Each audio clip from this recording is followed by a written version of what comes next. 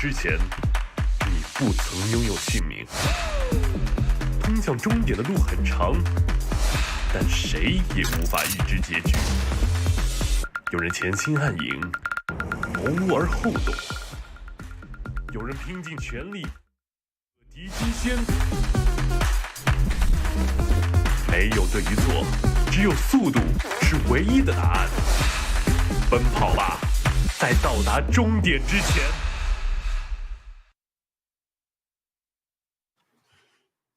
Welcome one and all back here to Division 1. Oh, Division 2, excuse me. We're still going to Division 1 later. But we are here for some 2 or 3 Dota here in the 3rd season of the Chinese DPC. And of course, we're going to be having YBB taking on the side here of LBZS. A very interesting matchup for several reasons, but we're going to talk about it in just a second. My name's Sneh. I'm joined here by R Cryptic and Nef Sensei. A very American cast today, so y'all outnumber me.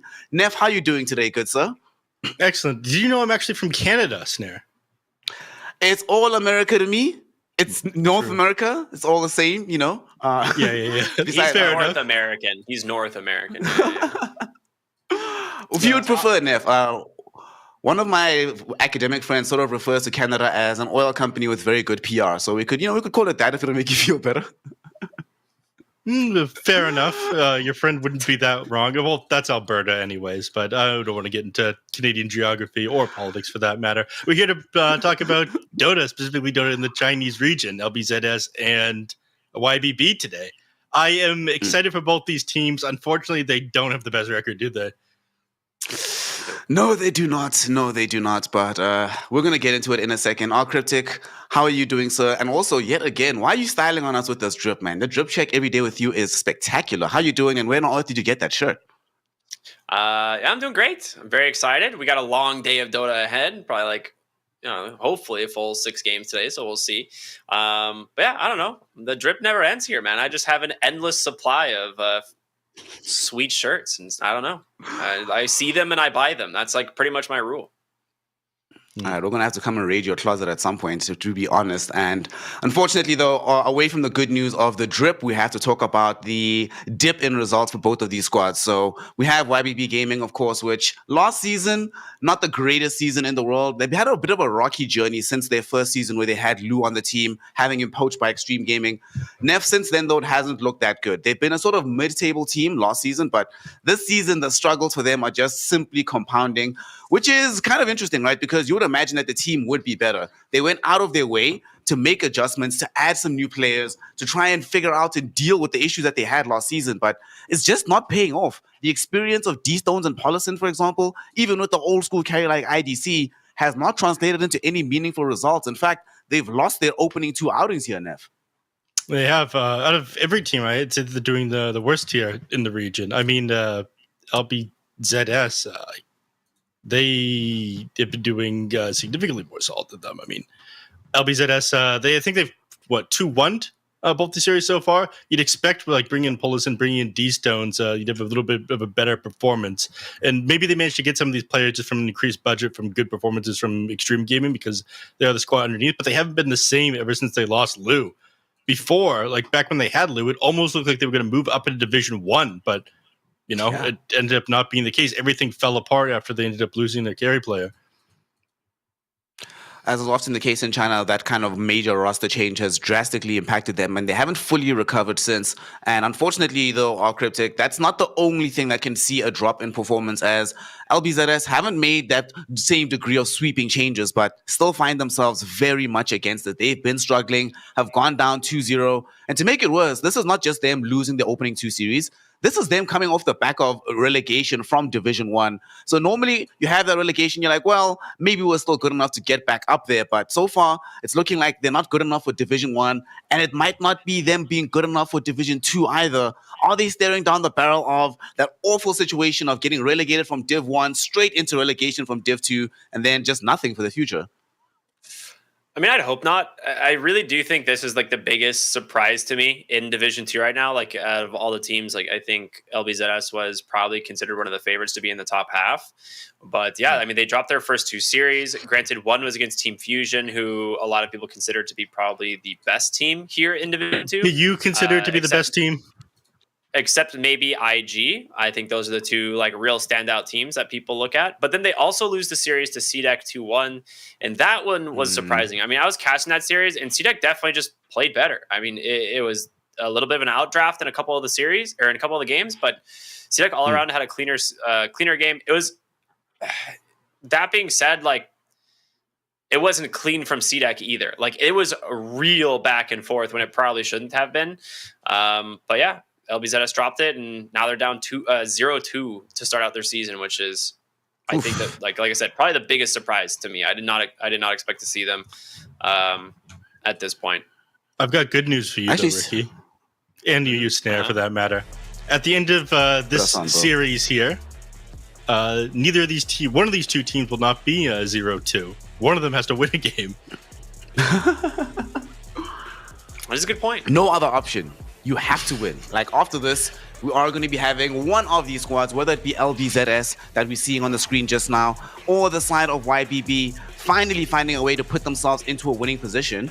And I'm actually glad that the insert that we just saw of YBB ended with IG. Ricky, he replaced the longtime offlaner for LBZS, Molasses, who didn't always have the best performances, but was one of the staple points of the LBZS team along with CatU. Now that he is gone, what do you make of IG? Do you think, like, it feels like the team balance is off right now, LBZS? Like, they don't have that full cohesion that, for better or worse, even if they weren't winning games, it was at least present at times. Now what? What's the plan now with this new player, IG? How do you rate him as an offlane player? We haven't really seen a lot from him, but from what I did see in the CDEC, like LBZS, there wasn't really anything too amazing to report on. But like I said, it did feel like LBZS had some like major draft issues. Our overlay is wrong. It said to be a 45% win rate on YBB. That's not right. They've won one game out of 5. That's not 45%. Yeah. I don't know, Matt. Maybe it's just NA maths right there, boys. Yeah. Double check your math, Neff. You might be wrong. This one's correct. Yeah. I don't know. LB, like I haven't seen enough out of them yet to like really say whether or not I think he is like the reason they're having any issues. To me, it was more of like an overall team issue, whereas the drafts didn't seem super convincing, and then on top of it, their team fights seemed a little bit scattered, or just not cohesive in some way. And I think if they can overcome that, LBZS is still a very strong team. Like these guys have experience playing against a lot of the strong teams from Division 1, but they still are plagued by their ability to actually close out games. That's why they have one of the longest game durations on average, if not the longest game duration on average. This is like right up there with the longest game duration overall, like even from last season coming into this one, because it's still mostly on the same patch. So they really do struggle in that department. Unfortunately, though, Neff, we're looking at these stats from YBB. Still long games, still not that fast in terms of how they move out of the laning phase. I mean, we do have at least some good rune pickups here, especially from the mid lane with some changes in the team. But overall, it feels like YBB, even with all the changes they've made into the roster, hasn't made a meaningful change in how the team approaches Dota, nor has it been a meaningful improvement in how the team actually plays the game itself here, Nev. No, I don't see any improvements, and maybe that's just the fact that they're trying to, what's the word I'm looking for here, mesh a little bit better with their new teammates and adapt to like a different style. Maybe 7.31 just doesn't suit them that well. When I saw these guys previously, like 928 especially, this guy was super sick on heroes like Weaver, Nick Assassin, but he's been playing a lot less of them lately. And maybe that comes from the influence of playing with this new roster. Maybe when they have experienced players on their team like D-Stones, he doesn't feel as comfortable picking things that he wants. It could be any number of things. I'd have to see more of their games in order to get a better grasp of them here, but you are exactly right. They don't feel comfortable when I watch them. Unfortunately, we have seen so many times how much comfort has an impact in this game. One of the things, though, gentlemen, that I want to talk about these two teams, given that there are teams that are sort of on the fritz, right, and that are still really redeveloping their identity, it's going to really come down to a lot of support, a lot of comfort picks, let's put it that way, in terms of the draft to make sure everybody has the best shot of playing the game. You just mentioned now some of this Weaver that we sometimes see from 928. Another thing this team often has in the back pocket, we saw it the other day, the D-Stones Invoker. Unfortunately, though, for D-Stones, a lot of the hero picks that he has in the meta and in the pool aren't necessarily the best heroes in the current meta and in the current patch right now.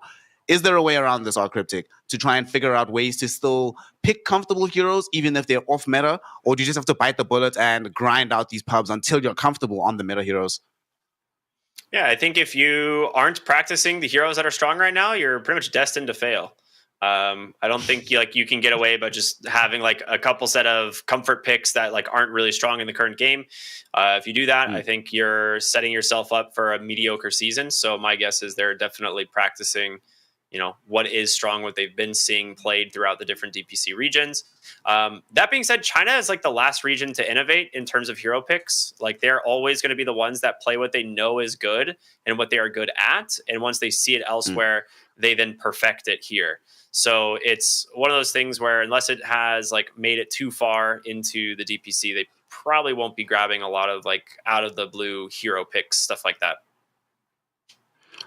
We'll be seeing, of course, whether or not they will be doing anything off kilter or if they're going to be sticking to the tried and true, the reason why so many teams are winning, not just in China, but all across the world. To find out the answer to that question, we, of course, need a draft, which I believe we have one. Got some heroes that are ready for some picking, some heroes that are ready for some banning, and of course, some teams that are ready to try and match each other strategically. And Nef Sensei, give me some predictions. Any surprise heroes that you're expecting in this one? And more importantly, before we even see the rest of the draft, which team do you think will win? Before I even see the draft? Pull out the crystal ball, Neff. You can do it. YBB. I think they're going to bring it back. And as far as surprise picks, what was something that like isn't normally picked up that I think that we'll see this game? Let's go for a Slardar. I think you're correct. Slaughter. All right. I could see that. All Cryptic, you got anything for us? Surprise picks, and what do you think is going to be the winning team here? I think LBZS have it, and I don't think there's going to be any surprising picks. I think we're going to get probably some of exactly what we would expect. The only thing that would be surprising to me would be Pudge, but that's the only one I could see as being like a niche pick. All right, with these pick considerations out of the way, let us see what the draft has to offer us as we get into game number 1 here of YBB Gaming, taking on the side of LBZS. A lot on the table here. The first team to win will obviously be the first team to avoid going 0-3, which pretty much guarantees that you still stay in the running to maybe get qualification. But if you go 0-3, you're pretty much in the running for relegation. And of course, no surprises here in Division 2. Not only do we get this Dawnbreaker, but looks like we're back to the Division 2 meta of last season, boys. Early pick Medusas. Let's go. 45-minute games. I'm so ready. Hey, man. Medusas, I don't want to say that. Arguably the best carry. Even still? You think Medusa hasn't fallen off at all? Yeah. No, not even a little bit. I mean, this hero is literally first picked banned in NA in pretty much every single competitive game. And it's not that surprising. We've seen it a ton in China as well. The only regions I think that undervalue it right now are probably Western Europe. But to be honest, yeah, Medusa is arguably the best carry in the game. There's just no one that comes close to this. Dawnbreaker is super broken, so it works great together.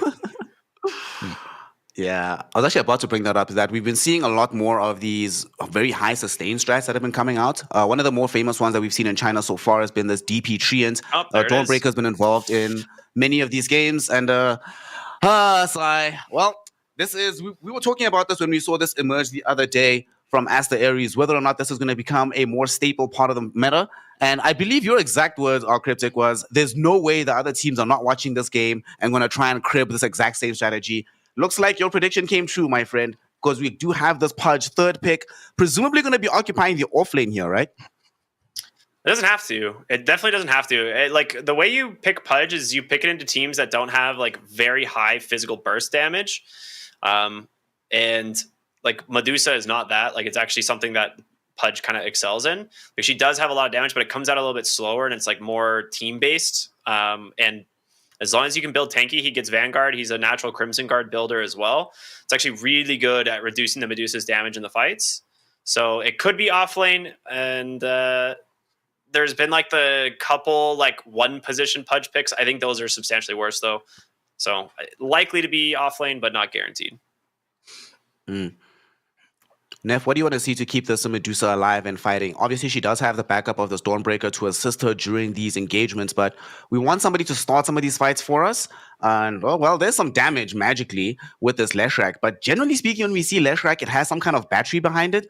We don't have really a battery here, and Dawnbreaker needs to be reserved for this Leshrac. So what do you make of this Lesh pick into the Lion? Tons of magic damage to be sure, but does this really help them on the side of LBZS to advance the game of this Medusa?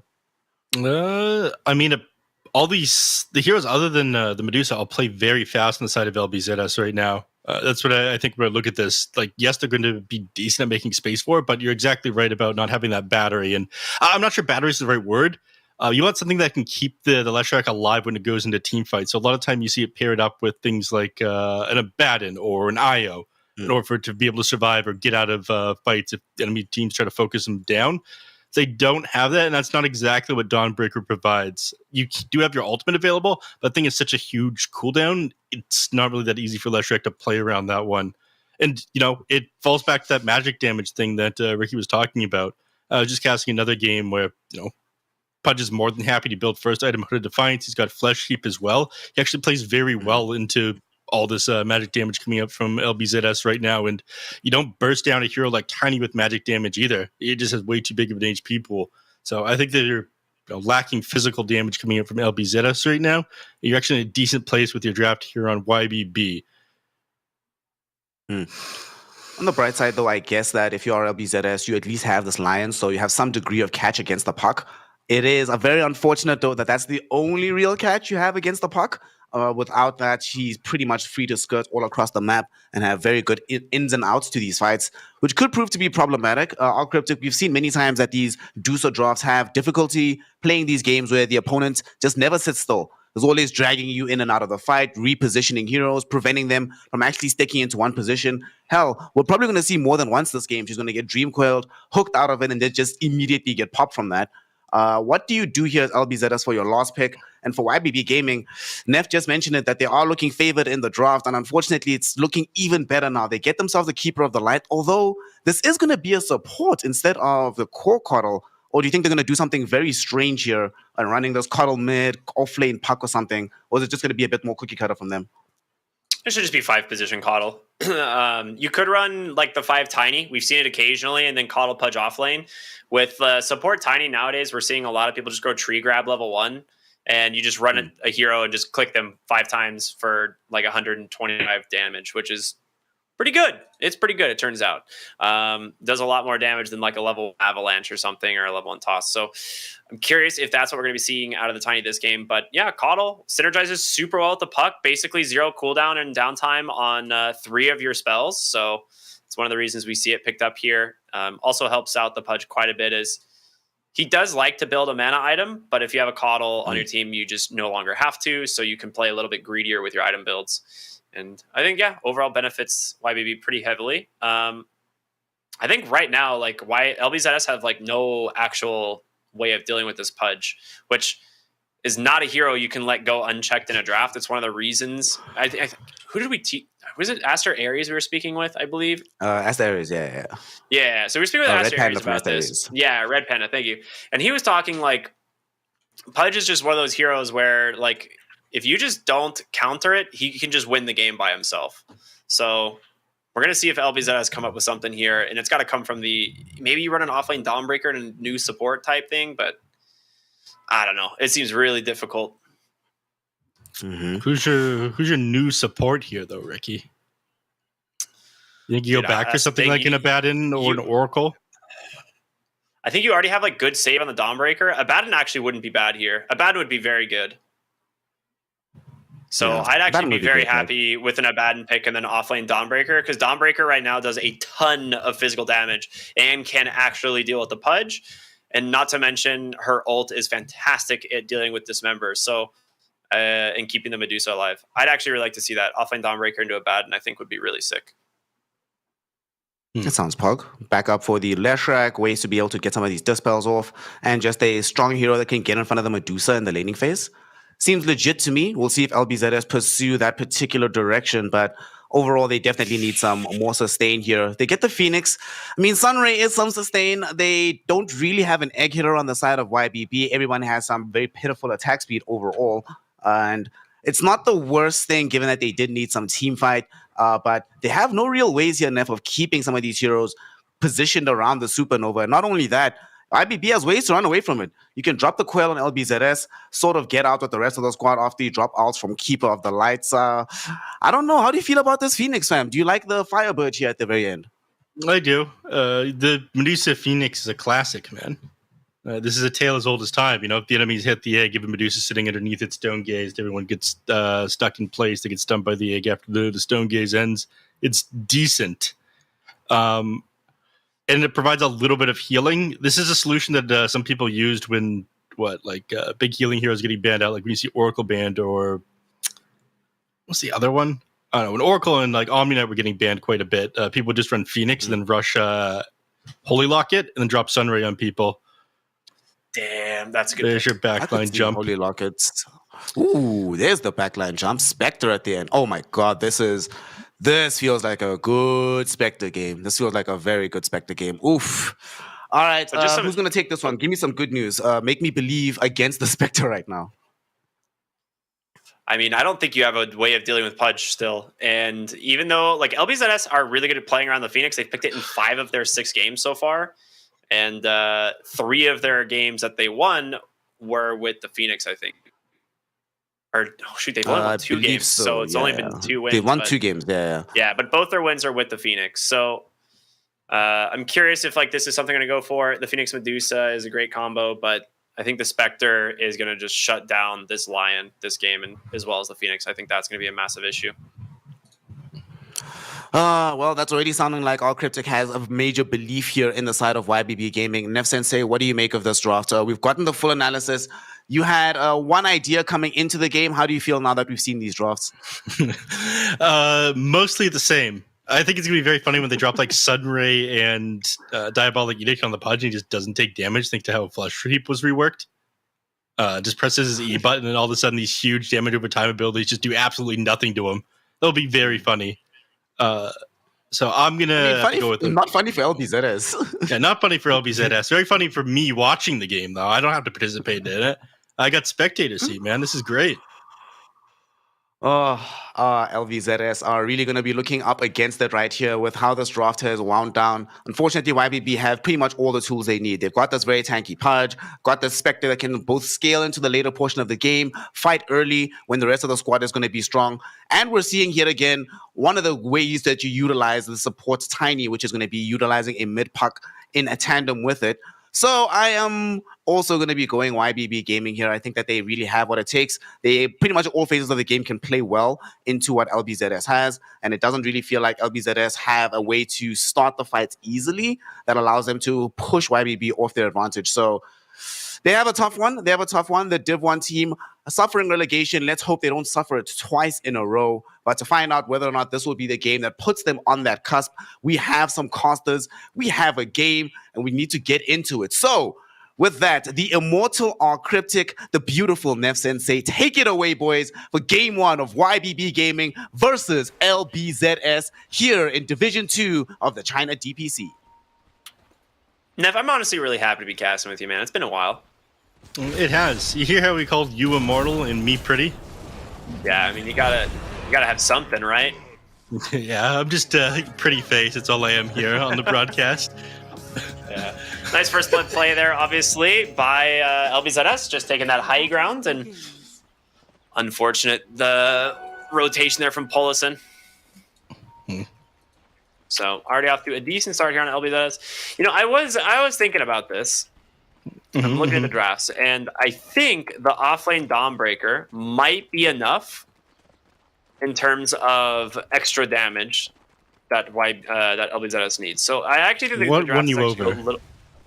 It's just the fact that the Dawnbreaker is the offlane, not a support. I think that might be enough to maybe make this game a little bit more even in terms of draft, because I think a support Dawnbreaker, like I said, was going to create some huge damage problems, but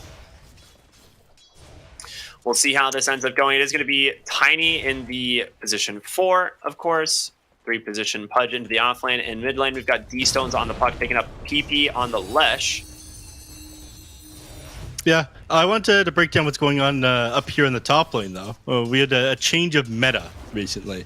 I think one of the biggest changes in 7.31D was that salves ended up getting nerfed. You can't just drop these on your carries now.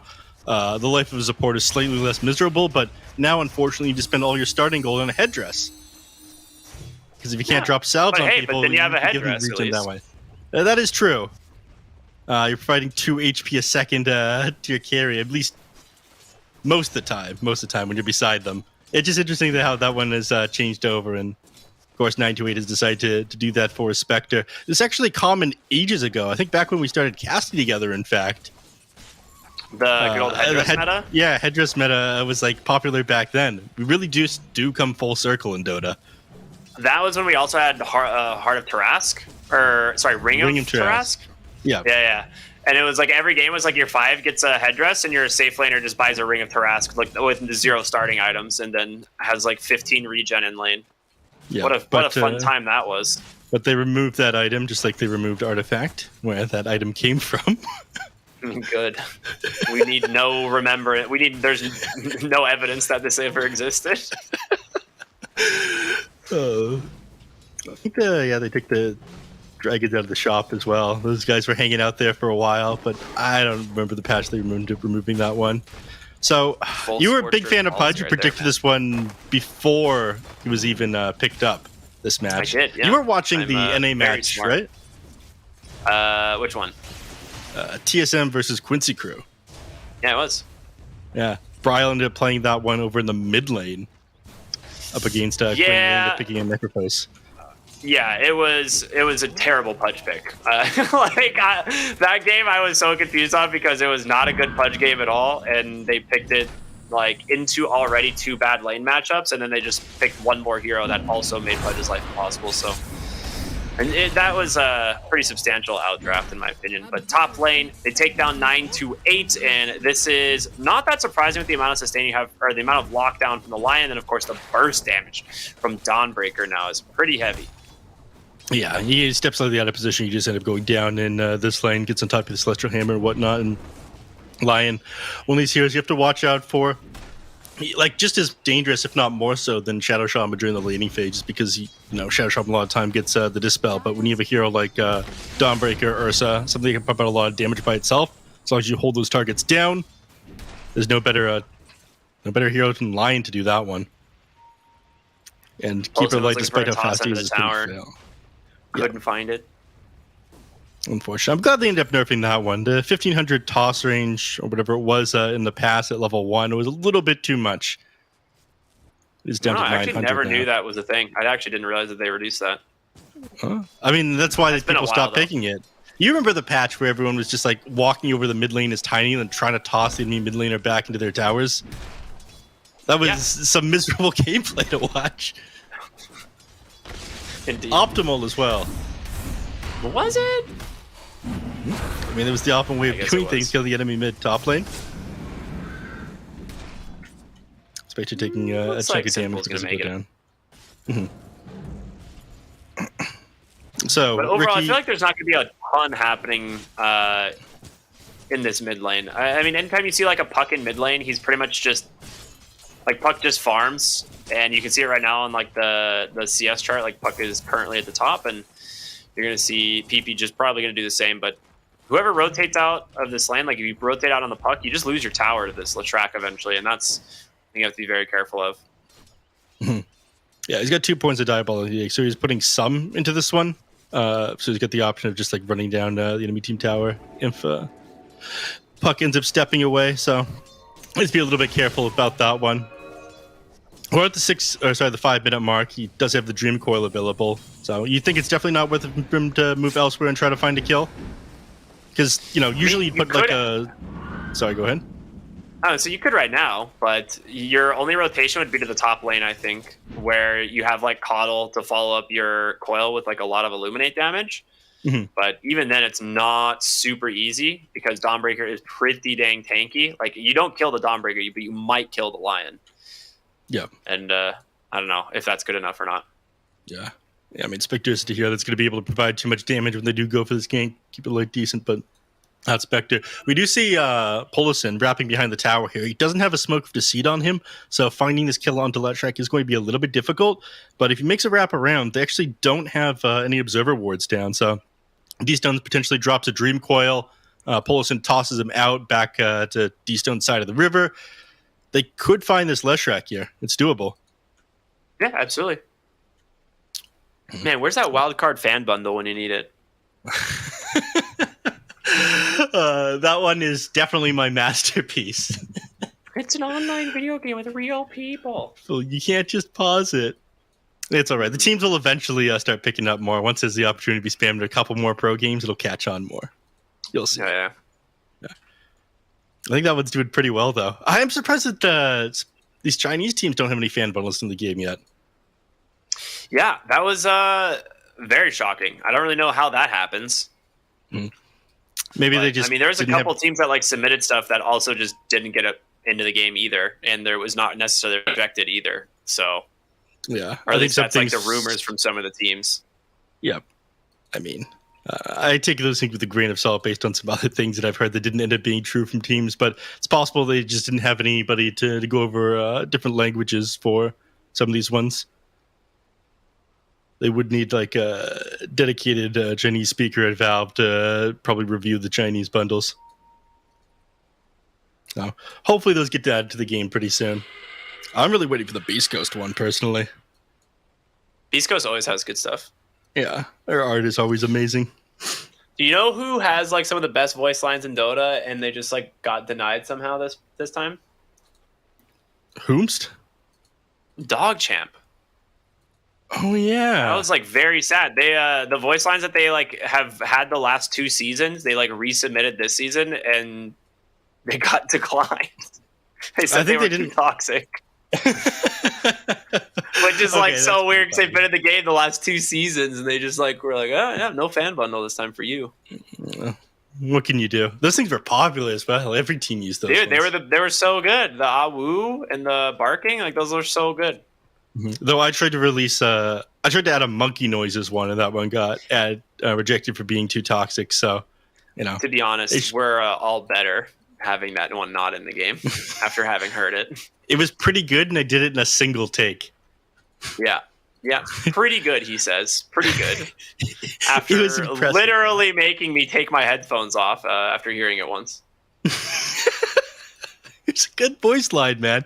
They'll add it to one of these seasons, or maybe it gets added. Battle Pass, We add to the Battle Pass. That's what Valve said. It'll make it in next time. Next time. Yeah. That's my cope, man. That's my cope. Yeah. Man, they were really taking their time on this pause. Who was it that even paused? Let's see. It was YBB. Yeah. Do they have a reason? Just Water Closet. WC. That's what that means. Yes, of course. Yep. Don't need a translator for that one, thankfully.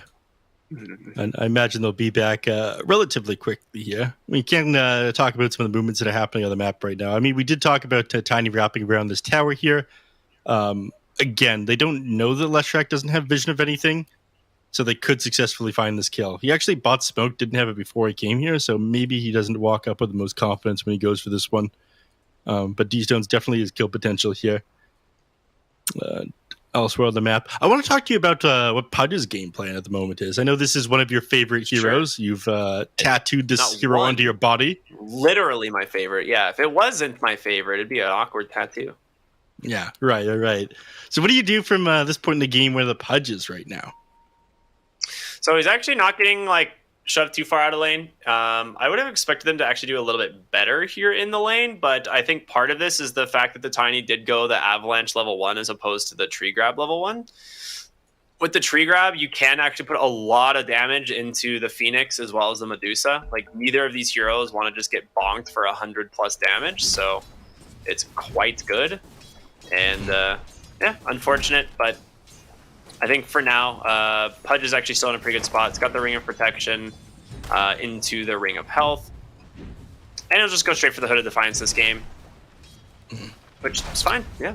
overall Pudge should be pretty chill. Can kind of just sustain the lane solo at this point, and that's pretty much the best thing you can ask for. Pudge scales incredibly well with just levels. He's one of those heroes who may not need a ton of farm, but if you manage to get, you know, all your abilities to max with like a Hood of Defiance and phase boots, like you're actually having a great game.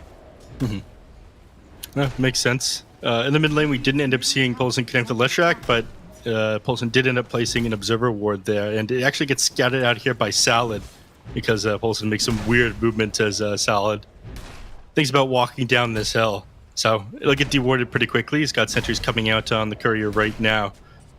It sucks that fresh Observer Ward's going to get taken down just like that, but man made it pretty obvious. Yeah, that's... oh, did they just smoke under the ward? They did. They knew that was there as well. And then they're... and then 928 just pops the smoke. This is a wild sequence of events. Did they forget that it was there? I actually have no idea. Sometimes 928 got a good deep ward in the triangle, and it's instantly dewarded. All right, well, he got one of the wards. Yeah. PP will clean up a nice stack there on the triangle. Right now, though, Puck is still towering above everyone in terms of net worth.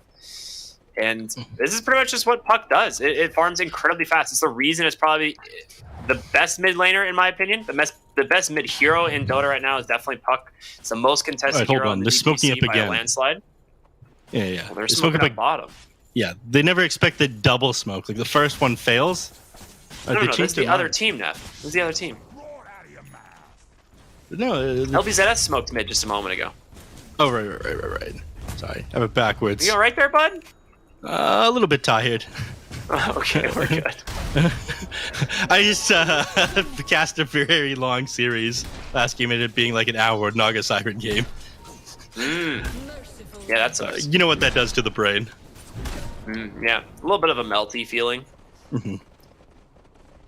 If you smell toast, though, let me know. If you smell any like toast, you need to Roger. probably go see a doctor. Yep. So 928, he's going to get run at here. Actually going to Puck instead. Oh, nice setup onto the Puck. They got him. The rotation in from LG as well. Beautiful pickoff. And that is just the benefit of the line into the Puck. Doesn't even have blink yet, but if you just have that vision from the high ground, just easy hex there into a kill. Yep. And thankfully that is just outside the Observer Ward that D-Stones ended up placing. So just not quite safe. Didn't end up catching anyone. Let's get that one out. Just the ground vision they end up having. On top of the hill. Leshrac gonna get right back to farming. Find some neutral items for his team. Chipped Vest, Possessed Mask. Be nice if you could find one of those guys on Spectre. Speaking of Spectre, we see going for the El Clasico, the Blade Mail build, and this makes sense when you're playing against, Medusa, Leshrac especially. Like, this is going to be your target in the fight. You haunt in, go on top of Leshrac, activate Blade Mail, and just find the kill. You got Blade Mail and Chipped Vest, dude. This is like the wet dream of Spectre items when you think back to when Spectre was super high pick in the meta. Still now very strong. He does only have the 2 points in Dispersion as opposed to getting he's taking a lot of damage. Extra. He's just got 4 points in the Spectral Dagger to spam. It's really good at clearing creeps though. Yep, it is. And he'll just have his Blade Mail finished now. I mentioned the game. Needs a little bit of reach. In fact, he's just going to head back to base. He's probably going to try to haunt out onto something, see what he can find. Ideally, D-Stones. Alright, never mind. I'm going to say D-Stones could just TP up to the top lane. They find a kill alongside with the haunt from Spectre. But the bottom lane looking kind of juicy here. Yeah, Pudge, 4 points in Rot is very scary now. The 2 points in Flesh Heap's enough to reduce a ton of the damage combined with the Hood of Defiance. So Polison's actually going to find the bird. Avalanche comes through, so no dive into the Dismember. And YBB are now on the board as they try to take their own tower bottom. We did see PP rotate top with the help of LG. They just made really quick work of the top tower. So YBB just trying to even out that game. Dude, Spectre is just so poor this game. He's poor now, but he got the Chip Vest and the Blade Mail, so he'll probably catch up reasonably quickly. It doesn't help that Leshrac made a trip through the jungle there and ended up clearing up one of the stacks that Spectre had, made by the Keeper of the Light, though. But he'll get back, and one of the benefits of having this Chip Vest and Blade Mail this early is you are capable of clearing out Ancient stacks. It'll take a lot of damage for it, but you're capable of it. You just buy yourself a salve. You'll be fine. And he's actually queued up the Radiance this game on the Spectre. That is insane. Yeah, this is not an item we've seen for a while. They will take down the Pudge bottom. Great rotation there from PP. He did not manage to get any spell off, so no reduction in the damage taken. And double kill for the Lesh. All right, LBZS looking very good so far. 1k net with advantage. Activates the Blade Mail just for the Lightning Storm from the Lesh rack. Only 2 points of that Lightning Storm as well. Imagine he's just going to walk away here. No way he ends up completing this Radiance. He's going to need to play faster than this game. I mean, that's half the point of going for the Blade Mail, right? I mean, It's usually when you fast go play. Spectre into like this lineup, you're better off going for like Manta, Nullifier, and then like a Scotty Basher. Like you want those types of items when you're playing into heroes like Latrak, Medusa, so you can just stay on top of them, get in and out of the fight. But Yeah. I mean, how do you opting for survive? Radiance, I don't know. Yeah. How do you survive like getting like, stunned up, controlled by the Lion, the Dawnbreaker, with the Leshrac on top of you? Like you need either HP items, you need Manta Style to help you farm faster, to blow people up. I really don't think, Radiance for these drawn out fights is going to be the play for Spectre this game. Yeah, that also worries me. Top lane, we're going to see a nice engagement if they manage to take down an LG, and they do. So that's a big one. That's the most farmed hero, was previously the most farmed hero on the map, and now D-Stone's going to be able to do so after having that Witchblade picked up very early. All right, so down the bottom lane, Leshrac was starting to approach the Pudge, then turned around. He's got 4 points to Diabolic Edict right now, which is pure damage, but that is completely blocked by the 4 points in Flesh Heap that the Pudge has. So he actually wouldn't be able to find a kill onto him and turns around. Yeah. That is very funny. Previously, like Pudge would have obviously taken a decent chunk of damage, but with the slight buff to Flesh Heap this patch, I mean, it's a lot. Oh, they're gonna find the Spectre into the triangle here. He has the Haunt, but the stun into a hook from Pudge, and there's gonna be the Haunt trying to make space, and loud noise is coming through from the Spectre as well. Drops the egg on top of him. Aiden trying to do what damage he can here on the Pudge. Doesn't care too much about the egg. It's going to be PP that cleans up Paulison on the backside, but Pudge is still alive and healthy. Hook in 2. Do have a coil in 1 as well.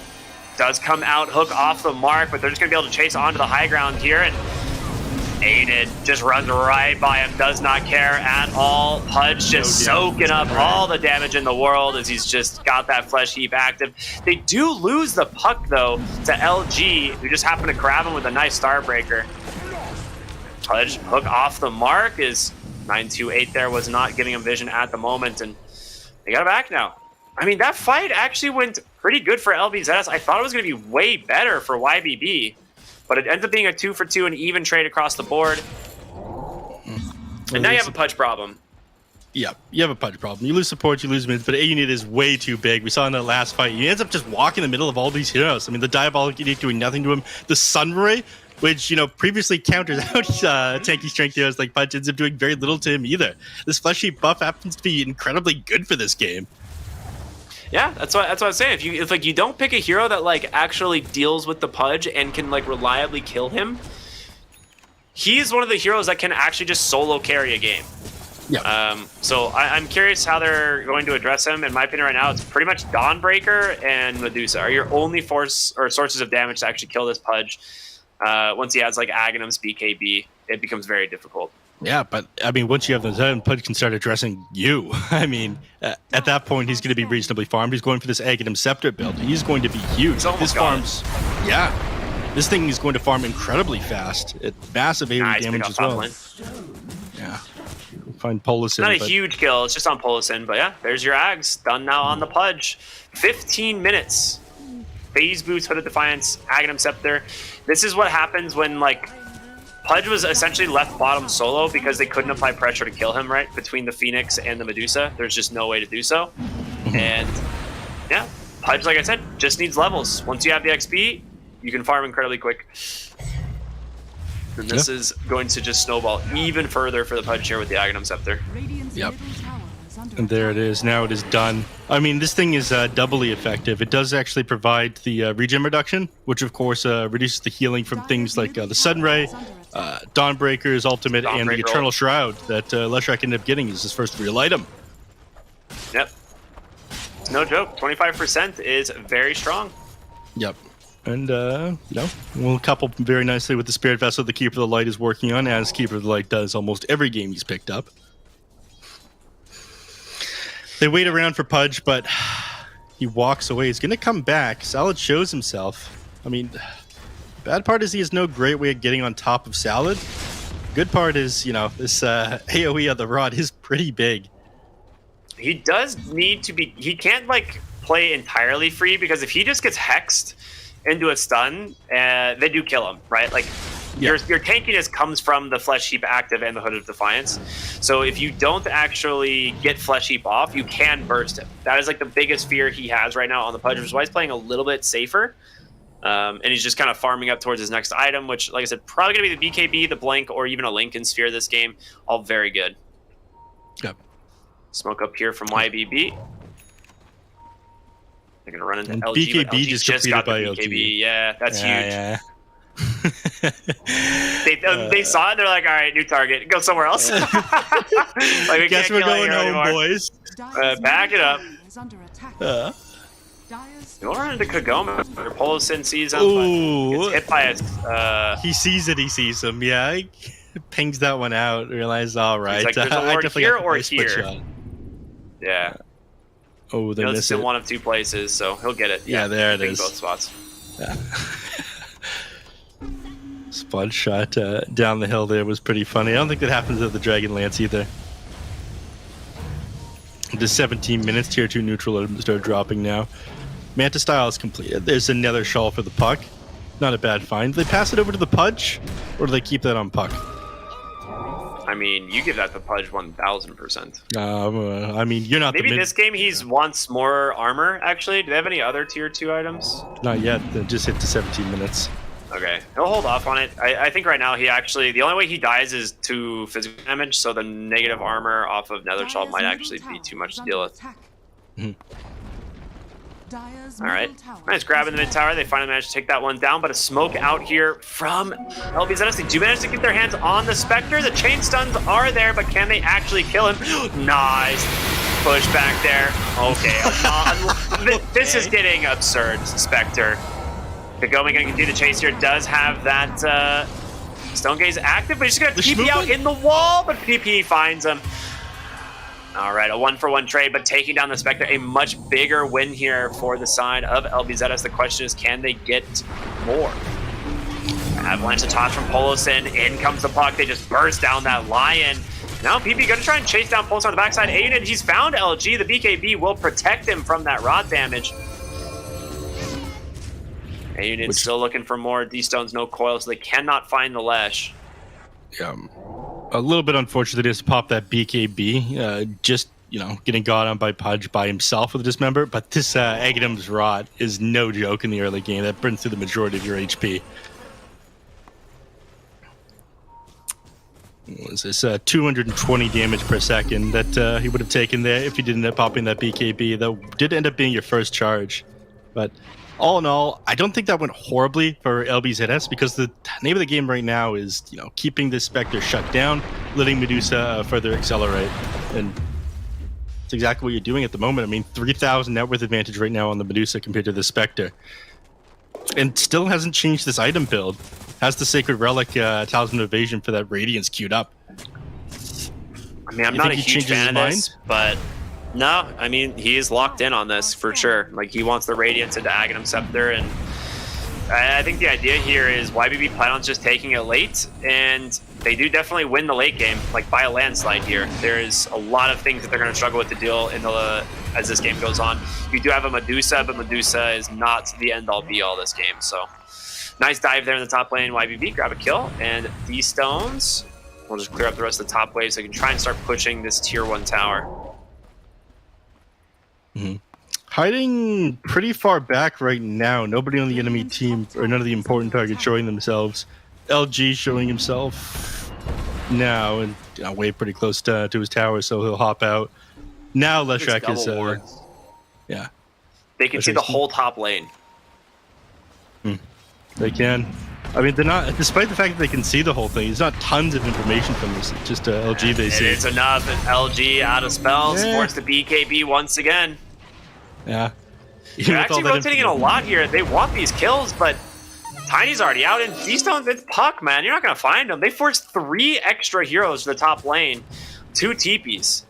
Yeah, and I would say that YBB got what they wanted. I think they knew they weren't going to be able to kill that Dawnbreaker. They just saw there was relatively safe to go on there, so you force it to pop that BKB. That's the first 2 charges of this thing, the 9 and the 8 second, essentially wasted here on the Dawnbreaker.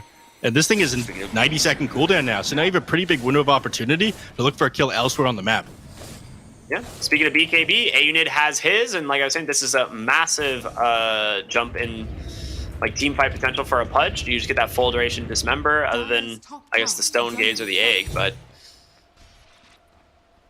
also has a Plate Mail and the Blink Dagger queued up after that, so just wants to get a little bit more armor to be survivable against these Medusa Dawnbreaker like hits, but other than that, still looking pretty good. Top of the net worth by a pretty good margin, 1,500 gold above the Medusa. Yeah, Medusa will catch back up. I'm just not sure how well Pudge is going to scale into like the super late game. I know he does do reasonably well, but without extra flesh heap stacks, you don't even need him. You'd wish this farm was going to the Spectre, though. You would like the extra flesh heap stacks, but let me tell you, brother, Pudge is in the top 3 of best heroes in the game at level 30. There's your Radiance. He's haunting him. Boy, what a setup there. The coil into the hook, gonna snap that one. LG comes down with the Egg and the Stone Gaze, but Spectre just gets popped for joining the fight. It is BKB about to expire, but he still managed to keep himself alive. The silence there onto the Phoenix. He can't cancel the dive, and Polison able to toss away Kagome, but he is out of mana. You need to get Medusa out of here and quick, but I don't know if it's going to happen. Pudge gets popped by the Finger of Death there from Salad, who also comes forward to try and save the Medusa and might regret that one, as it's going to be a double kill for D-Stones on the Puck, doing work in this fight. It's a dieback on the Lion, a 5 for 2, saving the side of YBB. Yeah, I didn't get a real fight recap after that one, unfortunately. What can you do? Oh, well, I do have a real fight recap. Thank you very much, production. 4,500 damage coming out from Puck in that team fight. Spectre, Radiance not coming into play too much. Came into the fight, popped the Blade Mail. That did the majority of the damage that came out from him there. But again, I would have liked to see items that made the Spectre a little bit more tanky instead of this Radiance. Feels like you spent a lot of gold on this thing to not have the biggest impact in the fight. And a game where you want to play a little bit faster pace in this one, but maybe they plan on stalling this one out for the late. I'm just not crazy about that. Pudge is going to make an eternity of space this game because of how ridiculous of a start he has, and same with the Puck, like I said, who is arguably just the best mid lane hero and is so good at playing around the map. So all you have to do on Spectre is just farm, and she's not super far behind now with the Radiance, and should be able to recoup some of these losses pretty quick. Still level 16, so not struggling all that much. Top lane, they managed to find the Dawnbreaker, but LG, Avalanche toss. Can they burst him down? No, he's going to get the BKB. It gets popped anyway. So another usage of the BKB from this Dawnbreaker. It is now down to the base of 6. Yeah, 6 second, 90-second cooldown. Not great. There's the Basher queued up next, as interesting, but not off to the best start now on the Dawnbreaker. Is just like pop that despite a reasonably quick BKB and hasn't managed to find the most uses out of it. They've done a great job at playing around this thing, so perhaps that's why they end up letting it through, because a lot of time we just see Dawnbreaker as banned out when teams don't know how to deal with it. But YBB, they seem to have learned to adapt now with a 7k net worth lead, and I do believe that Spectre is getting closer, closing that net worth gap between her and the Medusa. It was 3,000 last time I looked. We're down to 2k now. Yep, and it's going to continue to do that. Bottom lane, they managed to get on top of BP. He gets the BKB off. A-Unit has his own if he needs it. He will go ahead and respond. So, some PP for us, some spells for us, but overall, they're looking for more. Polison sees himself get dewarded here. I'm sure he's just going to go ahead and do the exact same thing. Yeah. 928 as well as Polison. We'll clean that up, the Observer and Sentry. So, back to farming they go. The D-Stones is so farmed on this Puck, man. He's got his bots, Kaya, Witchblade, Blink. He's on his way to his Lincoln Sphere, which is absolutely essential to this game. It's such a good Lincoln's game. I mean, I feel like this is the kind of game you want to BKB on puck, but Lincoln's coming out first just so you don't get instantly disabled. Right? Yeah. Lincoln's first for sure, but I'm thinking that you probably want to BKB as well. They see Kagome. Avalanche. Ooh, all right. You missed the hook, but you got the toss anyway. He does get the Stone Gaze. Plus the ult in from LG. A lot of damage. The Spectre shows up to the fight. Is she able to survive is the question. No. Salad blinks forward, gets him with the finger of death, and Pudge will die here. Just in a couple of auto attacks. It's going to go to the way of LG. So far, a 2-for-1. D-Stones has to get out as well. A great response there from the side of LBZS. Yeah, if you don't get that instant disable off, then it is way too easy for the boost. That was such a sick initiation there from the Dawnbringer, but the Stone Gaze disable into getting the 2-man Solar Guardian was just too much to deal with. I think as soon as you don't manage to get that December off in time, you walk away there. Yeah, absolutely. They end up this losing. Is again, Spectre showing up to a fight when I just don't think he needs to, right? Spectre is super close to an Ags, and now has died 3 times this game. I mean, 2 times recently in both of the last 2 fights. It does a lot of damage on the Spectre just because of Dispersion and Blade Mail and Radiance, but I don't know if the fight really goes any different if he's there or not. Yeah. I think he figures the way back in the game, the way catching up to Medusa comes from participating in kills, but easier with Shadow Step than it would be committing these haunts for this one. But that is going to be his next item, Aghanim Scepter. Well, enabling him that Shadow Step, but still 2,500 gold off of that one. Well, we're talking a lot about YBB and their winning conditions and whatnot, less so looking at things from LBZS's perspective. Silver Edge being worked on right now from Medusa being absolutely necessary up against the Spectre. Yeah, it's very good against Spectre. Yep. And I break the Dispersion to burst her down. I got to touch on it, but just before they initiated Medusa in that fight, seconds before that team fight started, she completed the Eye of Scotty. Oh, yeah, that's huge. Yeah, so, I mean, that was an unfortunate timing. They probably, saw her earlier, okay, this is an easy kill, and she's something way more tanky, and she was out of mana at the end of that fight there. Chrysalis now done. Man, punch that Cloak of Flames. That's just, the best feeling ever. Bottom lane, LG has the BKB, but going to be found here by the Spectre. He's going to try and TP out, or rather ult across the map. Didn't have TP available, so forced to use that Solar Guardian, which is going to hurt. I mean, that's been a big part of LBZS's team fight. We could see YBB try and take advantage of their beelining towards the mid lane. They want to smoke and fight. They have the Spectre haunt this time, so I like this decision a lot. Who's their target now, Neff? Target probably the Leshrac first. Actually, Lion is always first, man. Always Lion first. Then maybe Leshrac, then Medusa. But it's exactly like you say. This is the best opportunity for them to take a team fight. They saw them commit the Dawnbreaker ultimate to get out and the BKB there. These are massive tools for the side of LBZS. They're about to get a super sick initiation as well. A counter smoke. If they just kept going forward here, they would have ended up catching them on the low ground. They might find them anyway. Ping that one out. They did end up seeing the puck orb across, or his orb there. He'd wrap around the high ground. They don't quite meet with each other. Just didn't have the confidence to keep going there on YBB. Caudal Courier actually just scouted a ward to get placed, so they know exactly where they are. Yep. It's actually pretty funny. So both teams having an idea of what's going on, but no fight happening, no fight breaking out. Spectre does hit that level 20, so the extra 350 health is going to go a long way on this hero. Yep. He is now 50 gold from that Aghanim Scepter mid lane, though. Kagome just starting to beat down this tier 2 tower. There's going to be the close snap, the blink, the hook does connect. They pulled him in. They've got to be able to save him here, and it's going to be on the back of the Dawnbreaker ulti again. Phoenix able to get the egg off, and unfortunate for Aunid, he's taking a ton of damage. Does get the BKB, but re-stunned up, and there it is. He's going to fall. Kagome out of mana, though. Can he get out of the fight? Spectre, the haunt was spent. But his BKB got off a little bit late, been hit with the majority of the stuns and whatnot by the time they activated, or by the time he popped that one. Yeah, he didn't do it before the dismember, right? That was the issue? Yeah. Got cut quite a bit short from the Lion there.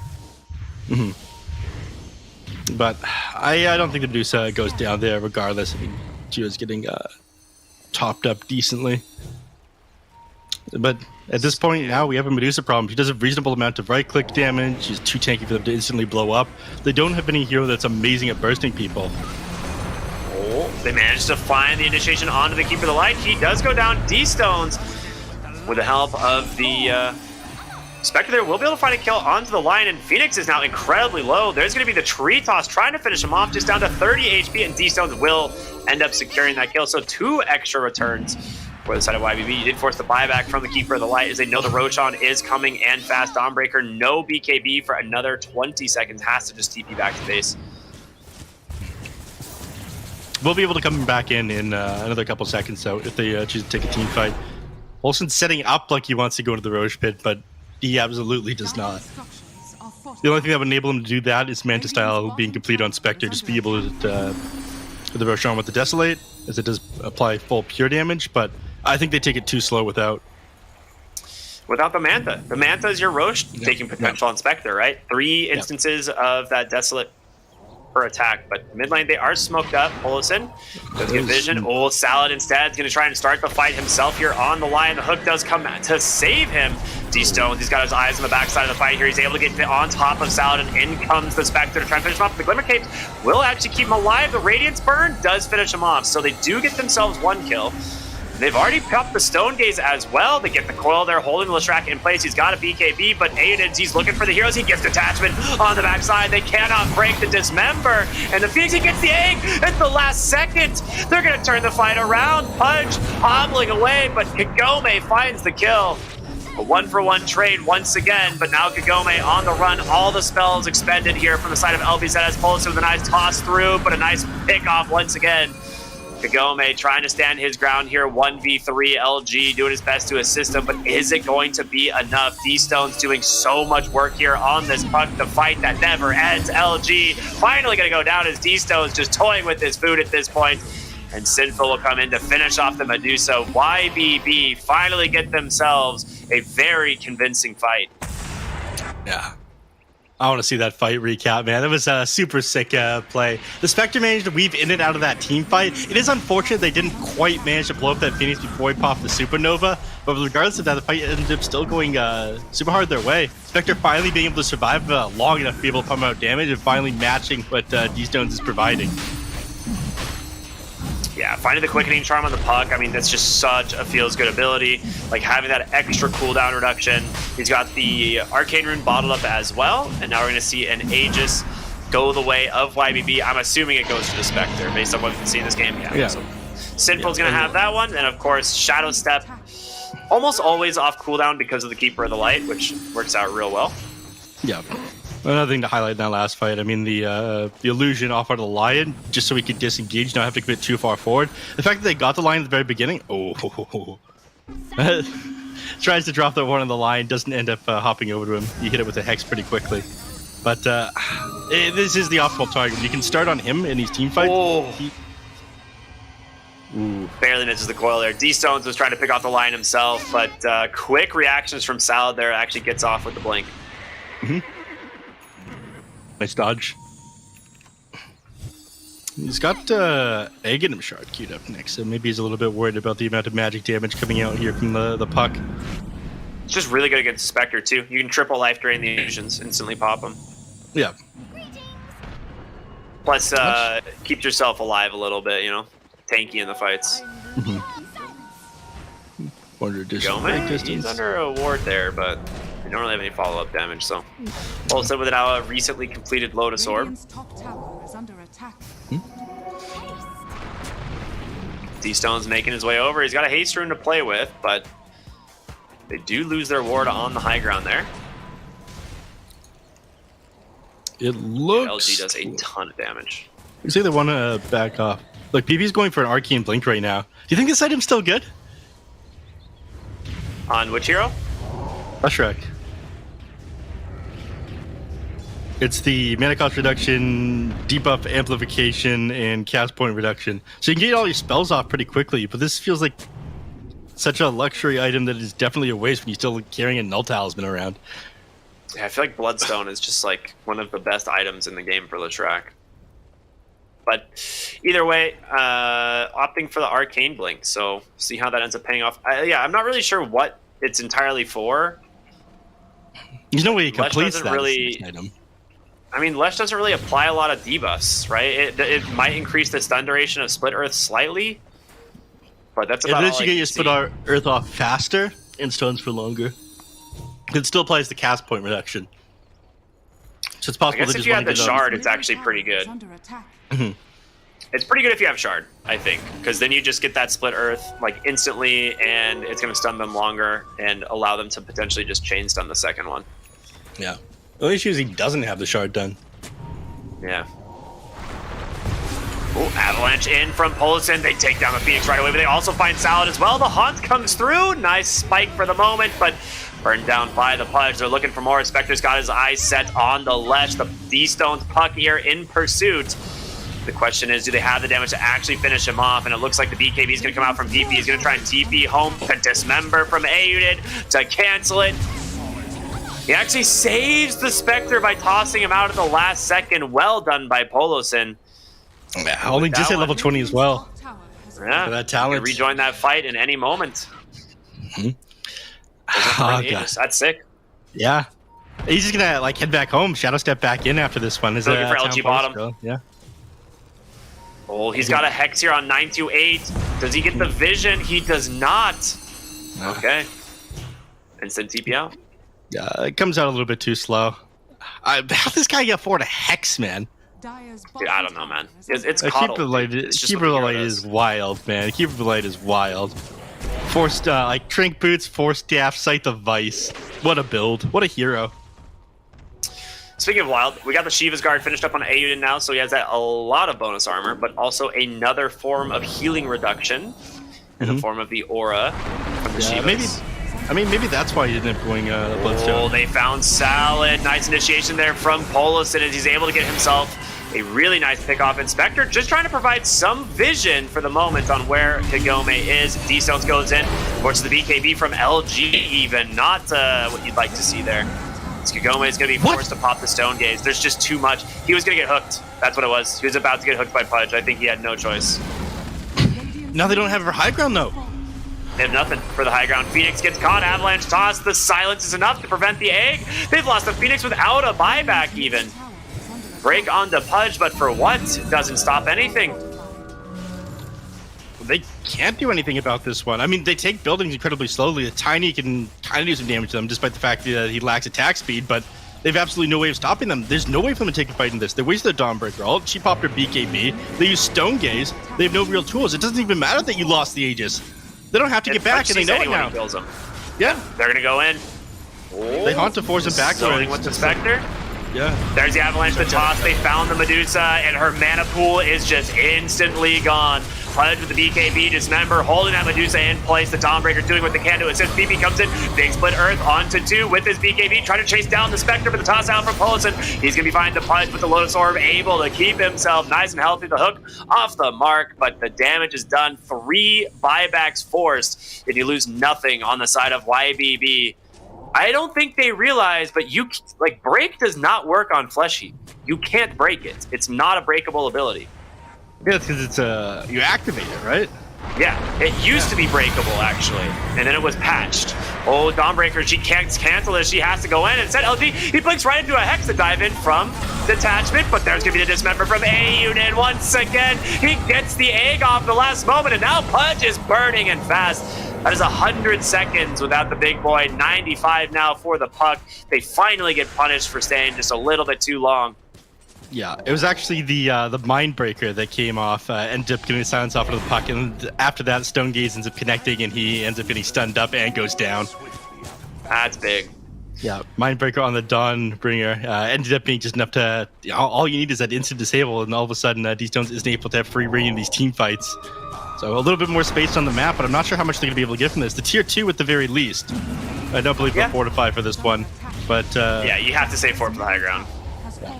I mean, granted, Pudge and Puck are both dead. These guys are a lot of damage and a big part of their team fight, but yeah, they're still just a little bit afraid here. It seems they're going to go ahead and take the outpost and push the top tier 2 as well.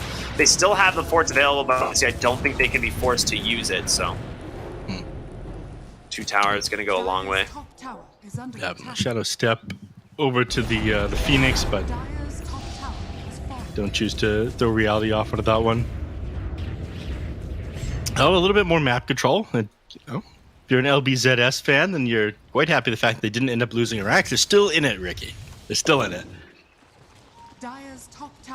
Not a cope. Not a cope. Not at all. A 20k net worth advantage is a little bit rough, though. And the fact that the Spectre is now working on an Abyssal Blade.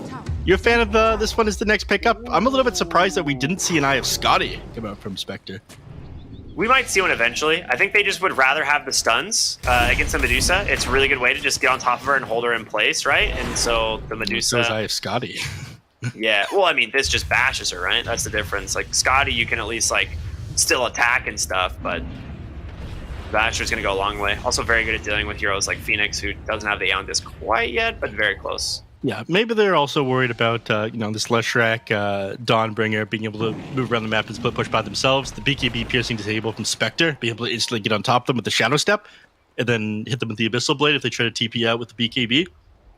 Could be what they're going for here. Yeah, smoke up on YBB.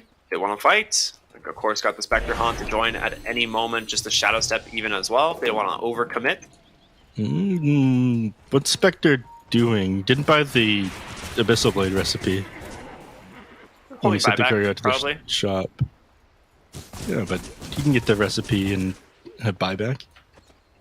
And just sent the courier out here. I don't know. Weird. Doesn't matter. 15 seconds until Roshan responds, and you can already see them start to put up vision around the pit while they're smoked up. Pretty quick respawn here. Scan over to the Radiant as well. Yeah, but they scan over to the Radiant base, and they end up catching them in there. So they figure, okay, they're not going for a movement on us. This is inside their base, waiting for us to come to them. But immediately after that, they walk out. Now they do see them. Medusa farming over the triangle, Dawnbreaker in the mid lane. They're going to catch them out here. Phoenix, he's going to die for this. Avalanche toss into the silence. Or just even the Hex alone is good enough. But Tiny, he's been caught the hook out from Aunino. Will be able to save him. They pop the Stone Gaze. And this is a big commitment. Dude, Salad instantly popped all of the Spectre Illusion. But he comes in now with that Shadow Step. But Pug's come too far. He's going to be forced to use his Aeon Disc. LG ult will not connect. A-Unit is in super deep here on the Pudge, but he is tanky. The hook comes through. He's managed to find LG, the Dismember there as well. That BKB will be able to protect him for the moment, but there's going to be the Hex from 928 to blink forward once again from the Pudge. They take him down. That's going to be a dieback now on your Dawnbreaker. With Roche up, you either go there or you just trying to end the game. ABB looking like they're going for the base. Yeah, but I mean, there's no point of going back. Stone Gaze ended up being committed. You've got heroes down without buyback. There's no way for them to defend this one. Oh, go for Rax. Why bother walking back for the Roshan? They aren't going to be able to take top or bottom tier 3s, but one set of Rax, mid lane constantly pushing in. A huge hand to them winning. She moved D-Stones and 928 to this tier 2. They've still got a Fortify available right now. I'm surprised they didn't drop it right there when they were working on multiple buildings at the same time. You just don't have any way to like do anything, right? Like it doesn't slow. Like they're gonna get that mid racks anyway. Like maybe wait until like your other two supports are up. So they have Fort now. I'm assuming they'll probably use it here, but maybe they'll just rely get this on one up. Rely on Fort to have Tower Flag for this next team fight, maybe. Yeah, well, they're going to use it to try and clear up the creep wave, but the heal from Coddle. They are just not confident. Look how far back they're sitting right now. Leshrac's down here on the bottom lane. What is it that he's sending out? He didn't have a TP. Oh, no. All right, he will join now, but there's the blank, the stun. They get the finger death onto the Spectre. Force stabs him forward.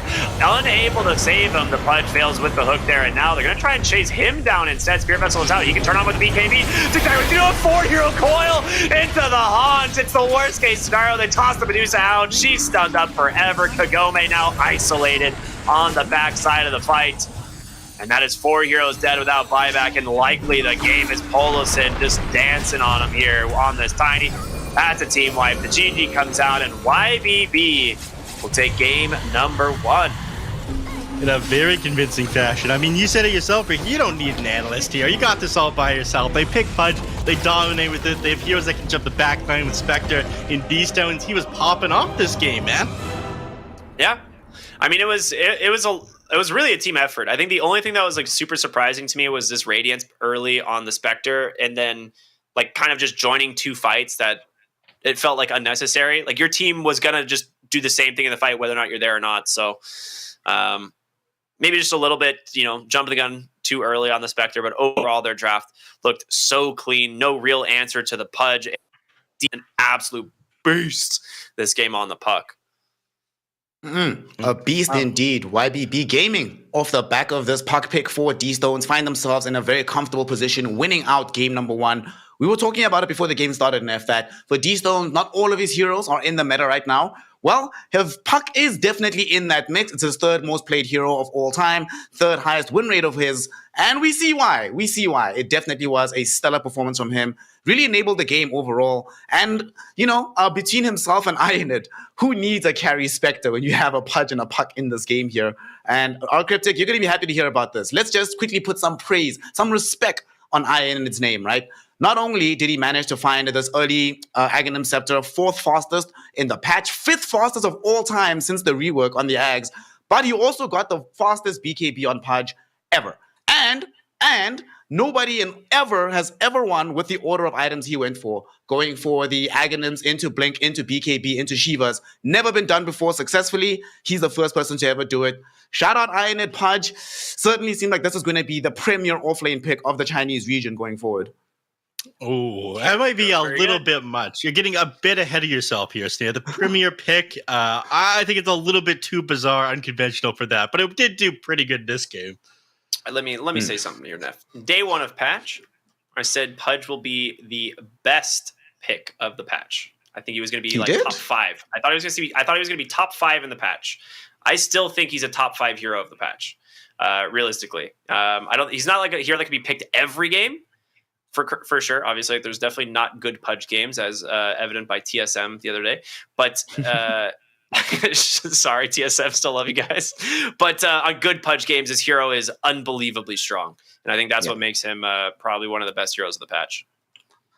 We just saw him in all of these games, in all of these fights rather, just holding it down in the midst of these engagements, even when they lack the damage from the Spectre. Hell, after getting the Reds, she died in this fight that we're seeing on screen, but doesn't really matter. Provided that Pudge is alive and moving around, there's just so much damage still coming out. And we saw this happening over and over again, Neff, that even when they were able to kill the Pudge, the resource allocation required to do so left them pretty much defenseless to YBB just immediately getting the counter jump afterwards.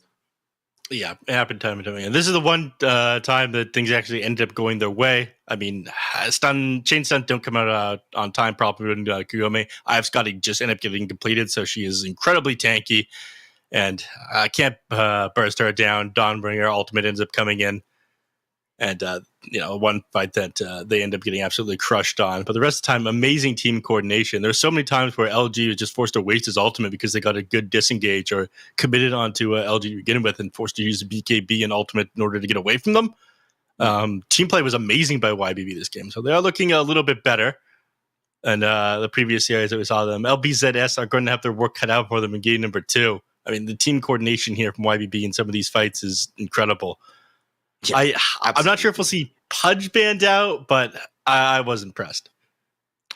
I am honestly being swayed by both R Cryptic and Red Panda, who are telling us that this is a tier 0 hero. In the offlane especially, it just looks so damn strong. But another great thing that we're able to accomplish in this game, R Cryptic, you were talking about the Spectre for LBZS. It's one of Detachment's most favored heroes and one of his most successful ones.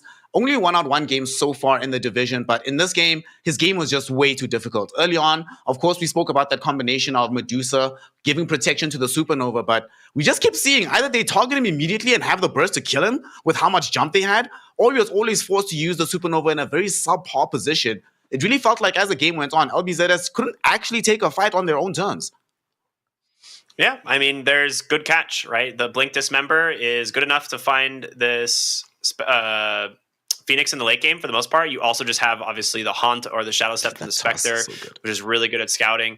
But yeah, it just was one of those things that the egg, honestly, YBB didn't really care about it. Like that was the thing this game that was like probably the most surprising to me is like egg would happen and they're like, oh no, anyway, it would just win the fight.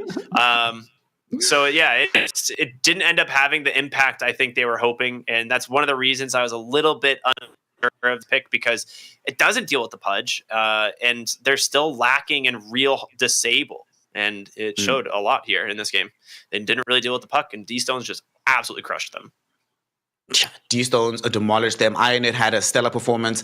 Did take a little bit of time for IDC, aka Sinful Soul, to really pick up the pace and start to become a reasonable threat in his own right. But once you're at that stage of the game, it doesn't really matter. And unfortunately, we saw in this last fight when he did the buyback Haunt play back into the situation, when you're at the point in the game where killing the core hero, the safe laner, doesn't mean that you're going to win a fight, then you just know that things are looking very, very rough. But we get an MVP vote, not for D-Stones. This is somewhat peculiar. Paulison on the position 4 Tiny gets the shout out instead here. Well, technically +5, but whatever. What do you make of this here, Neff? Did he deserve this much of the gas here? 75% kill participation, very high for a support player. Decently early Blink Dagger, did quite a lot for his team and did some very sick plays to keep the Spectre out of trouble. Yeah. Is all of that enough to give him the MVP vote, though? I mean, then you make super clutch plays like the Spectre just barely surviving on no HP, tossed out to no target. Flashy plays like that definitely earned you the MVP. He did set up a reasonable amount of plays this game. 75% is pretty high, especially for heroes that don't just like hit everyone in a team fight. So I'd say that Paulson did pretty well. He could have the MVP this game. Shout out Paulison grabbing himself the MVP vote, and YBB grabbing themselves this game 1 victory. Looked very good for them, but it wasn't perfect by any stretch of the imagination. Our Cryptic, unfortunately, the trend that we normally have seen, not just in Division 2, but from both of these teams as well, still continues in this game 1. Difficulty closing out the game. Though they were very far ahead at several points in it, there could have still been a couple of situations. I mean, there were some points around like 32 minutes where they lost heroes on the other side of the map. Then immediately they lost at tier 2. It only took a little bit of patience from the side of LBZS to not try to force a high ground push at that point. But going into the next game and just going further forward in their season, for YBB, how do they start to at least be more confident in finishing out and closing these games when you have a 16, 17, 19k gold lead? Shouldn't it be easier for them to try and push their advantage forward? You would think so, right? But the problem is this patch doesn't really allow you to. Pushing high ground right now in the current meta of Dota is arguably, I would say, the second hardest it's ever been. Shout out to like when Shrines were in base and like your team just had literally 500 reach at a second. But outside of that patch, I think this patch is probably the hardest patch to go high ground in. You either win the game in 20 minutes or you wait to go high ground until 45. Like that has just become the way that this patch works. And I think like this game specifically, YBB, I don't think they like felt the pressure really to end this one. Like I looked at it, their draft early on, they absolutely had the massive late game advantage, no matter what heroes had farm at this point. Like it just seemed like an easy end game execution for them. So yeah, I'm not surprised that they just kind of waited till they had the substantial lead to close it out. Party to that, Neff, do you think that's going to be a direction that we see more drafts going into, where you try to solidify that late game advantage for yourself, knowing that the game is likely going to extend deep into the game so that you have an opportunity to win that one out? Or is it going to be, like Ricky mentioned, if you can win in 20 minutes, you're going to try and draft in that direction just to try and get it over and done with as quickly as possible? I think it'll be more like what Ricky said. I mean, the games have been kind of fast depending on who's playing. I know that when me and Ricky have been doing some games in North America, teams like Nouns end up playing incredibly fast, especially with the patch 7.3 when it first came out. Shut up, but on average, the games are longer than they were in 7.30. So we see like faster fast games and longer long games, if that makes any sense. When Shadow Shaman and things like that get picked up, it's still reasonably quick with pushing high ground, but you have to be a little bit careful when you're playing against heroes like Dawnbringer and Medusa and Phoenix. So you build up more of an advantage while keeping the enemies boxed in the base. I think part of this just comes down to these teams playing disciplined Dota and having structured DPC, that they're less likely to make these mistakes right now. And that's more why they're hesitant to go high ground, because they know better. Not only can they do better, but they know better. And as a result of them knowing better on the side of YBB Gaming, they take game number 1. We'll have to see if LBZS can come back, a little bit of different drafting, some different plays inside the game. For the love of God, please address this off-lanes pudge. Deal with it. Get rid of it. I don't want to see it. but we were going to be seeing whether or not it will make its return for the third time here in the China DPC, or if it's going to be LBZS figuring a way past this drafting prowess of YBB. With that, we're going to be taking a short break, and when we return, game number 2 in this all-important series, YBB Gaming versus LBZS, 1 up right now for YBB. We'll find out what's going to happen next right after this.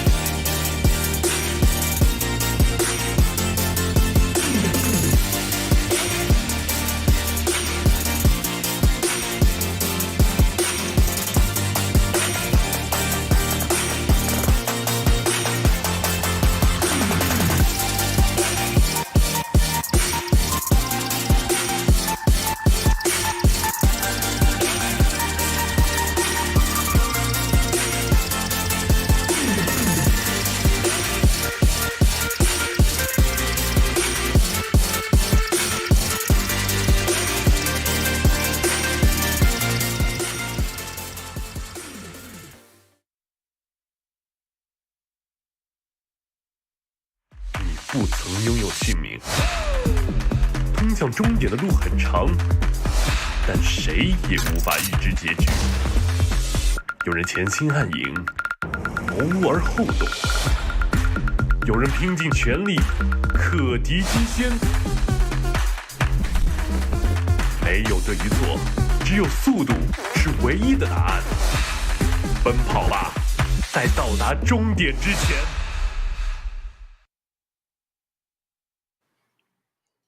Welcome back, one and all, here to the Division 2 Dota here in the China DPC, the third tour on the way to TI, the most important tour since this is the final one before the showcase of the Immortals. Here, right now in Division 2, the most important thing is to make sure you succeed for good seeding, and so far, YBB Gaming has put themselves in a very good position with a strong Game 1 performance. We'll be seeing if LBZS can try and match them to Game 2, push us to a third game, or if this will be one of those rarefied 2-0 sweeps here in Division 2.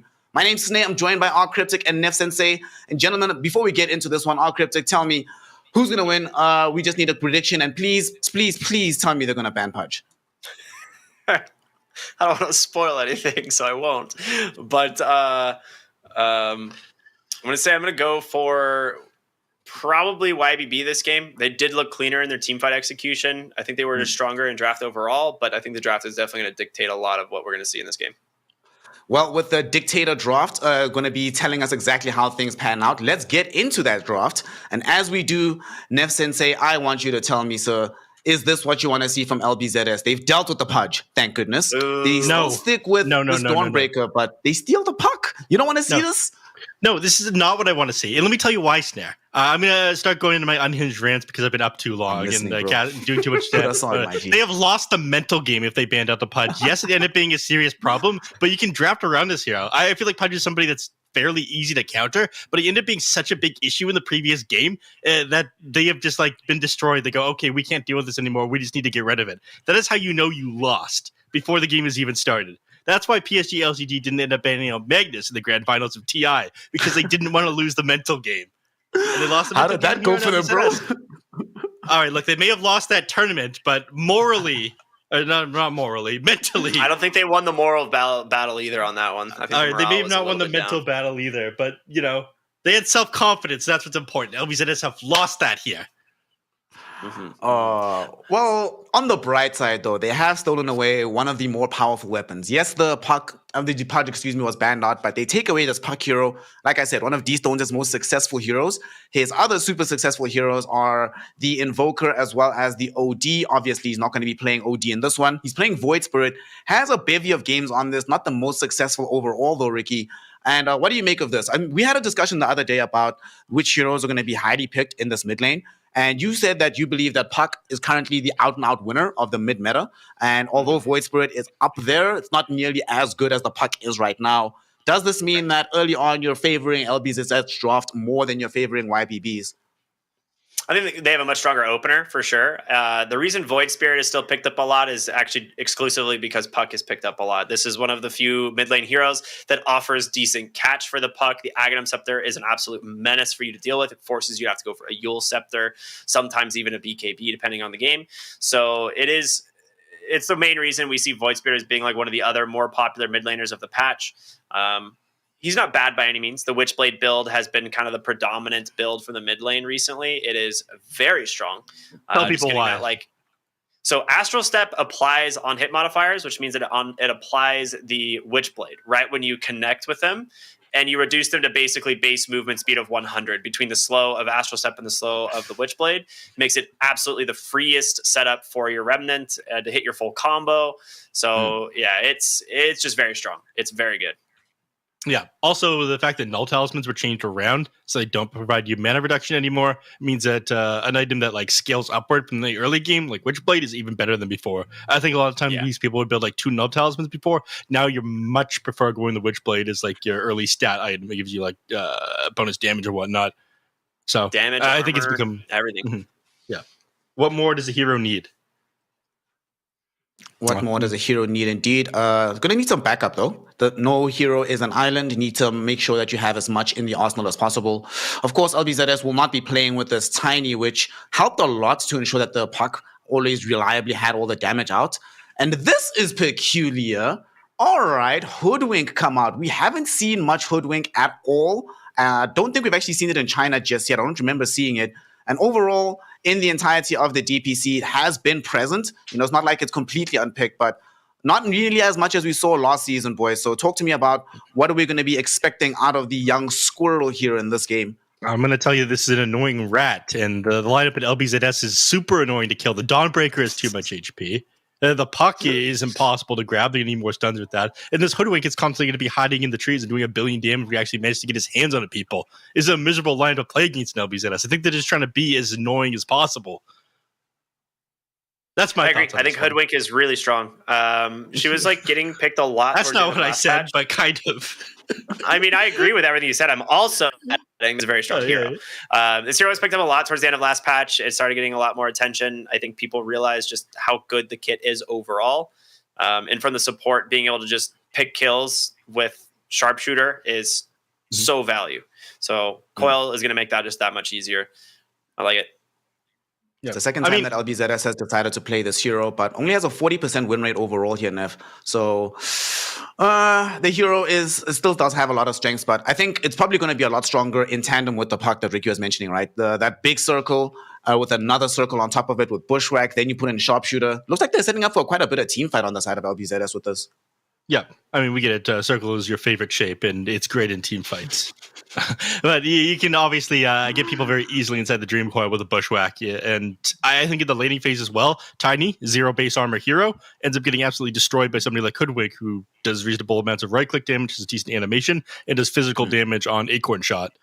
So it punishes the Tiny quite well. But it's not going to be a Tiny one. It's going to be a Juggernaut position one, which is starting to get a little bit more popular. This is a hard lane. The Juggernaut and the Grimstroke together, potentially. Yeah. That's kill. I was looking at the same thing and just being like, my goodness, this does not seem fun to play into. If they are indeed going to be running this Dawnbreaker in the offlane, even she is not going to enjoy life versus this Grim Juggernaut. We've seen this combo time and time again for a reason, and it gets pretty strong, but it also means later in the game, they have some additional reach with the Grimstroke as well. Ricky, you're talking about the nature of using Astral Step versus this Puck hero. Now you also have, in tandem with that, this young Inkswell seems like there's quite a bit that YBB can accomplish, and they can play fairly quickly once this early mid-game hits. But LBZS ensuring that they're not going to be left completely off the pace, getting this Monkey King, which I presume is Kagome's hero. I don't think, is this 4-position Monkey, or is it safe lane for you? Kagome. It's one of his best safe lane heroes, so it's got to be Kagome's Monkey King. Dude, Kagome can play anything in the safe lane. Remember when Kagome was playing Quap in the safe lane? I do, but I'm just saying Kagome is one of it's like Monkey King is like one of his favorite heroes to play. Like he plays this hero all the time. True. So it makes sense. It's also a great matchup into the Juggernaut. So I think overall, like he's not too worried. The Wukong's command combined with the Dawnbreaker's ult is very strong. More circles. So yeah, just more circles, baby. Yeah, it's very good. We love him. And 66% win rate on the boy, on this hero, of the 30 games being played. It's his most played hero overall. And we saw in the last game the effect and what can happen when you play a super comfortable hero for yourself. Hold on, they banned out Slardar. I was talking about this hero earlier. Hey, I mean, that's good enough. They have a Jug on their draft, I'll of allow course. Ricky, we will allow it. Can you let me take one W? You know, you're handsome. You've been correct with your predictions. You've got higher MMR than me. You won't even let me have this Slardar ban. All right, you called the Slardar ban. I'll give you this one. You'll give this one. Yeah, take it to the bank while you can, sir. Cash that check. Thank you. God, this is good. I like the DK pick. It was good. All right, LBZS. They needed probably an offlaner here, but it could be the LG Dawnbreaker again, and then picking up another support, which would be the 5 here for LBZS. What do you think they're aiming for? Is it the support or the core here? I just want to see a circle, honestly, but it does feel like they need to get a support. So honestly, even though it didn't go well in the previous game, I wouldn't be too upset seeing the Phoenix being reprised once again for the side of LBZS with detachment. I think this is a better game for Sunray than in the previous game against the Pudge. They have enough as well in this game to actually hold heroes in position so that the Supernova actually goes off, unlike in the previous game. And we still don't have that great of a egg-hitting specialty from YBB. They have quite a bit of reach still, so that's still going to be an issue for detachment, but I think it's easier than in the last game to actually have a meaningful impact if you do drop the Supernova this time around. But it's going to be Mars. All right, so they are putting this Mars off lane. Well, you know what, Neff? I will leave this on to you to explain to us because I'm just happy we've got another circle. I'm good. I'm happy with that. I mean, the only logic I can see behind this one is they want like more control for team fights, but it's not amazing against a lot of these heroes. I mean, Juggernaut's able to just like get out with a spin. I feel like Juggernaut does reasonably well against the Mars in the safe lane as well. Void Spirit has no trouble playing around the Mars arena or Spears or anything like that. So I'm not crazy about this last pick, but from a drafter's perspective, like Mars makes a lot of sense all the time, and you'll see like when Kezu was on Quincy Crew, for example, he falls back on Mars a lot of the time because this hero always allows you to make plays and does reasonably well in the safe lane no matter what happens. So it's a very reliable hero that provides a lot. It is decent at defending high ground. You can usually make plays happen with the Mars, so people fall back on this a lot if you're not sure what to pick, and I think that's what LBZS went for here. With that fallback, though, our Cryptic, it is LG's most played hero in the offlane as well. So LBZS definitely going all in on the comfort route in this game. Is it good enough, though? Yes, there are a lot of things that allow YBB Gaming to play around the Mars. But are there circumstances where this Mars can still have a meaningful impact in this game to force a game number 3 against the side of YBB? Yeah, I mean, Mars is always able to have impact. Like, for the most part, he has one of the best team fighting kits in the game. He's been the most contested hero in Pro Dota ever since he was released for that reason. That being said, I think this is a terrible Mars game.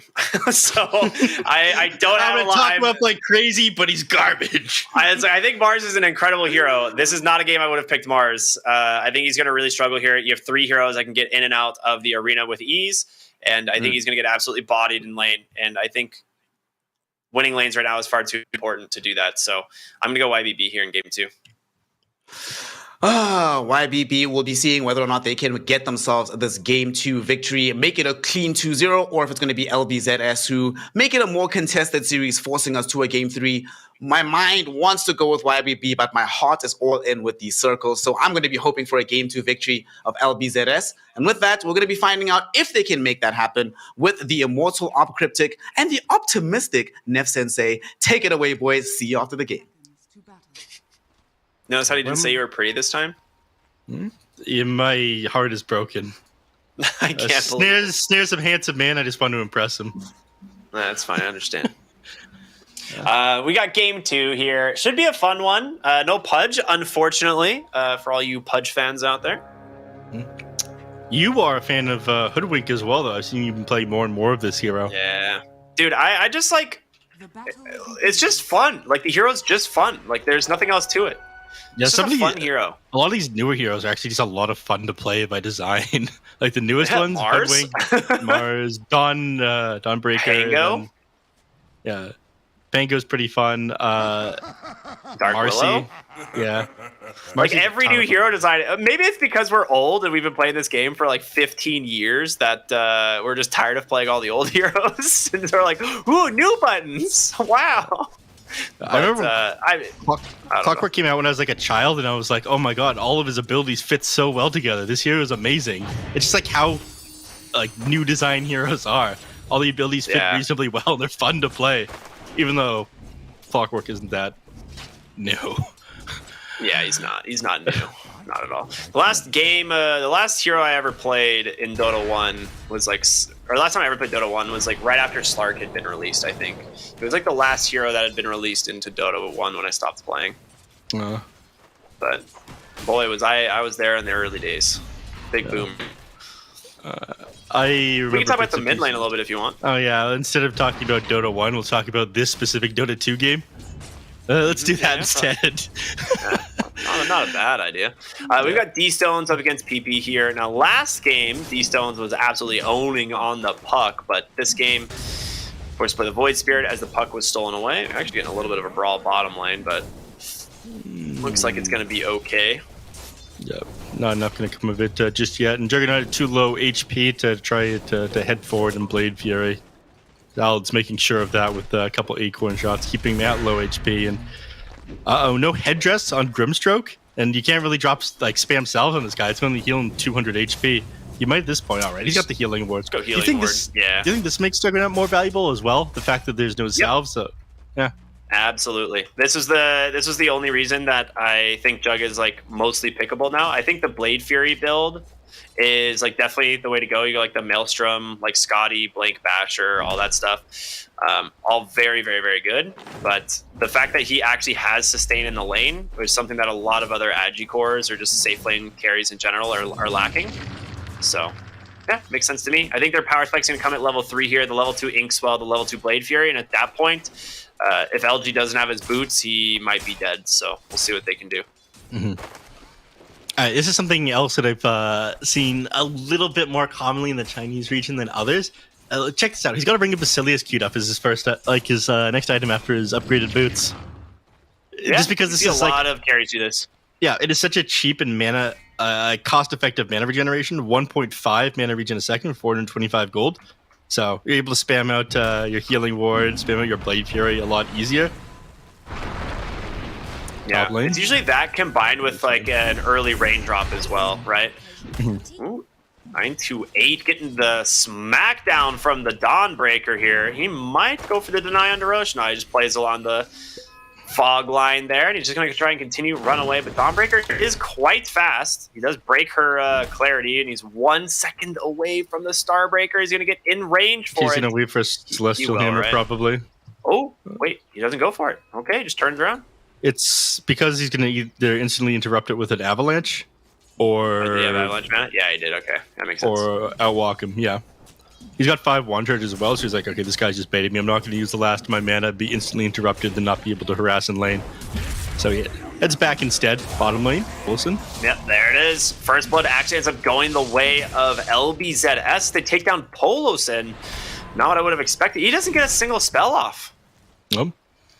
He just got bushwhacked into a spear. Yeah. I mean, difficult lane to play against. Does double stun, a lot of physical damage coming in from these two as well. This Marsman double bracer. It makes sense that you just like die to him. Way too much physical damage coming up from this guy.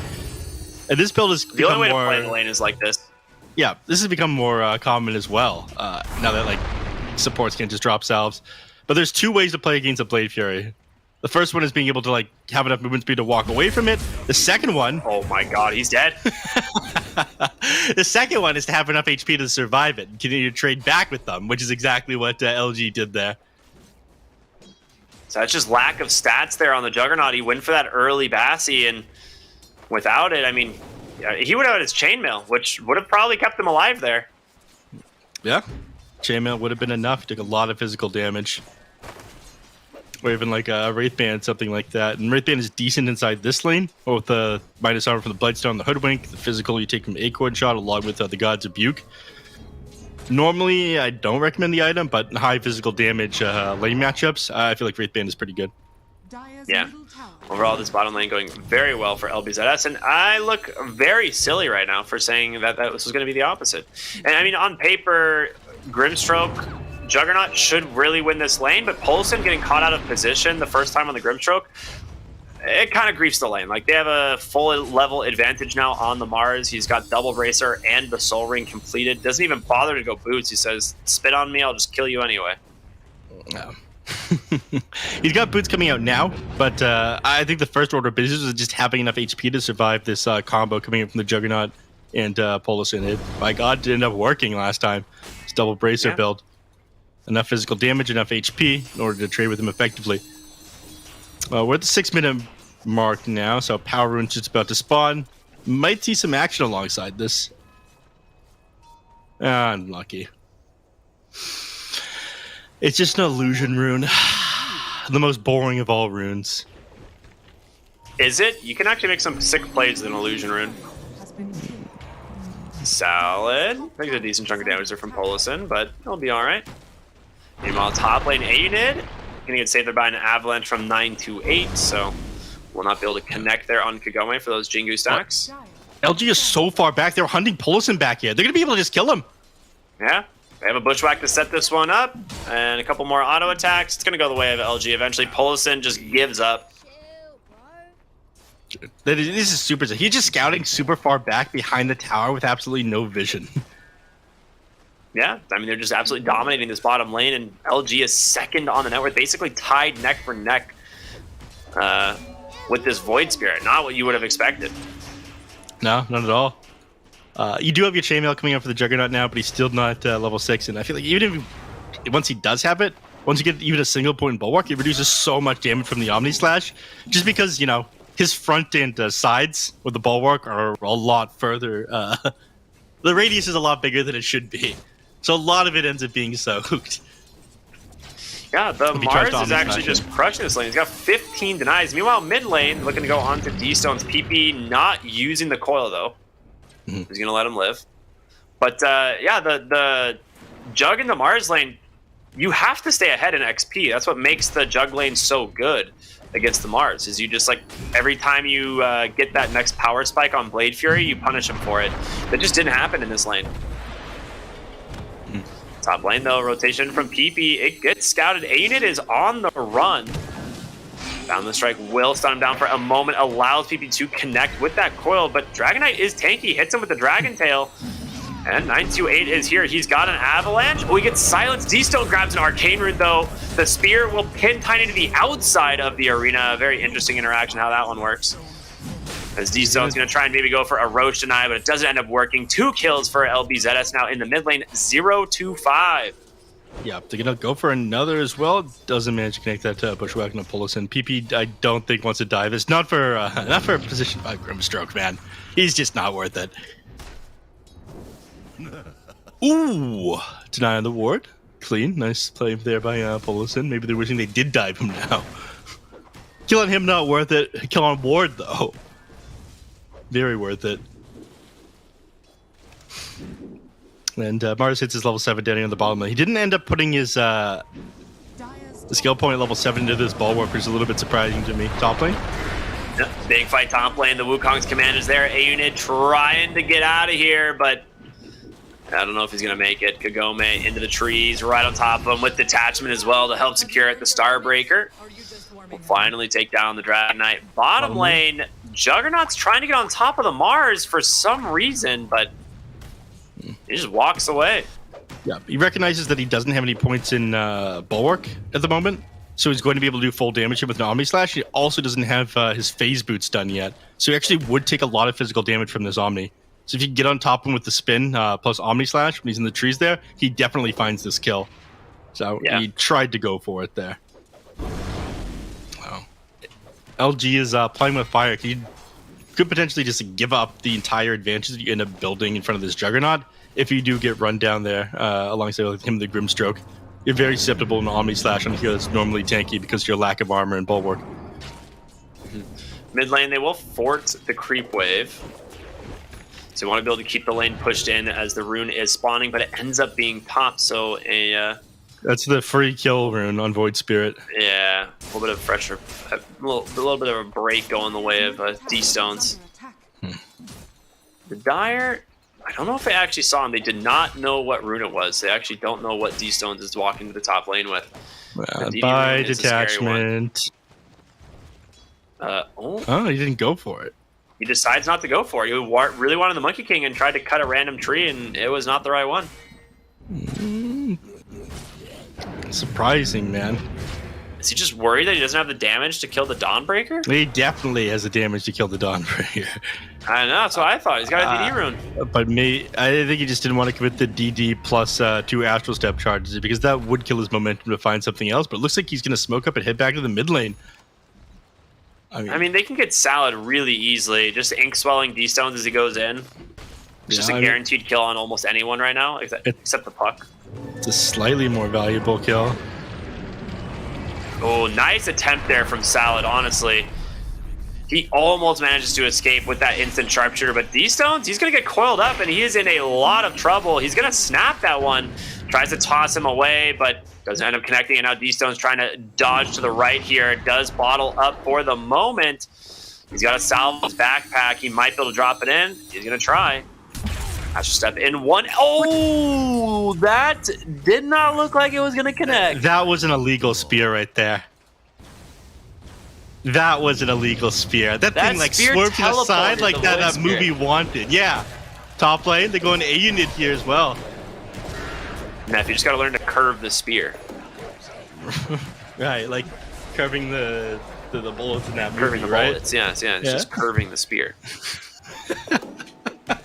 That's gonna be Blink Dagger done now on the Mars. Yep. So his gamble does end up paying off. He's got 500 extra gold in the bank as well. So hopefully he can set up a play on this one. Juggernaut is not the hero to set it up on, unfortunately. It's very easy for him to just pop that Blade Fury the moment he sees you drop the arena and then simply walk away. Or spin away. It's actually pretty now. He did get a lot of solo XP bottom after the lanes kind of broke down. The Mars TP'd mid at one point. He's been able to recoup a lot of experience.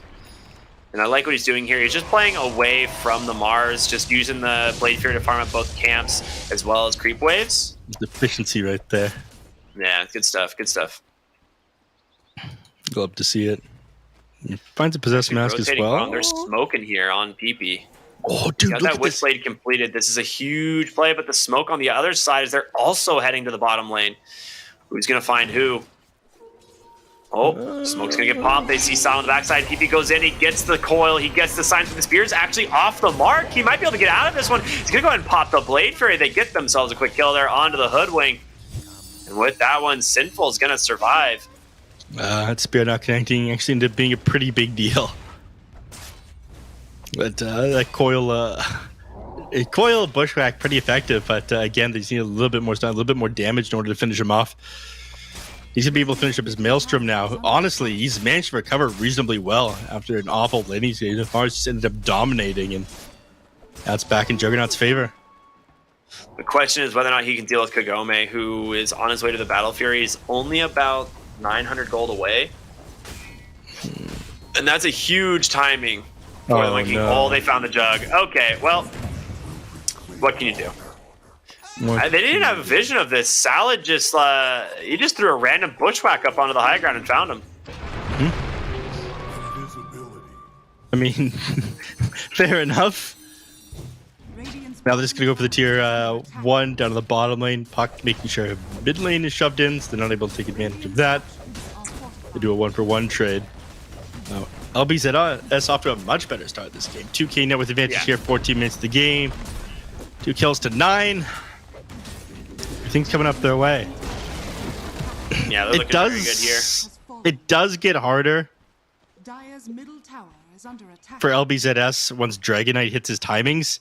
This guy went for Hand of Midas. He is not really participating with his team. He is 0-2 right now.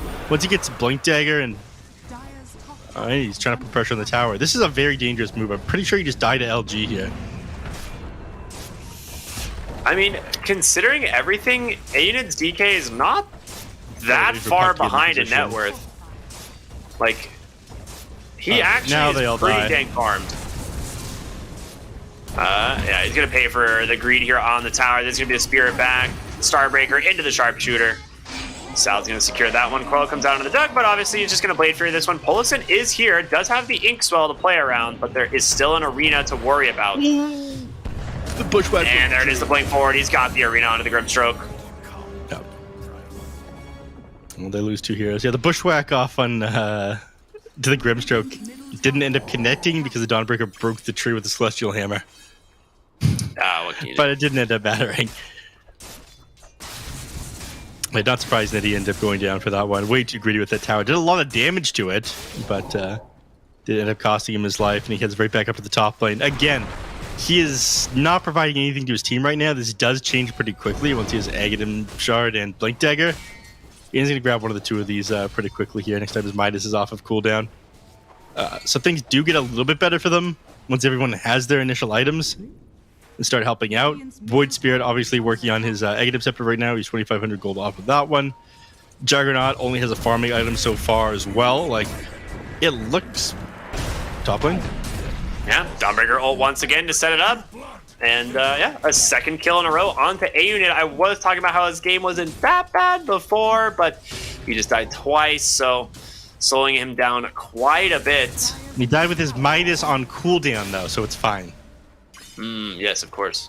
It's a 5k gold lead at 2-12. It is a very good start to the game here for LBZS. And honestly, I like their late game prospects even more than game number 2 or than game number 1. So, Polson is finally killing the bottom lane. That's the blink reveal from. Oh, he didn't even have a blink. He just walked. Yeah, they just caught him with an avalanche on the wave. It's that easy. Yep. Yeah, it was a nice prediction play there from the supports. They knew he was going to be down here, so. And now Tiny does have a blink, so that's going to be something to be careful of. Yep. So, like I was saying earlier, though, it does get a lot easier once they're these first couple of items, because at the moment, despite the fact that we're post-laning phase, they really have like nothing on the side of YBB. Yeah, they've lost Polison again. A-Unit stuck inside the arena, gets executed. There's going to be the Omni Slash. Doesn't actually manage to finish off anyone. The Blade Fury onto Salad will do it, but he is out of spells now, and with this puck, he just does way too much. Spear even as well from LG. The Blink reveal, the Avalanche, the toss. He tries to get on top of the puck to finish him off, but it's not going to be enough. But here comes D-Stones. That will do it. They managed to take him down, and Sinful survives through it all. The most surprising piece. And now Tiny, he's going to get found out, stuck inside the Wukong's command. Hand this one over to Kagome as he finally shows up for the first time this game on this Monkey King, getting himself his 3rd kill, top of the net worth thanks to that Battle Fury. Yeah. I mean, he was worth a lot when Tiny found that kill onto him, which allowed Tiny to get that Blink Dagger reasonably quickly, but still looking pretty swole on the Monkey King. I sound like a crazy person, and I keep going back to this point that things actually don't look that bad for YBB despite how far behind they are. It legitimately will get better pretty soon. You'll see, and I'm not crazy. Okay. I'm hearing you out here. I'm hoping. I want this to be a little bit of a closer game, but it's starting to feel like LBZS is running away with this one. You'll see. You'll see. Everyone will see. Oh man, this feels. Oh, they do get the ward. Okay. I was like, are they about to smoke? No, 928. He knew there was something over here. He gets the D ward. Yeah, but I don't think they should go forward on this one either, now that they've gotten the D ward off, because they have to know that everyone on LBZS expect them to be coming up here. And yeah, Puck shows himself, Mars shows himself, they ping it out there on Powerful, and they go, yeah, okay, we made the right call backing off there. It does give the chance for Void Spirit to finish up this Aghanim Scepter that we've been talking about. He also just got himself a Grove Bow, a huge damage boost for this hero.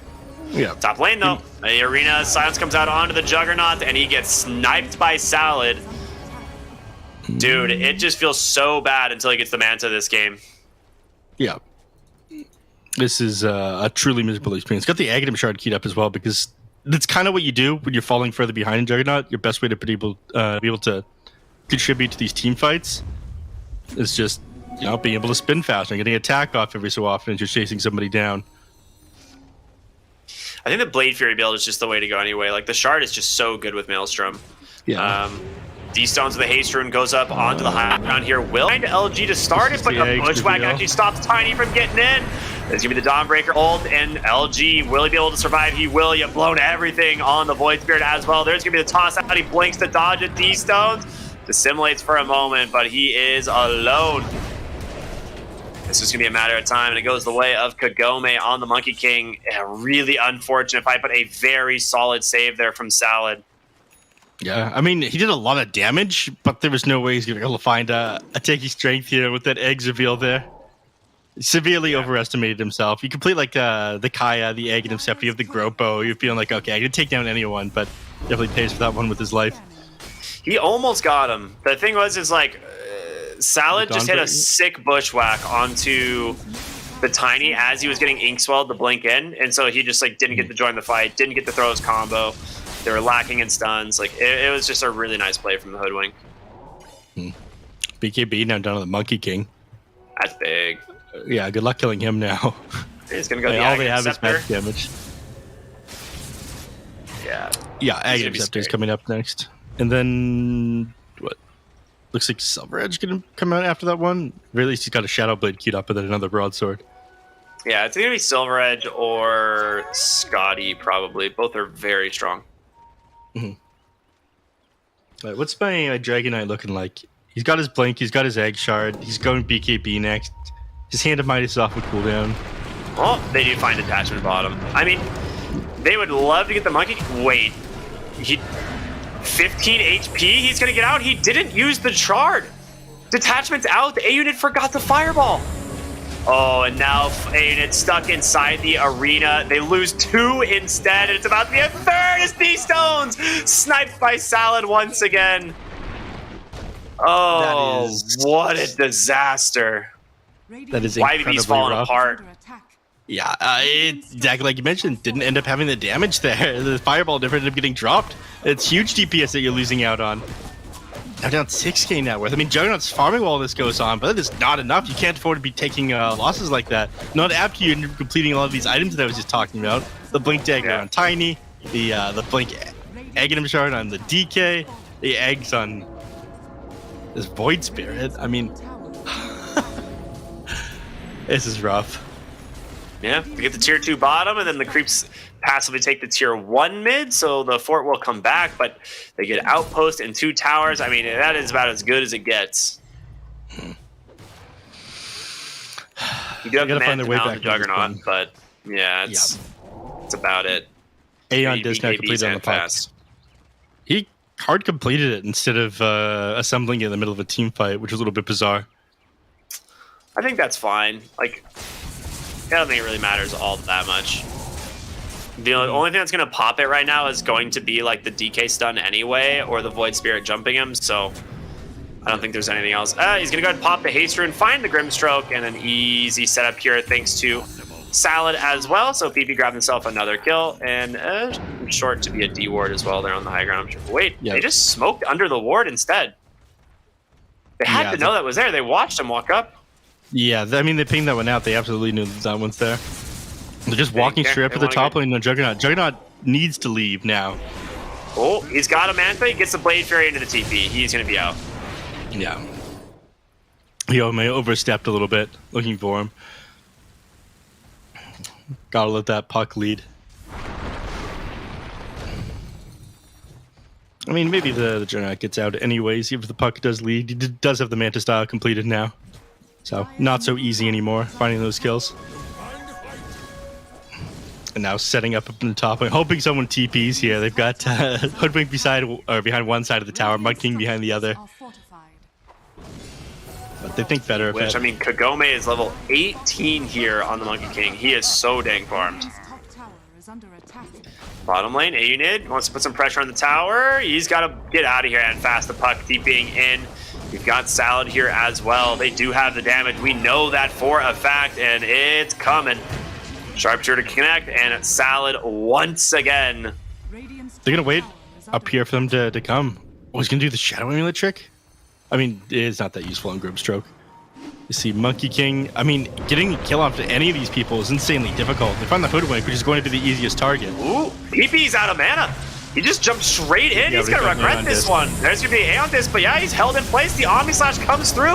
The Soulbind doing work. D-Stone's jumping around, but a perfectly timed spear. He's got the Jug in place. The Avalanche Toss will finally be able to finish off that Dawnbreaker, but you got out on the puck. D-Stone's unable to rejoin this fight. Dude, it just seems like everything falls apart for YBB.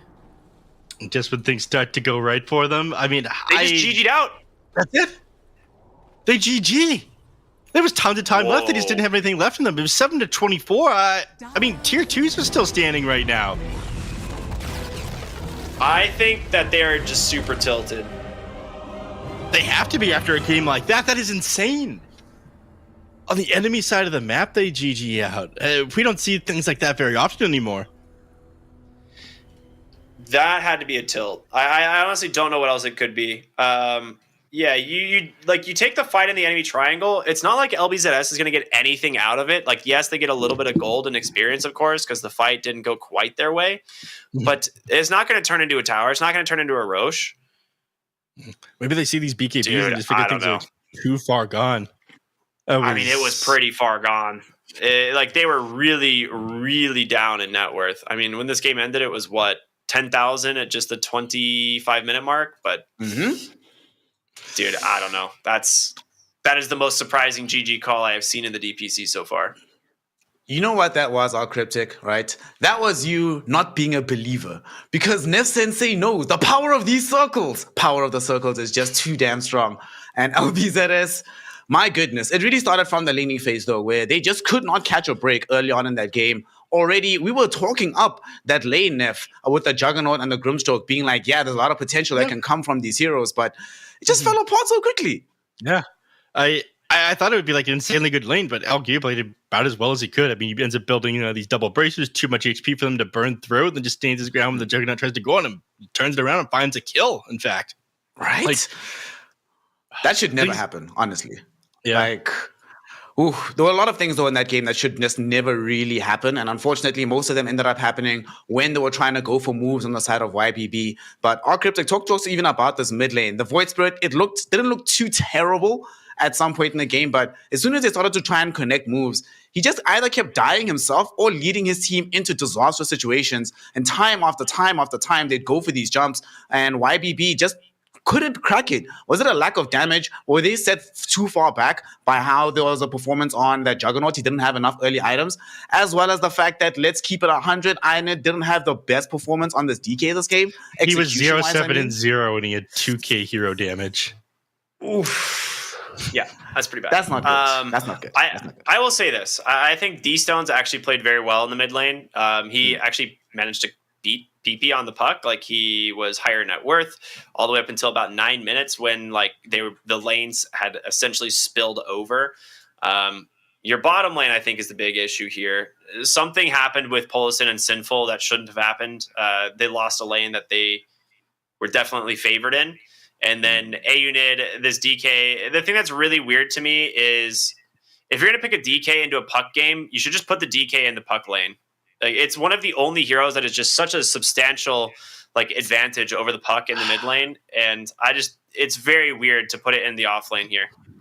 I mean, I wouldn't even say that the mid lane was where the issues came from. I mean, we can look at that D-Stones. We look at 10-minute net worth. Like, even before that, it was definitely D-Stones ahead of the puck at the 7-8 minute mark. 10 minutes they were pretty much even, but Aenid just did not have a game, and he went for a minus for some reason. I wasn't paying enough attention to him in the early game, but I did mention this. Like, there was this timing where none of them had anything until the 17-18 minute mark. They lost so much of the map. There's so much momentum from not having any items to actually take team fights. So if you have a hand of Midas, if you have Blink Dagger instead of a hand of Midas there, which is essentially the same cost, maybe you set up way more kills. Maybe you find kills on the PP. Maybe you get Kagome more.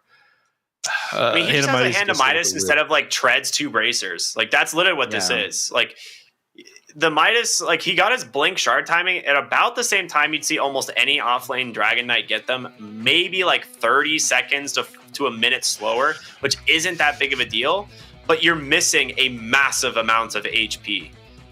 You would have strength treads, you'd have double bracer, and you would be a lot more survivable in this game, and you just doesn't have it. The goal for 15 minutes is Blink Dagger Shard, and then maybe treads as well. And he had just Midas at the 15-minute mark, and it was like pretty close to his Blink Dagger, but didn't have it. Yeah, I don't understand why the Midas came out, honestly.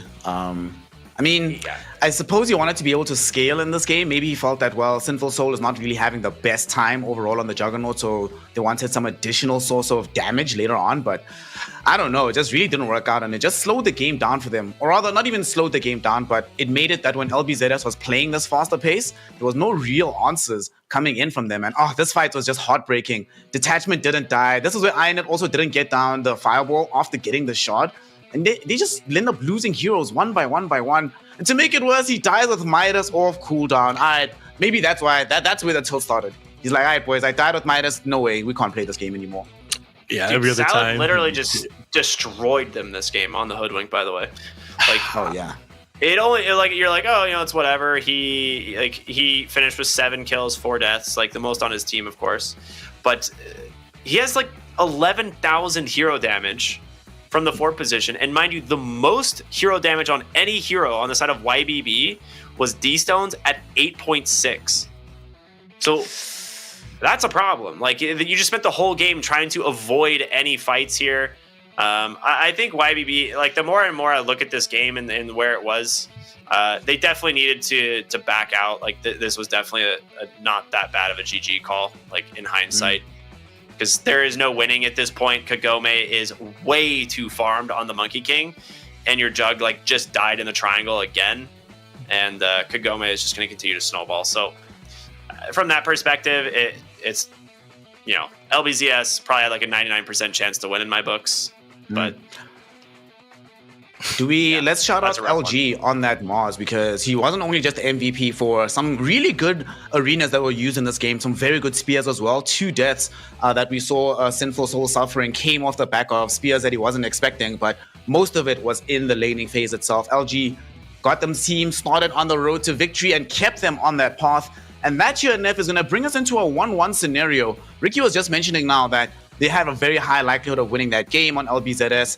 How important is it for YBB to ensure that they keep their mental strong? You were mentioning that if LBZS banned at early Pudge, they lost the mental game.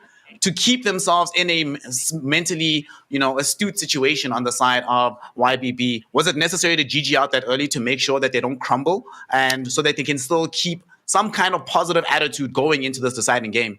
Absolutely not, Snare. You're looking way too much into it to find some maybe small spark of intelligence for me, but clearly it's just not there.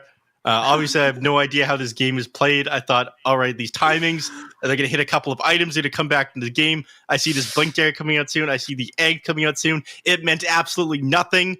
Every attempt they had to get back into the game, they ended up getting absolutely crushed when they tried to make the initiation. Neff is dumb. Back to you, Snare and Ricky. Thanks, Nif just didn't have belief in the circles. That's why we even got them on our faces. But LBZS, with some very good team fighting and honestly superior play in this game number 2, will force the deciding game 3 here. And we have to all remember the stakes. This is not just your average Division 2 game. Whichever team loses, not only will they be going down 0-3, but they'll be the team that is certainly in contest for relegation. And suddenly it's looking very scary for your prospects of getting towards TI itself, because your seeding is going to be all the way jacked up. So this next game is incredibly important for the fates of both YBB Gaming and LBZS. So as we cut to a quick break, we are going to be hoping and praying that this is going to be a much more entertaining series in the third one. YBB stomped game 1, LBZS stomped game 2. Game 3, let's hope it's a more competitive affair. But we'll find out if that is the case after this short break here in the third tour of the Chinese DPC.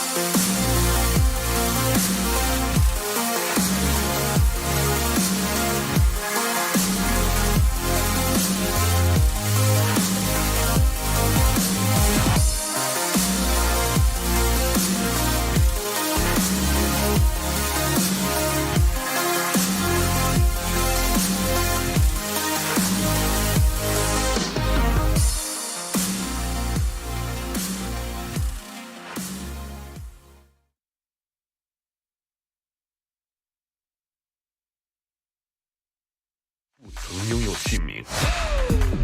通向终点的路很长，但谁也无法预知结局。有人前心暗影，谋而后动；有人拼尽全力，克敌机先。没有对与错，只有速度是唯一的答案。奔跑吧，在到达终点之前。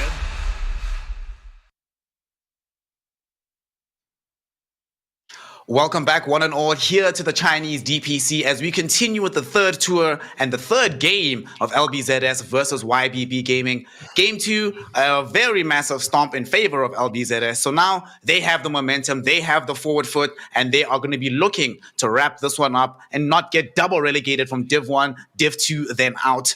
Of course, my name's Sneh. I'm joined by R Cryptic and Nef Sensei. Nef, quickly before we get into the draft, yet again, I'm going to ask you the question. Not seeing anything, just based off of the execution of Dota today, who's going to be winning Game 3?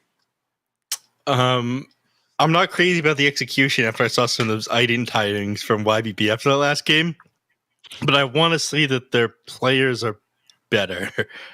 So YBB, maybe? My confidence just isn't there anymore. Maybe my mental's the one that's broken now.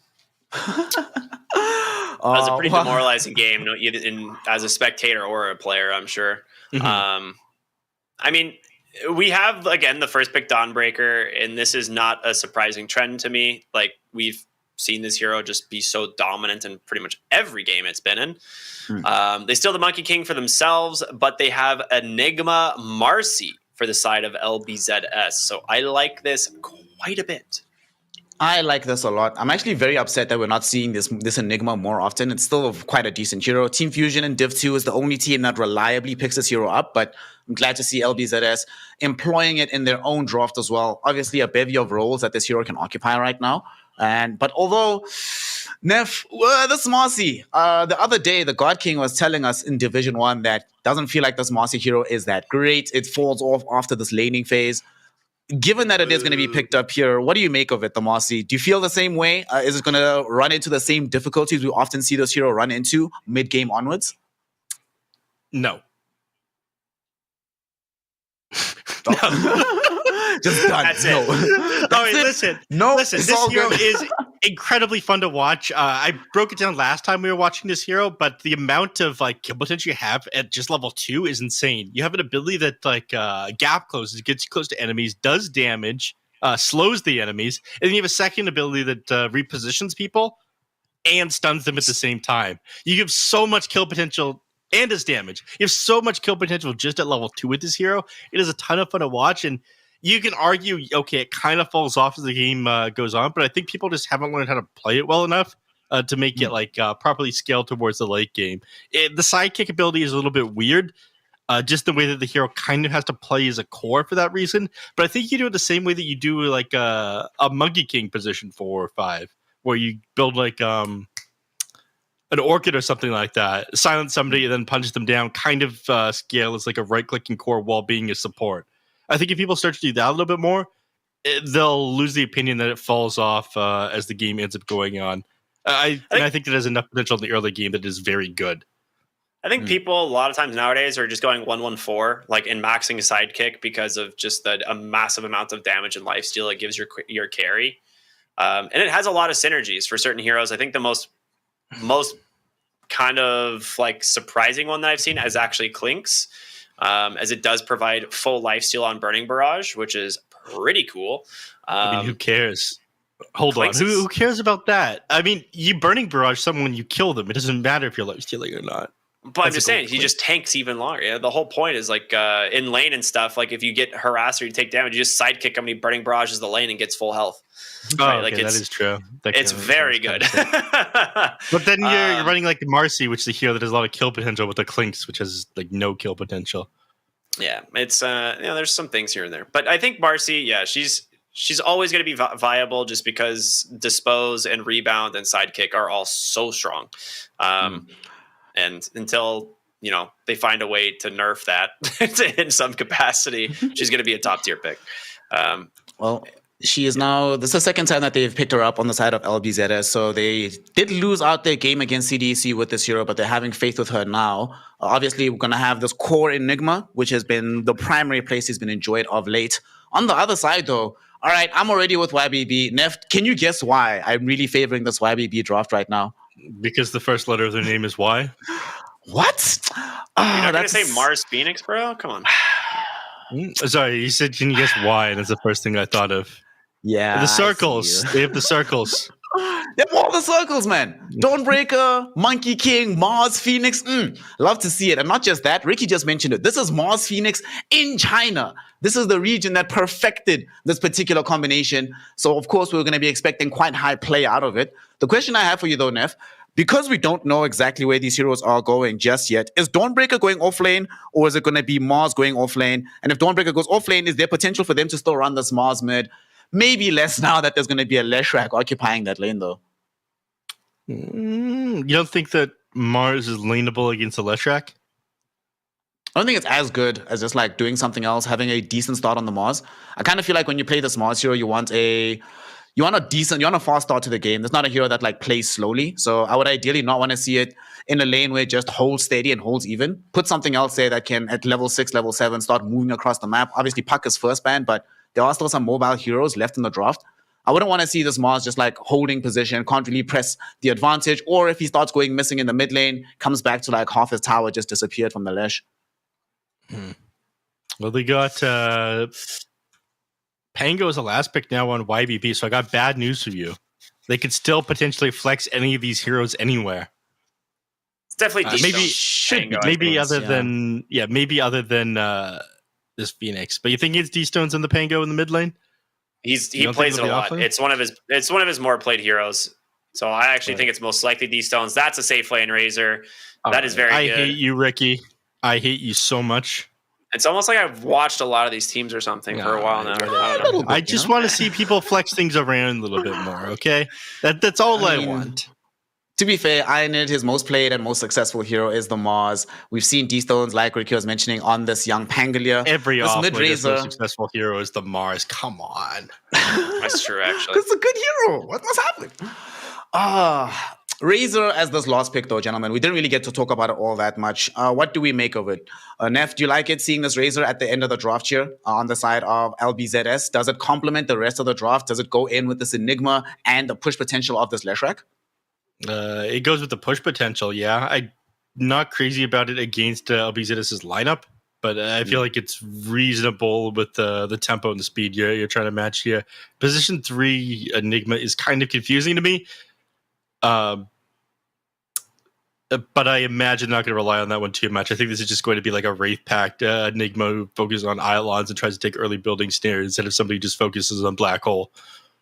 For as far as draft goes, I'd say that I probably prefer... I'm going to go with YBB this game. I'm going to go with YBB. I was about to go with LBZS. Ricky, do you agree you're also going to go for YBB? Are you not that fond of this off-lane Enigma into the safe lane Razor? No. I'm going with LBZS on this one, actually. I actually really like the safe lane Razor. I really like the off-lane Enigma. I think they've got a lot of the tools. Plus, Marcy is very overpowered. And as long as they've put a little bit more practice into playing this hero, I think LBZS have it. Well, with that, I'm going to give the easiest prediction of my life, because we know for a fact, gentlemen, that circles always win the day. So we're going to be going for the circly draft to kill this one out. Third game, important one. A loser of this is 0-3 in the division right now and suddenly facing down relegation. Winner keeps their hopes alive, potentially of upgrading, but more importantly, of attaining a proper seed for the TI qualifiers. We are now going to throw it into this third game, the decider between YBB Gaming and the side of LBZS. We have the immortal Arc Cryptic. We have the wonderfully erudite and very prescient with the predictions, Neff Sensei. And we've got a third game of Dota. Take it away, boys. I'll see you after this. I'll be honest there, Neff. He said a lot of words I don't understand. I don't He's know. I don't smarter than me, and that makes me angry. I really don't like that about Snare. One thing that is very funny here is I think he got himself off the hook a little bit. He says, I'm going for the team that votes for the circles. And there's a lot of circle spells on both teams. No, there's a lot of circle spells on both teams. I think he's riding both sides here. I don't think he's trying to say one team or the other. Circles on YBB though. They have way more circles. I would beg to differ. I think LBZS have more circles. Okay. You'd be wrong. And nope. Oh God, we have to get into this because we have pause time, don't we? Yeah, we do. Midnight Pulse, Black Hole, Split Earth. They've even got a plasma field. That is 4 circles, Neff. Okay, Supernova, Wukong's Command, Arena, and Solar Guardian. Solar Guardian. That's also 4 circles. Starbreaker is circle swings. That is not no. It is an arc. It is not a circle. Do not hit me with that. A shield crash is a circle. Okay, come on. It doesn't actually make a circle. Yes, it does. It makes a circle. You want to dispose and rebound are technically circles by that. Any AoE spell. All right, 928. Attack on the high ground and 5 HP. Dude, he's so smart. Look how he ran those numbers. Yeah. That is incredible stuff right there. Yeah. And it's close. And a lot of circles from both teams. I think it's going to be a very circle-oriented team. Yeah. All right, let's talk about real stuff. Okay, Marcy ended up going rebound level 1, so not gonna have a ton of potential until level 2. Nice deep observer ward by the Dire side, by the way.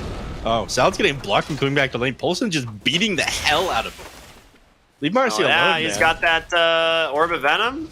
Dude, just one girl boss fighting another girl boss, you know? They need to be working together. It's rough out here. Nice deep observer ward, though, by the way. As I was touching on earlier. Give him decent vision. Yeah, which one? The one of the Dire observer ward. The one that Salad placed down here on the bottom lane. Okay. Yeah. It gives him vision over by the tower. So you can see pretty far back with this one. Catch the enemies as they're moving forward. I like that. Holosin and Sinful just blow up the Eidolons instantly. Yeah, this bottom lane is going to be really passive because they can't really apply any pressure to the Dawnbreaker or Monkey King. Like, both of these heroes are very strong, and all you can really do on LG is rely on demonic conversion, and then maybe when you get level 2 on Salad, play for that kind of dispose repositioning to see if you can throw someone into your tower. Because this lane's always going to be pushing in. I mean, which is a good thing. I mean, again, being able to dispose somebody into a tower is absolutely huge. He could, he's not soaking up any of this XP. Salad? Your kill potential. He's just giving the solo XP, he's just blocking the easy camp again. Yeah, it's actually so essentially blocks that small camp because otherwise they could pull to reset equilibrium, and now you can't. So he gets level 2 easily here on LG as well as quite a bit of extra XP. So I think overall this is going to benefit them a lot, and Salad will eventually get level 2. It'll take him some time, but he'll get there. Yeah. So we can talk about mid lane. D-Stone's PP. We haven't really done that yet. Yeah, sure. Why not? Let's track doing reasonably well here. If I have to talk about the mid lane, if I have to provide analysis, PP a little bit ahead, a couple more CS, but D-Stone's obviously hasn't been able to wave yet. Super sick shield crash there. As you saw, it was in a circle AoE and onto the ground when it activated. Wow. Yeah. Top lane. Top lane. I mean, 928 is able to provide too much up here. You have to be kind of careful. Razor will run you down reasonably easy if you end up wasting your Icarus dive. So a lot of time he's going to try to be out of lane. 928 is actually going to probably grab this bounty rune. Yeah, he snatched it from the Dire side detachment. Couldn't beat him over there. So he's not. This Phoenix isn't super useful in the lane. Neither is Nick Assassin, but being able to snatch the bounty is the thing that the two of them ended up forgetting about. 928 grabbed that.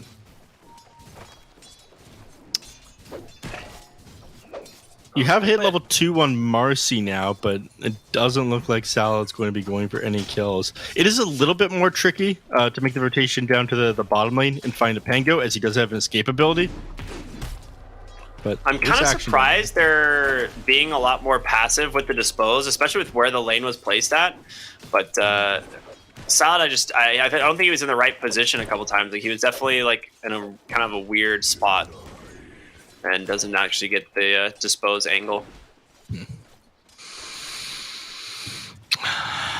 The supports hitting each other. Icarus dive was used up in the top lane, but it looks like 928 just gonna back off instead of playing forward at all. All right, never mind. Top. And they're gonna find Phoenix 928 without a dive. It's gonna be. Oh, he just needs one more auto attack, but the attack slow from the Fire Spirits, is it enough? The Gome is quite fast. He's one more auto attack. He's got the Plasma Field, so there it is. The first blood goes the way of LBZS. And, you know, this is what I like to see. A lane winning that should win, right? You see this Razor, Nyx Assassin into the Mars Phoenix, and they're dominating the lane. And this is kind of what I would have expected. That was kind of a bizarre movement there by the Phoenix, though. He'd use his dive to get away from the Nyx Assassin, just to, like, negate a little bit of right-click damage that he'd take, and he opted to go up from the ramp into the river rather than the secret shop route, which allowed them to step that kill. And they did this while the dive was on cooldown. Like, obviously, he made that call on attachment. He's like, okay, he's already used Phoenix dive. We can just run him down now. Don't know why he's doing this one.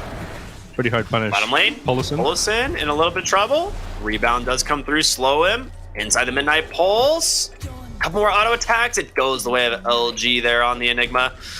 So finally able to grab themselves something here in the bottom lane. Is they don't really have a lot of CS, but they have, 10 denies on the Enigma. Yep. Good enough. You can stop Monkey King from being able to scare himself too much CS. Over in the mid lane, by the way, D-Stone has hit his level 6. Well, sometimes he gets disposed into a split earth and dies, Yeah. Nice call, though, Neff. I mean, he hit his level 6. PP hit his in the middle of that creep wave there. He probably felt confident enough to play a little bit further up there. That's why he was too aggressive. But again, it just makes it super easy for Marcy to find these kills. Talked about this at the beginning of the game. The amount of kill potential you have with Rebound and Dispose is insane. It was such a good rotation as well from Salad because it just if they get the kill, it just guarantees the rune for your mid laner instead. And top lane, A unit spears up the Razor. D-Stones is going to make his first rotation top here with the Rolling Thunder. So dies mid, but puts it to good use as he gets himself a double kill in the top lane, catapulting his net worth back up. So that was beautifully done. Yeah, just a little bit behind Leshrac still. And thankfully, with 928 rotating in the mid lane, PP being all out of mana, he's not going to be able to pressure this mid tower and punish him from walking away, making that gank up at the top. All in all, not too bad. Here. Yeah. Nicely done. Let's check in on our bottom lane here. The Enigma. Oops, out. There he is. He's going to toss in the Dawnbreaker. He's got the Midnight Pulse plus that Malefice to chain stun him down. Just needs a couple more auto attacks, and he gets them with the Eidolons. And, he went for the Boundless Strike there to clean him up, but they split. That always feels super bad. Salad goes in, tosses in the Monkey King. They've got PP here as well. Can they close the gap is the question. 928 just showed up, and he's going to regret that one. I'm surprised that PP is walking away from the tower here. It's a lot of damage they could be putting on, but they did fortify immediately afterwards. So he's going to clear out this wave instead. It's probably preemptively expected that fortify to come. You're going to clear up this wave and, then go back, right? Yeah, it'll probably clean this up with just this Diabolic Edict and the Eidolons. It'll make quick work of this tier 1 tower. It's such good rotation. Trying to go on detachment here in the mid lane. No Spike Carapace. He is going to be able to drain some damage here on the Razor, but... Okay. Ends up finding Polison bottom in the process. Doesn't even have to commit the Black Hole. Just the classic dispose into Split Earth. Yeah. All right, Salad PP are a very dangerous duo right now. Almost finds 928 with that one, but just barely out of range. Yeah, the gap closed, and of course, the pullback and the setup time with the dispose allows people to land his Split Earth. Only a single point in it as well. It stuns you for the full 2 seconds across all levels. It's just like the difficulty of setting it up because of the reduced AoE at the early levels is kind of annoying, but Marcy, excellent partner for setting that one up. Mm-hmm. Well, they're going to see Monkey King bottom here. Detachment's trying to get some vision on him, but instead they're going to turn their attention over to A-Unit. A huge kill if they can get him, but the Boundless Strike's going to make a little bit of space here. Oh, nice dodge there on the stun. The Arena comes out. He actually tanks it. But that's going to be a beautiful rotation from D-Stones. A huge bait there from A-Unit on the Mars. Yeah, it was a nice try walking into the wall, activating Spike Carapace there. But, It's just yeah, bonk. no chance. Yeah, nice tree cut there. Speaking of bonk, yeah. Wax the tree down. Go, man. He's got him anyway. They continue the chase. 3 here, or is that 4 at top? That was 4, right? Yep. Maybe. I No, think 3. 3. Yeah, That was 3. Is under attack. 3 dead. Bottom lane, Enigma ends up building an Aether Lens, by the way. Instead of a Blink Dagger. I've been seeing this a lot. It's just really strong because Black Hole's cast range is so small that just having that little bit of extra cast range goes a long way, but also it allows you to play a little bit further back, like with Demonic Conversion as well as Malefice. Like all these abilities are super strong. Anyone else does that? Blink Dagger. That is true. Now LG is going to walk towards them all slow-like. These stones, is he going to be able to get away? Can't finish him just off. out of range. Yeah. 2 more ticks of that would have killed him. I think he's down to like 48 HP. Pure damage definitely would have done the trick there. And he gets away. He's making all these rotations here on the left track. The last one didn't end up connecting, so it does slow down his farm quite a bit because you could be farming fairly fast on the left track instead of making these failed rotations, or even shoving the mid tower, and that tier 1 is incredibly important to take early, especially when you have 4 points in a Diabolic Edict. You just know the positioning so aggressively, man. I love to see this. Yeah. He's going for a Diffusal Blade his first set, and we've seen this more often now from Pangolius. Yeah, ever since the change to the Blink Dagger, I think Diffusal is just so strong. It adds a ton of damage onto your Swashbuckle. There's really no reason not to go for it. They actually have a smoked up, or an Invis rune rather, on 928 here in the mid lane. They will see him now as he walks under a sentry, so I'm going to play maybe a little bit safer here. Smoke over into the triangle as well. But Detachment, he's going to go ahead and pop that Vendetta and look for these heroes onto the backside. And BP kind of baiting here. He doesn't get the Spike Carapace off in time in a huge arena. The egg will get popped, but A-Unit stuck inside his own creation as he will fall in. PP cleaning him up, and LG finally comes in with a Black Hole. Ends up being a 4-for-1, a fight that was so close to being amazing from YPP. Yeah. But Unleash, man, that is a real good way to take down that egg. Yeah, instant attacks end up blowing that one up incredibly quickly. Electric putting on a lot of damage that last team fight as well, not being able to clean him up. And I mean, it makes sense for these tanky items. This first Hood of Defiance, and now going for the Eternal Shroud next. I don't think they have an amazing way of dealing with him. It's going to have to be the Monkey King, and he's not really participating for the next little while. He's going for Battle Fury as his first item, so probably not for another like 5 minutes or so will we see a solution for this Leshrac. 928 is simply dead, right? Simply walks away. No mana burn on the attachment. He's got 3 points in that Spike Carapace. One thing that you're going to have to be very worried... Wait. Oh, hold on. Salad, bottom lane. Caught in the river. Trying to make his way to his Razor. He's like, friend, please. I need you. No, he's gone. One thing that makes Marcy really good against Phoenix is the fact that Unleash, a lot of people may not know this, applies a basic Dispel on cast. So it does get rid of the Fire Spirits instantly and allows you to get those attacks off, which is so good at dealing with the Phoenix Egg. Dire's middle tower is under attack. This is the Rapid Strike instant or max attack speeds anyway, though. On bottom lane, A-Unit. Oh, they've got Dawnbreaker coming in. It's going to be enough of a heal to keep him alive, so it'll be just fine. What was the question?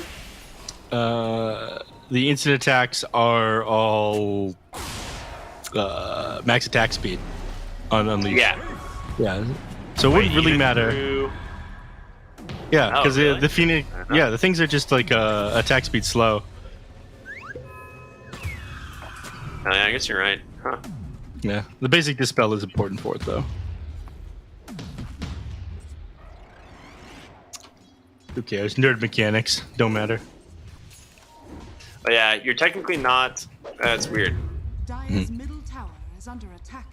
I don't know the finer details of that one, but the Wind Ranger one, for example, isn't max attack speed. It just gives you like 600 attack speed. So if you have enough attack speed slows on her, then she ends up attacking pretty slow. Anyways, not important.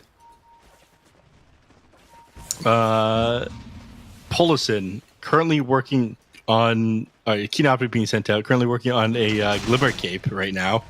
Kind of weird, but I guess you don't really have money for anything else. Magic resistance is probably going to be pretty important, so makes a little bit of sense. Dire's bottom tower A unit is down under the attack. bottom lane. I mean, he still doesn't have his Blink Dagger here at like 14 minutes in the game. I think this is the next major time that they're waiting for. Top lane, Polison ends up just going down. Yeah, not a heavy commitment to ever. As long as you have that Marcy +1, it feels like any of these heroes are going down. The 4 points Malefice is just so good. And once you get the Malefice done at the 10 talent as well, oof, it's so good.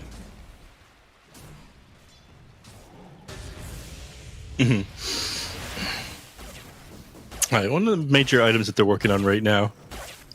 I mean, so just about got the Blink Dagger. Yeah, I feel like this. Okay, I was gonna say this is just farming time, as we're fairly close to a couple of things, but looks like they're gonna smoke up on 3 on the side of YBB over to the jungle. Marcy's just completing the Blink Dagger now, so it won't really set Salad back at all if he ends up going down. Yeah, not the end of the world. You do tank the gank rather as a support there for your Leshrac, who was definitely in the line of sight otherwise. So not the end of the world. But like you said, yeah, finish up the Blink Dagger, which is really all you need. The Blink Aether Lens has pretty much just been the go-to build for all support Marcy's. Just that extra cast range, that engage is just real strong. Yep. Mid lane, looks like they do want to go ahead and try and defend their tier of 1 engage, tower, March as soon but as they you blink. gotta be careful. Oh! He ends up getting clipped with the end of that chain lightning from the Leshrac there, so he wasn't able to blink forward. Dire's It bounced off the catapult to him just barely. Yeah. Speaking of they catapult. ping- radiant structures are fortified. Oh, they fort for the moment, but I mean, Catapult's still dead. Okay. I mean, Tower's in deny range. I think that's what they're just going to do. They don't really want to force the fight. They are a little bit afraid of YBB's lineup. You do have the Blink Black Hole available on the Enigma, but there's a really deep ward. It's going to get scouted as A unit jumps right on top of him. There's going to be the Dawnbreaker to follow. You've lost one. Phoenix taken down as well. Rolling Thunder from D-Stone's going to try and stay on top of PP's Leshrac, and he needs help and fast, but he's not going to find it. He is just getting melted inside this Wukong's command. So far, 3 dead for the side of LBZS, but Kagome's coming in on the raid. That, the Spear kind of tanked by Salad, and he can get the dispose, sends him back. Kagome actually just owning in this fight. He's able to keep himself alive, now chasing after the Mars. Can he actually get the kill, though? He needs one more attack to Spear away and into the Boundless Strike instead. A wipe going the way of YBB, dude. Such a sick fight there. Yeah, unfortunately, LG ends up going down at the beginning of that fight before he could get basically anything off. He's not really being able to contribute too much as this Enigma there. But it could have gone maybe a little bit more in the favor of YBB. That Pangolier ended up missing 2 of his swashbuckles towards the tail end of the fight. The first time when he gets out of his Rolling Thunder, and the second time when he swashbuckles from the low ground up to the high ground on or attempts to hit the Razor with that one. I think that one just comes down to like the weird positioning on heroes on the Z axis, where it doesn't really end up connecting when you go from high to low ground, for like skill shots and whatnot. I'm not sure if you're familiar with that one at all, but a little ended up bit, missing that one yeah. off of the Razor. Definitely would have found the kill off of the Razor there as well.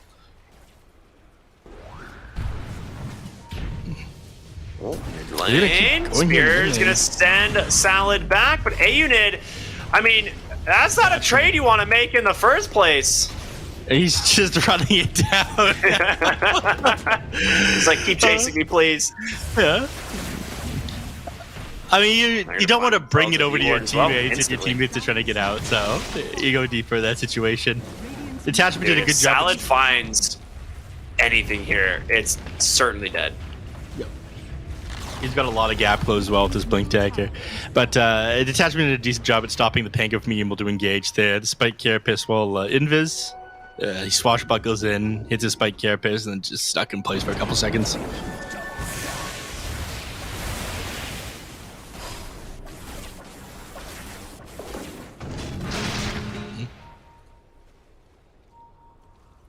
All right, Enigma working towards his Blink Dagger. We're seeing some heroes move towards the top side of the map. They're definitely under ward vision. It's going to get dewarded here in a moment. 928, of course. We'll see that one. So nicely done by him. But I don't think they're going to get their hands on this Leshrac anytime soon. He does have... Oh, he's going to drop the Wukong's command, plus the Dawnbreaker ult, but there is a Yule's. The Chainsaw comes perfectly disposed. Doesn't actually connect in time. He gets him with the Starbreaker. Oh, no. Disaster there for the side of LBZS, and the question is, can they get more here?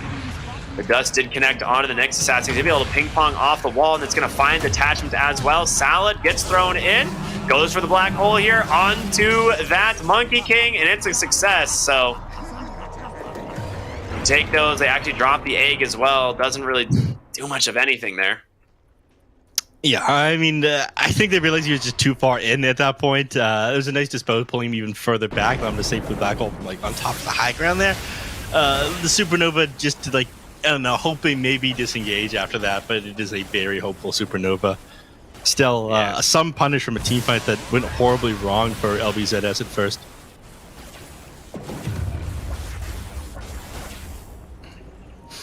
And now, I guess it's just time to continue farming up and building the next couple of items. Razor currently working on his... What the hell is he working on? Is this Sanjin Yasha? Yeah, it is. So, more stats resist for him. Enigma able to be a little bit more useful here. It is nice that they managed to kill that top net worth hero. My King definitely needs the BKB, but even that isn't going to help him with these black holes. So I'm a little bit concerned for YBB going forward here. As deep you can always go for like a basher eventually on Pango and Monkey King and hope that you get those like long range bashes or something, but it's not easy. Yeah, it's probably just D-Stone's picking up a basher, right? That's going to be the solution. I mean, and it is kind of what he's going for at the moment because, he's got the Ag build. Yeah, he's going Aghanim Scepter, so usually end up going Basher with that one. So he's going to be burning a lot of mana down in these fights, and he's going to be... He goes for Egg Shard first. Guess he just wants Roll Up. Yeah, I mean, Roll Up's so good. It helped, like, the ability to just, like, instantly double stun a hero on Rolling Thunder is, like, pretty massive. All right, smoke up here from the side of LBZS. The Dispose will find the Phoenix. And they will get themselves a quick kill there onto the bird. That's going to be a nice initiation for Polson and an even better arena on the backside. But Kagome's got a BKB. They will be able to take down one. The question is, do you continue fighting here? Sinful is actually, he's got to be careful. They're going to go in. He gets stuck up on the high ground with the egg. The second one, but can they actually survive it this time? No, it gets chain stunned down. Sinful is stuck on the high ground. An ultra kill for PP on the Lesh. The buybacks coming in clutch here for each team initially, but ends up being way better for LBZS. Dude, they just disposed him up there. That was the Marcy. Yeah. That is so tricky to pull off. That is insane. Oh my god. Salad is the sickest Marcy player I've ever seen. He tosses Monkey King up for the high ground with that last team fight. That is absolutely whack. I mean, okay, a lot of this is due to the PP, like, just putting in damage that last team fight. He ended up healing up so much with the Eternal Shroud. He's, like, basically not damaged for a while. Monkey King almost managed to chase him down with that BKB that he popped, clicking away him, but he just couldn't hold him in place, so PP just ends up, like, walking away from him. And, again, it gets even more difficult once his BKB is completed on him. Yeah, the Wukong's command in the arena weren't lined up super well. There was only, like, a small percentage of it overlapping in the center. Good old Venn diagram type scenario, but... And because of that, PP just stood his ground on the left side of the arena, just outside that Wukong's command, and was like, yeah, I don't care, I'll fight you. Yeah. Once the BKB was active on the Monkey King, though, and he was like chasing me down by himself, then PP started to walk away. Because it wasn't putting in damage at that point. But he healed up so much with his Eternal Shroud. I'm kind of surprised Salad's actually going for a BKB instead of the Aether Lens. That's not surprising. I mean, it's something we talked about before the game. We said that, you know, Marcy kind of, or God King was saying Marcy kind of falls off towards the end of the game. But if you play it kind of like people play Monkey King in position 4, where you go for some damage right-click items for BKBs to be in the middle of fights, then it doesn't fall off as hard. He still wants to be useful, and I think one of the best things that Salad is able to do in these fights is just, like, rebound on top of the Phoenix, pop the BKB, and then unleash it down. Yeah, she did get disarmed in the last fight by the Pango, and it was like made that egg kill a little bit sketchier. So the BKB is going to help her do that a lot. Yep. Oh, they actually just smoked right under a ward, and YBB is going to bait this one. Aided He's got the BKB. He's ready to go. Gets the Marcy right on the beginning. But here comes LG, the black hole on the 2. But there's an egg already there. And the heals coming through from that Dawnbreaker is doing work. But they get the Monkey King just in time. And they will lose 3 to start this fight. Olsen and A-Unit bail big as they'll have to TP home. Yeah, despite the fact that YP ended up having all the information that BKB recently completed on the Enigma, is walking in the middle of the fight and dropping that on them, there's nothing they can do about it right now. They need that Basher on top of the Aghanim Scepter. In fact, I don't even go for the Aghanim Scepter. At this point, Pinger cheesens his items up. He goes, okay, I admit it. LG, you are an issue. I will go for the Basher now. Dude, Polison is going to be a little snake right now. The Glimmer Cape into the Roche. And he gets nothing, but he gets away with his life. He gets his life. He does survive. He does survive. He's like, yeah, well, unlucky. What can you do? I'll just pretend like no one saw me. Yeah. We call that high risk, low reward. Yeah, of course. Wild that he did not die. It is so rare for people not to just like drop a sentry ward right outside the pit these days when they're taking Roshan. That almost never happens.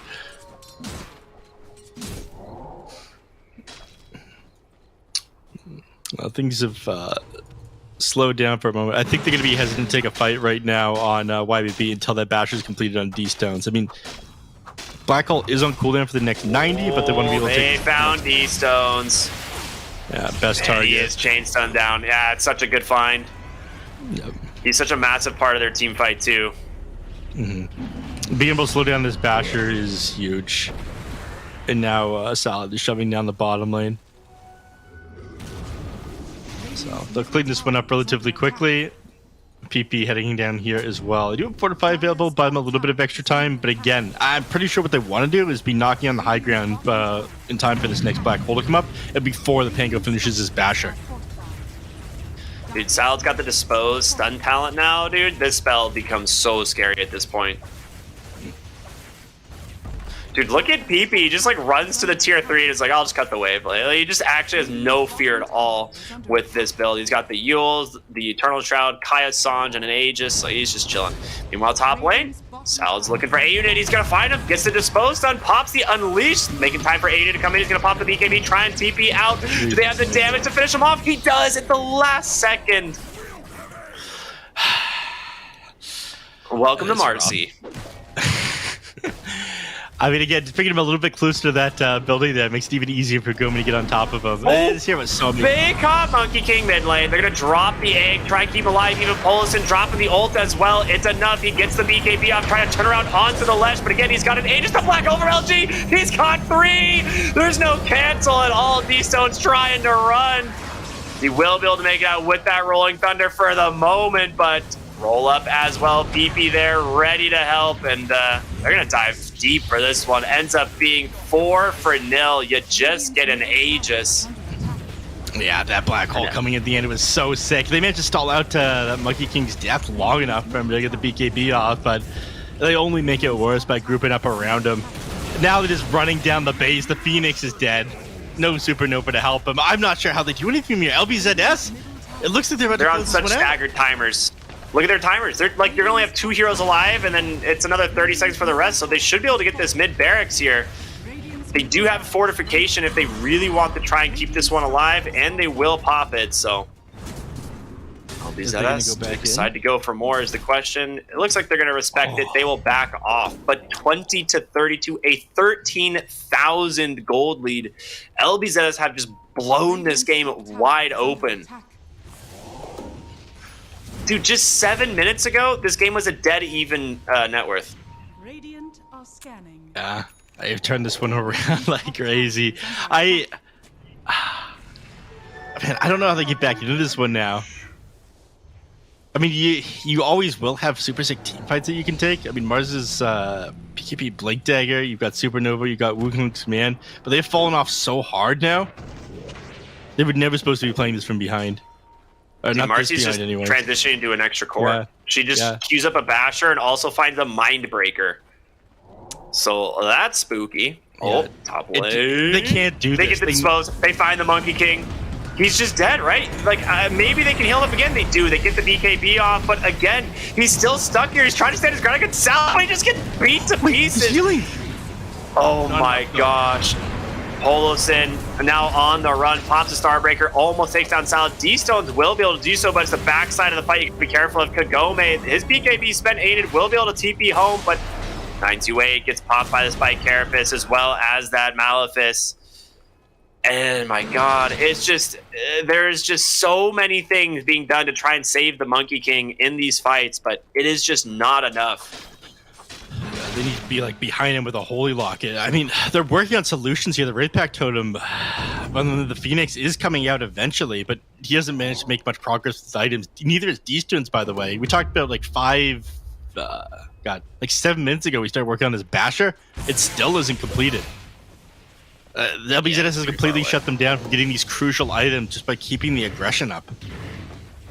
I love Kagome's build, by the way. He's got a Satanic queued up instead of going just the BKB refresher build. He realizes he needs a little bit more survivability against these heroes, specifically like the Mars, Pango, stuff like that. Like, they're just the amount of cleave damage they do is way too much. So instead, it's just going to go for the Satanic, and after that, gets the refresher. Well, yeah, speaking of Bashers, by the way, Marcia also going for one.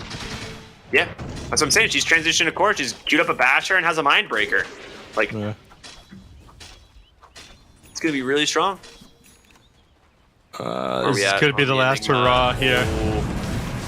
Yeah, well, Dispose finds the Mars, and he doesn't even get the BKB off quite yet. They just respond with an instant black hole. They find D-Stones as well. Everyone else on the run. Blink up in a couple of seconds. Can they catch these TPs? They find Polosin.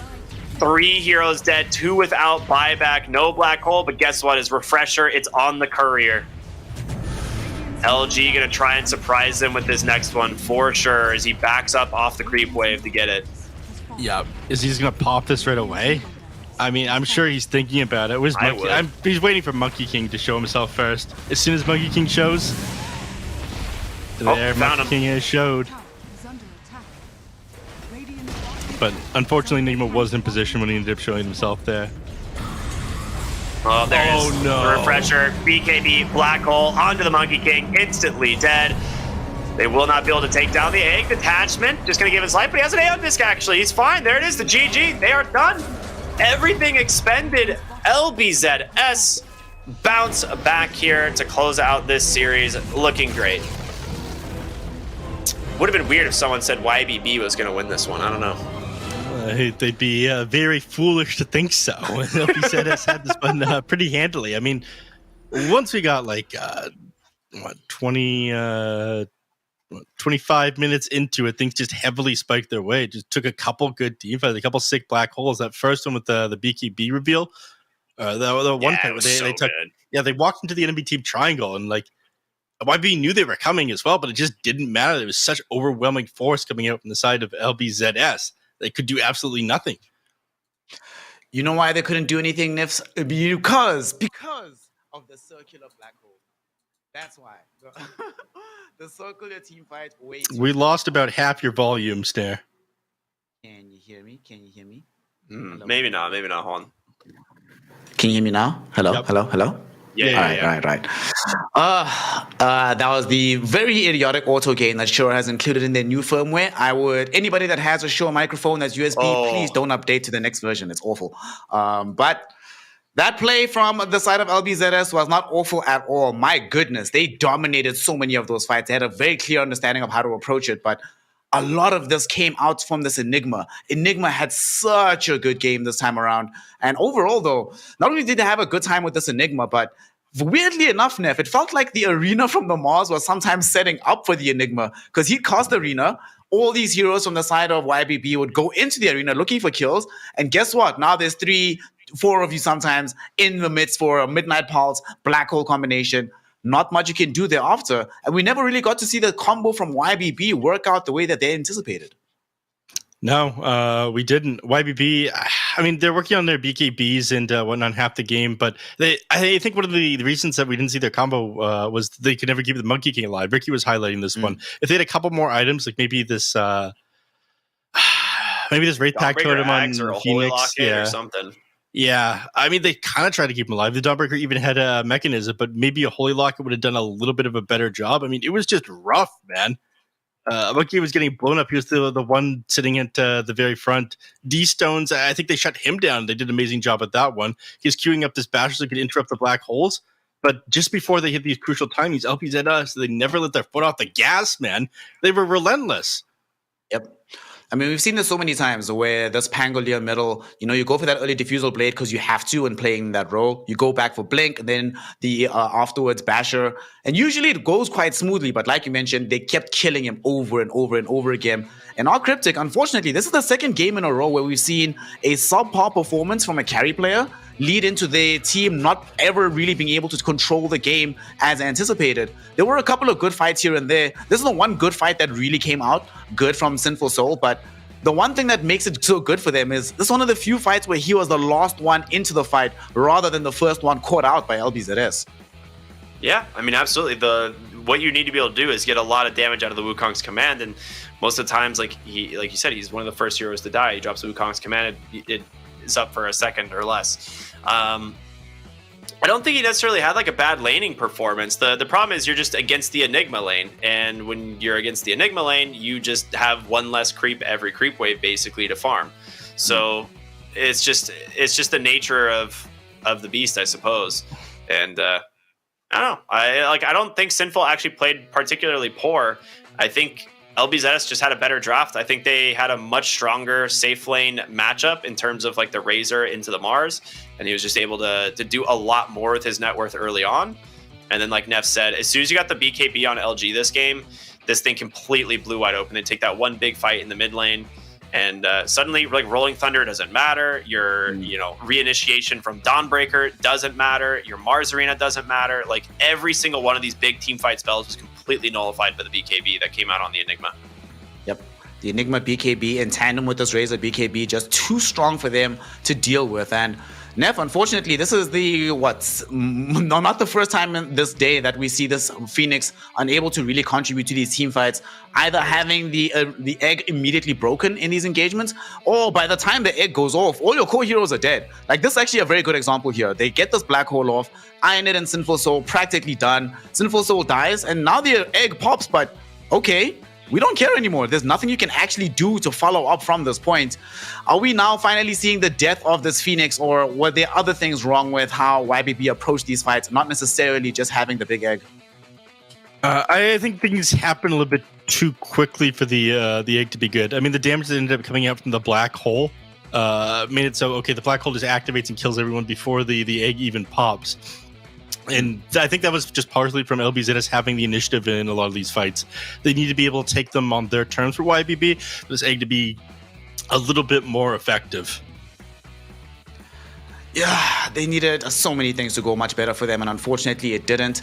Paulison did his best trying to buy this mechanism to buttress the amount of regen that they have in some of these engagements, but not only is it the latest mech on the patch for this hero, only bought twice to be fair, but it really did feel like too little too late at that point. LBZS were just a little bit too far ahead. And unfortunately, one of the other things that we kept seeing in this game, gentlemen, was that LBZS, when they like grouped up as 5, their ability to kill one hero and move on to the next was just so much simpler. They just didn't have to commit as many, like, the mental load of who to target, how to target them, and in which order just wasn't nearly as difficult as what YBB was suffering with. We just kept seeing them get run over. And at the end of the day, our Cryptic, it's going to be LBZS claiming that victory. Do you think this started already in game 2, though, with the mental damage that was inflicted with how quickly they were able to win that game and apply pressure to the safe lane? I don't think necessarily, like, I don't think YBB looked broken in game 3. Like, sometimes you see a team that like gets massively tilted from a really rough loss, and then they perform like really poorly in game 3. I don't really think YBB looked bad in game 3, like compared to any of the other games that we saw. I think it comes down to an outdraft. I think LBZS had a much easier to execute game plan, and they hit their timings perfectly. And yeah, I think that's really all it was. Draft has determined so many of the games here in the Chinese region, especially. Given that the skill gap between a lot of these teams is so small, this can have major implications if you have this better draft. And to talk more about how this draft actually went for the side of LBZS, now that they've claimed their victory here in Division 2, their first one of this particular tour, we have Kagome on the line from the side of LBZS to talk to us about how this game went. Kagome, thank you for joining us today. Congratulations, firstly, on the win, but talk to us about how this was. It didn't seem like the easiest situation in the world, especially after that first game. Tell us how the team was able to rally, come back, and secure the series overall. 恭喜你们拿下这场比赛的胜利，然后来跟我们谈一下你们这场比赛获胜的一些心路历程。因为第一场比赛打完之后，相信后面2场的话，队伍都做了很多的调整。你们战队的话是在场间。是用一个什么样的心态，然后去慢慢调整拿下这场 BO3 的比赛的？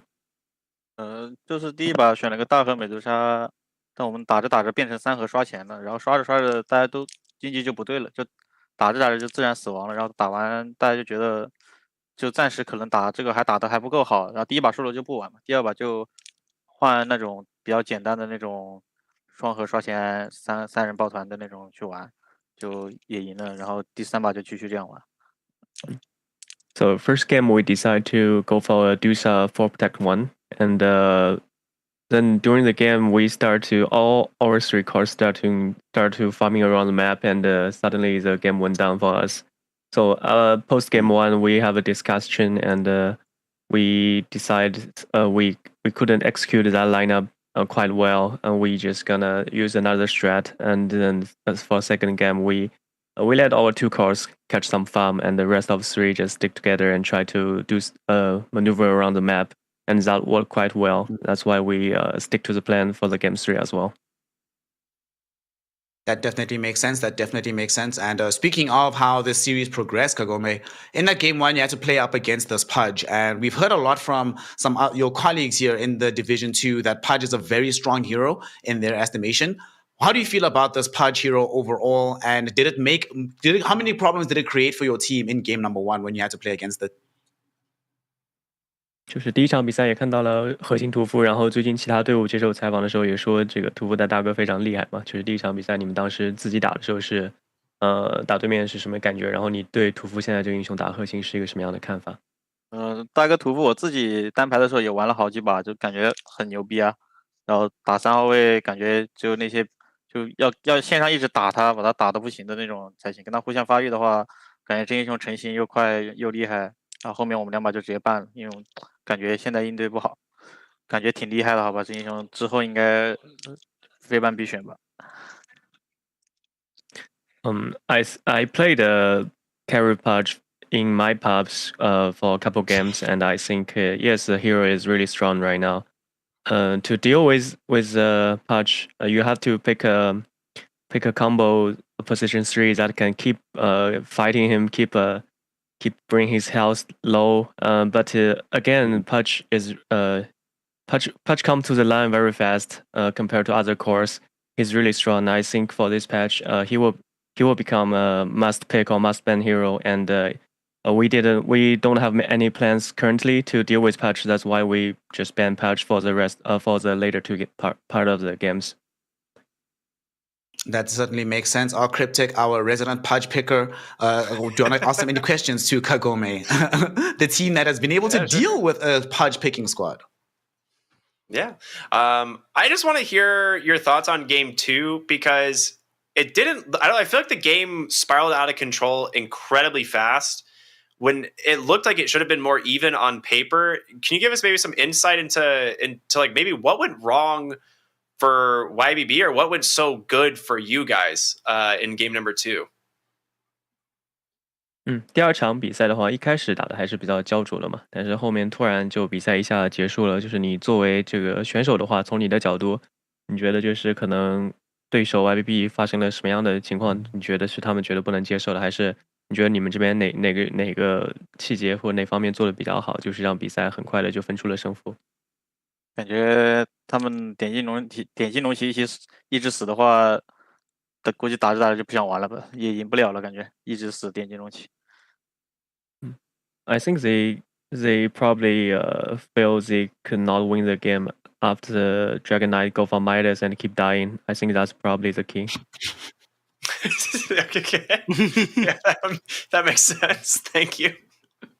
I have one like non-game oriented question actually, which is when you guys are not playing Dota and you're not practicing for the DPC, what does LBZS players like to do? What's your like go-to activity outside of Dota? 就是平时在休息的时候，你们一个队伍的话，就是不打比赛、不训练的话，平时会一起做些什么 Dota 2以外的事情呢？以外的话就各玩各的吧，大家都会玩其他游戏啊，就如果除了 Dota 2的话，平时还是就一起单排吧，没有要玩其他的就各玩各的那种想玩的游戏啊。We still play video games, but yeah, everyone has their own favorite video games outside of Dota 2. And then besides that, it's just solo queue. So we still play video games. Awesome. Classic gamer. Love it. Classic gamers. And Neff Sensei, you are generally the gamer whisperer. So holla at the boy here, Kagome, to close this one out while we still have him on the line. The only question I want to know is how do you plan on celebrating this big win? This is obviously a big deal for you guys. 这场比赛打完了之后，有什么庆祝的计划吗？毕竟是开门红。没有吧，因为之前的比赛感觉都是那种能赢的，就平时训练能赢的，但是输了算失利吧。就我们现在氛围还行，就希望之后都能赢吧，因为前面确实送分了。We don't have any plan to celebrate. We felt like the series we lost, we could easily win. If it was a scrim, we could easily turn those games. But the atmosphere in the team is all right now. It's good right now. So we just hope we can keep winning. A professional, then I respect that. He's a professional. We've seen them come in, obviously, from Division 1 to Div 2. But with this first win of yours in this division, we thank you very much for your time, Kagome. And congratulations going forward. And we hope that we do see your team go from strength to strength because you're a fun team to watch. And final question, actually, before we let you go, please talk to us about your new offlane player, replacing the long-time Molasses. How do you feel about LG in your team, and do you feel like this has made your team stronger than it was in the previous season? 就是感谢你接受我们的采访，但是在放你走之前，最后还要再问你一个，就是3号位不是换人了吗？这个唐江走了之后，你觉得现在的这个3号位加入了以后，感觉怎么样？有没有队伍变得比以前更强？怎么说呢？感觉还在磨合期吧，但是感觉氛围很好的话，大家一起磨合的话，应该会变得很好。We are still trying to practice together. Yeah, but as I said before, we have a good atmosphere in the team right now, so everything will become better. Nice. Better indeed. So thank you so much, Kagome. We're going to let you go. Please continue to entertain us, continue to play that Dota and challenge for those top 2 slots in Division 2. And we'll see you then in future games and hopefully doing well at the TI qualifiers as well. So thank you very much for your time, sir. 祝你后面 A 级比赛打得顺利，然后希望你 TI 有好的发挥，预选赛。好，谢谢。That was Kagome, of course, of LBZS fame, and with Marshall doing the translation for us. Shout out yet again to the man. And we just heard here, Neff, directly from the man himself that, they're still building. They're going from strength to strength. The atmosphere is good. They felt they should have won their previous series. Now that they have been able to at least close this one out, I'm very excited to see where they go from here. But the question I have for you is, do you think that from what we heard about how they're approaching this game, is this a real thing where even he's mentioning, yo, Pudge is really that good? Like, I don't want to ask Ricky because I know he's biased. I know what he's going to say. But should we have to reassess a little bit where even the team that just won against the Pudge team is like, yo, you have to ban it because we actually have no plan to deal with it? I think Say it, Neff. Maybe Pudge is viable even as a core. Say it.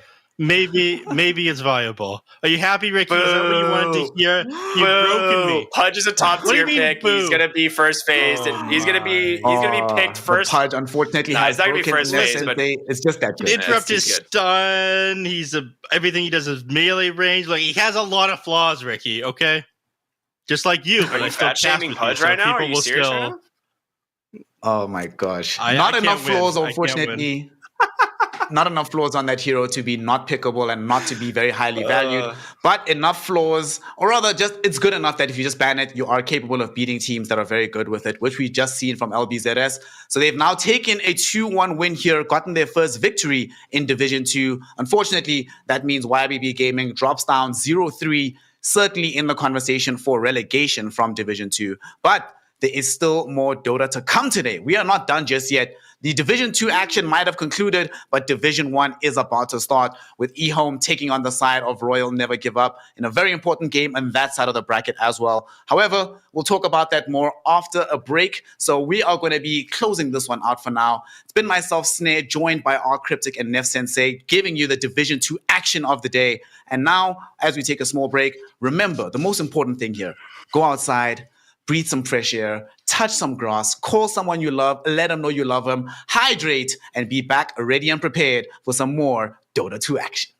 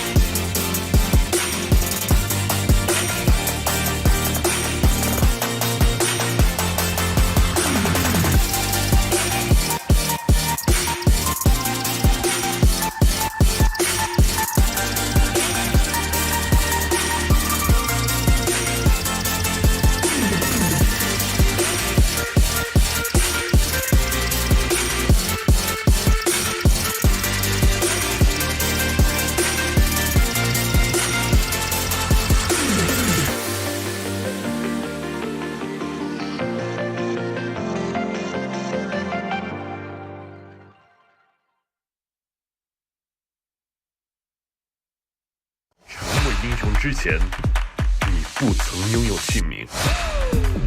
通向终点的路很长，但谁也无法预知结局。有人前倾暗影，谋而后动；有人拼尽全力，克敌机先。没有对与错，只有速度是唯一的答案。奔跑吧，在到达终点之前。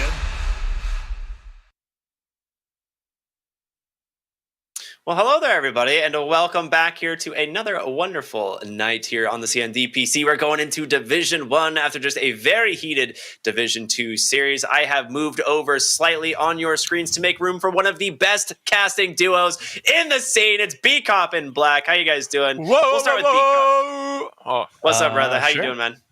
I'm doing good. I was in chat earlier. I said to myself, got about 5 hours until this first series between YBB and LBZS is over because I know how long their games are. I'm accustomed to YBB games, and LBZS has like the longest game time this season. And I was right.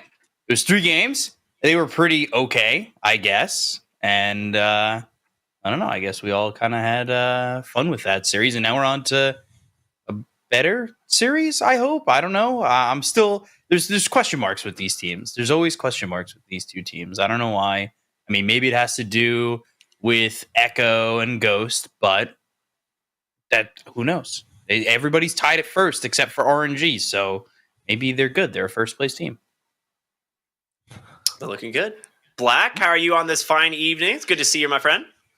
Good. Thank you. Likewise. Haven't had the chance to talk to you in a while. But unfortunately, you know, my day hasn't been as good. I literally stormed the game as Pudge on my stream. I saw that. Then we watched the YBB game, and we were like going ham on him. You know, it's like, oh my god, he doesn't play Black at all. It's like, oh, yeah, you know, not everybody can be as good as me. It's fine, guys. Let's get into this series and talk about people that might one day come close to my skill level. I mean, Pudge is just a heck of a hero right now. He really is. He's just one heck of a hero. And I'm hoping we see a lot more of him. The hero is obviously just a crowd favorite. It is probably one of the most well-liked heroes in all of Dota. Well, other than matchmaking, of course. Yeah, matchmaking, it was like, oh my god, my Pudge always goes 0-10, enemy Pudge goes 15-0. I hate this hero. Ban. Yeah, the strategy, you know, what's the secret sauce to make it work, B-Cop? How does Pudge work nowadays? Well, according to the stream that I was watching where Black was playing Pudge, it's when a Night Stalker quits the game at minute 1 and feeds Black like 12 kills in the matter of like 3 minutes, and you have 22 flesh heap stacks in the first 10 minutes of the game. You're playing with number ranked immortals. Black, they still rage like that. I don't understand. They got so mad. Trust me. It was honestly the higher the MMR gets, the more rage there is. But to his defense, Ricky, he played Night Stalker into a Dawnbreaker Pudge lane. He was so done. Oh yeah, that is bad. Yeah, you just get like Orb of Venom on Dawnbreaker and Night Stalker just dies over and over. That's a classic. Yeah, he died 4 times and then he grieved. He died 4 times. He gave you a broom handle. He gave you their team's broom handle. He TP'd to Black and their Tome of Knowledge. He gave you everything. He was giving. Wow, that is next level. It was next level griefing and tilting. Dude, to he like gave me 5 ops, power. 5 sentries, Tome of Knowledge, and like 3 neutral 2 items. smokes. Yeah. Oh my god. Wow. That's good. That's how you still win. Causing an absolute terror on pubs, just in a different way now, it seems. We can talk about the teams here, maybe. EHOME versus RNG right now. EHOME currently up 1-0, RNG down 0-1. But the stats here, they're actually pretty similar, honestly. Yeah. I love the bottom stat, the viewer support rating. That's actually pretty interesting. I wonder if that comes Viewer from like support goals. rating. It's from China, right? Yeah, so I would assume that's like what the fans in China. That's very surprising, though, right? That EHOME then sits at 41% against RNG, who has like some of the crowd favorites, like Somnus. Well, yeah, that's what they 58 or 59% for RNG. That makes sense. I think a lot of people like Somnus as a player, and they'll root for him but no matter when. They also have X Nova and Kaka. Yeah, well, exactly. Like 70% or something is what I expected. If there was Secret versus another like not so good team, that would be like 80-20. I think it maybe is comparable to like Secret Tour 1 against the current iteration of OG would be those numbers. Like Tour 1, I think a lot of people would have gone for Secret, right? But they're still fans of the Young Bloods, where when we were together Tour 1, people were talking about how Shiro's the next Ame. They've also got Planet, who I know Ricky loves, I love. Black, I don't know about you, but yeah, I mean, Planet's a great player. Like, I think there's just a lot of support for the younger. Yeah, I think Planet is their best player, and then Shiro is solid. He's great, and I think there's support for the young bloods on EHOME, and I think that's why the numbers are so close. I think people from China, kind of like in NA, really want a next generation of players. We've seen the same names for a long time, and when you've got guys like Shiro who play relatively well, they made it to the regional finals in the first season. You back them, and they get a little bit more support than maybe Ghost on RNG, who really hasn't proven himself too much. To me, I think part of it is like, I think people do like an underdog story, and like this was like the team that powered from Division 2 into Division 1, proved themselves last tour as being like a pretty solid team, and here we are in Tour 3. Doing something very similar. And the thing is like all the other teams in Division 1 have like household names. Every single team is just stacked with all-star players that people have known for years, right? And then there's EHOME, a team that like, yes, they have like very notable players, but for the most part, like their professional career is a lot younger than some of these other teams. And it is really cool to see them like hit the scene, in stride and perform so well. And it's, one of the reasons they're one of my favorite teams in the Chinese region. I love these guys. They're just very, very fun to watch. But they got a hard game in front of them. RNG, I think some people are surprised they dropped their first series. To be honest, I think they were going in as like the heavy favorites. And then I don't want to say it got like slapped, but like Dandelion kind of slapped them. Dandelion really worked them in game 1 in both games. So. Slapping. Yeah, so we'll see what happens here in this series. It is going to be hopefully a very good one. Just preemptive predictions from you guys. How do you think? What should we expect here? It's a little bit of a tough one, honestly. Like, if you just look at the first series, EHOME beat LGD and RNG lost to Dandelion. So just purely based off that, you'd probably think, oh yeah, EHOME is going to crush this series, no problem. But I don't know if it's so simple because. I mean, we all know how unstable EHOME can be. Sometimes they're god gamers, other times they're quite the opposite, unfortunately. And I think RNG right now is actually, like the way they performed against Dandelion, I think that's actually a pretty accurate, like, showing of their level. I don't think it's going to get much higher or much lower than that. Like, they have been there for quite a while now, I would say. Which is a little bit worrying to me because that makes me feel that the ceiling isn't super high, and I don't know where they're going to go from here. Yeah, I would kind of agree with that. I think Dandelion, I think their ceiling maybe is mid-range in Division 1. We've seen a couple of these guys before. I think, honestly, my biggest surprise from Dandelion is how well Summer's playing. Like, Shylock, when he made that first appearance in Tour 1 with Magma, it wasn't good. It was probably... I want to say he was the worst carry in Division 1 by like a lot, and Sylar, I'm pretty sure Sylar was there, and Sylar didn't. I don't mean that as like a rub on Sylar. Worst. Yeah, it's just at that point Sylar was like, he's a great player, he's had a great career, but at that point the carries in China were just they are so good, and I'm really impressed with what Summer's doing. I really am. I think he's kind of grown, and if there's more of that, I'll be excited for what Dandelion does, but unfortunately not playing in this series, so that's all I'm going to say on Summer. But I don't know. I think EHOME getting that victory over LGD can be seen as big. Obviously, that's the copium and hopium that I've got as an LGD fan, that they just lost because it's Tour 3. They're pretty much already qualified for TI. and they can kind of mess around. But at the same time, I also did say a couple weeks ago that Zhao 8's not going to allow that shit, and they're going to lock it down and go 7-0, but they're already 1-1. So who knows? Just to add to that real quick, I was actually casting that LGD series, and that game 3 loss, like literally, if they replay that 100 times, 99% of the time they're going to win. Like that they lost that last game was absolutely ridiculous. Like it was so hard to actually lose that game, and just someone managed to. I was like mind boggled. Like, oh my god, how the hell did that ever happen? You know, like, we could put 5 B cops in there that would probably win.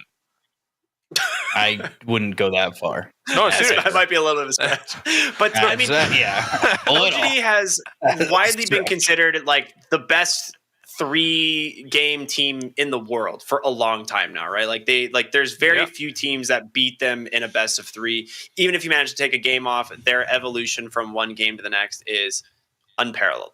And for, like you said, EHOME to win game 3 seemed like an almost impossible situation, but they managed to do it. So they start the season off strong. But that doesn't necessarily, like you said, mean that they're like massive favorites going into RNG here. And I think that's something that, you know, people do need to keep in mind. Like RNG is still a very good team.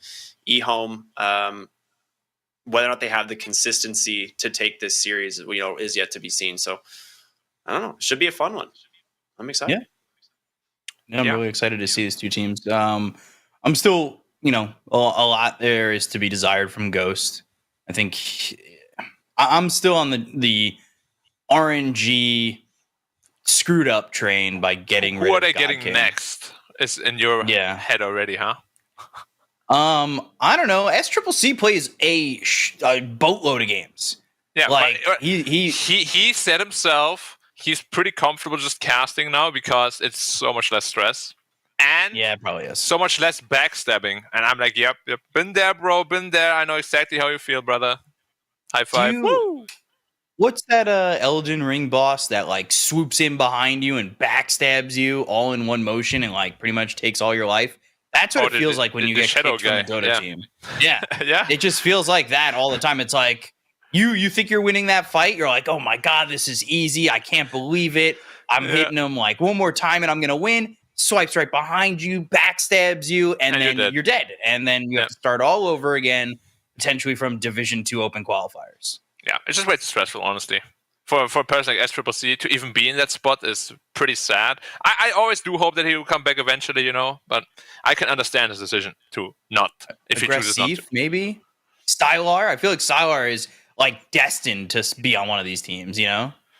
For a month or two, It almost screams Before Stylar. we speculate anymore on some other players, how about we speculate on some picks as we're going to get ready to go into our first draft of our first game. We finally get to see what these teams are cooking up, and it's going to be a first pick Marcy.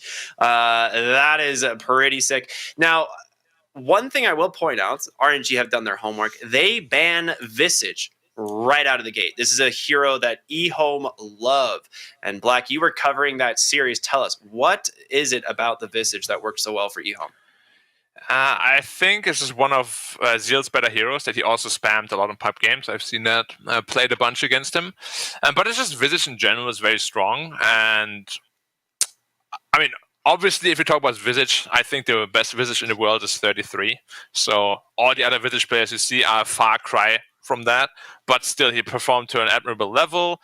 He won the lane, had very good familiar micro in those team fights. So I think if you play against a player like that and a team that really likes to first pick Visage, it's just a locked-in ban, pretty much no matter what.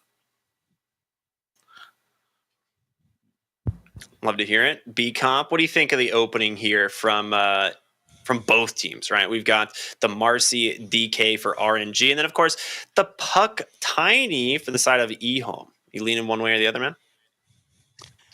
The Puck seems to be like a very favorable mid pick right now, and I think it gets banned out a lot. Picking it first phase seems like it's almost a necessity if you want that hero these days, but I don't know if there's like better choices. I like the Dawnbreaker ban because I feel like that hero is definitely being seen as very strong, especially with that Ags. It's kind of disgusting.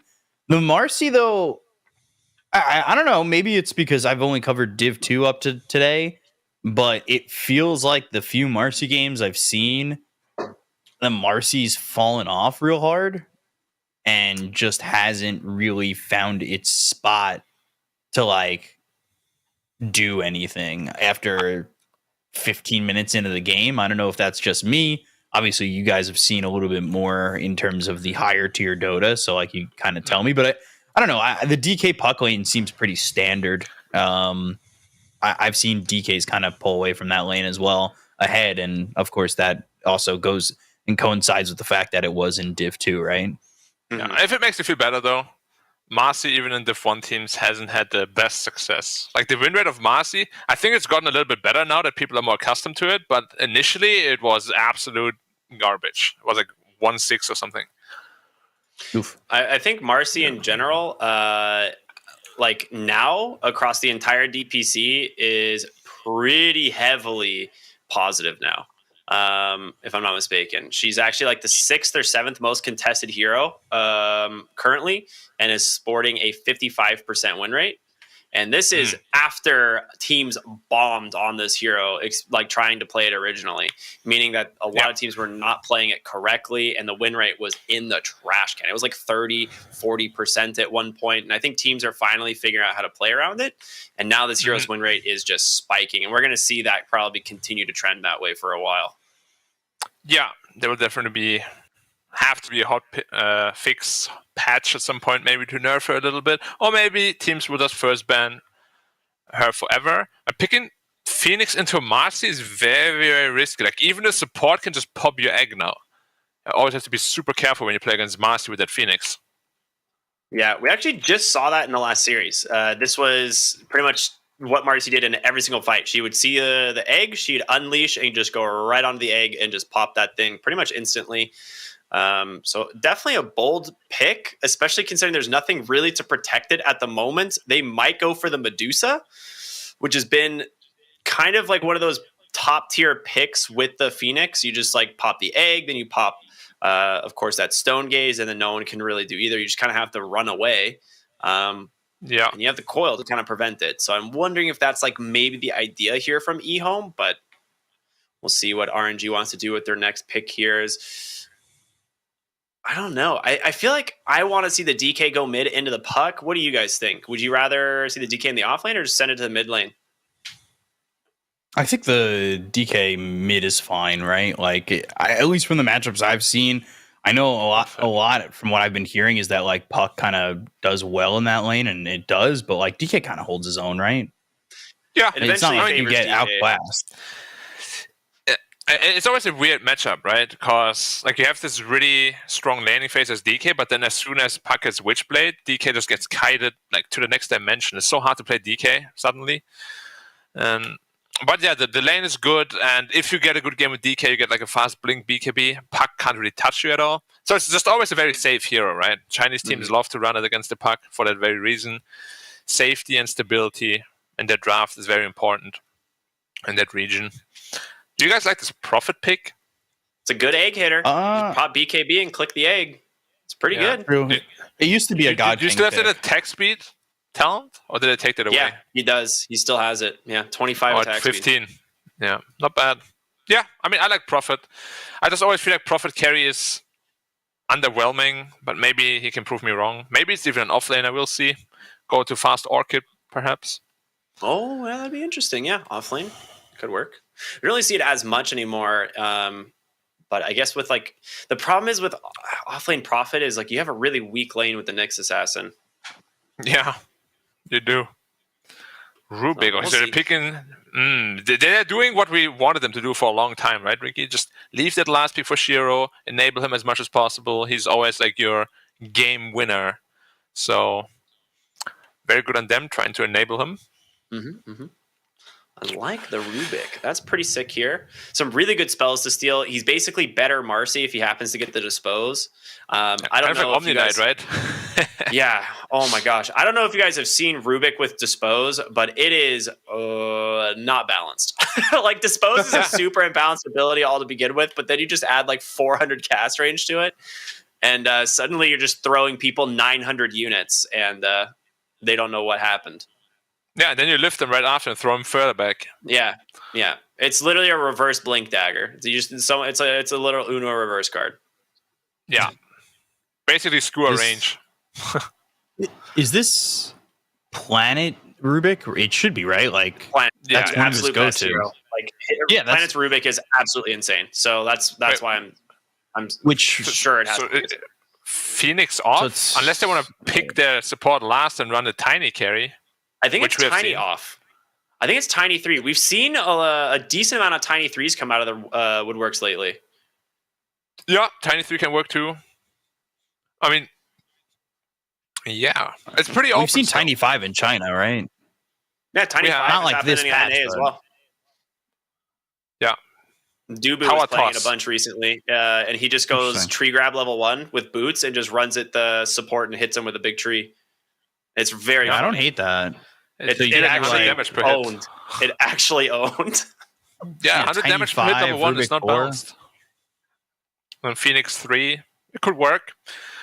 But they're very open. They're just going to adjust whatever they need to with that last pick coming out of RNG. They kind of need a one who can protect the egg as well. If they're gonna make the Phoenix 3, then they really want to protect that. Yeah, RNG's draft is a bit weird, honestly. Like, you can't see like super much synergy. It's, They have a lot Also- of catch. That's Yeah. all I see right now is just like a lot of catch. yeah, but no The damage. Yeah. The tiny puck has been a combo for a little bit because, we at least in the games I've covered, I've seen a lot of it just because you throw the dream coil down and snap it with toss. Yeah. Yeah. It's real good. That combo That's is why real a lot nice. of times we see the Tiny as a support because you don't really need much to make that combo work. Yeah. But if you're going to play it as an off lane, suddenly you get that blink dagger maybe a little bit earlier and that Tiny puck could rotate. I could see that being the case. They're going to go ahead and ban out the Ember and the Void, just other heroes to protect that puck in the mid lane if they're worried that the DK ends up being flexed to the off lane. Which isn't the RNG worst with thing in their the last world. pick here. I mean, what do you guys think? Ursa. The DK can go either way. So what type of hero would you guys like to see? I mean, they just need pure damage. They need pure damage Yeah. dealer. Well, there you go. It's an Ursa. That is damage dealer for sure.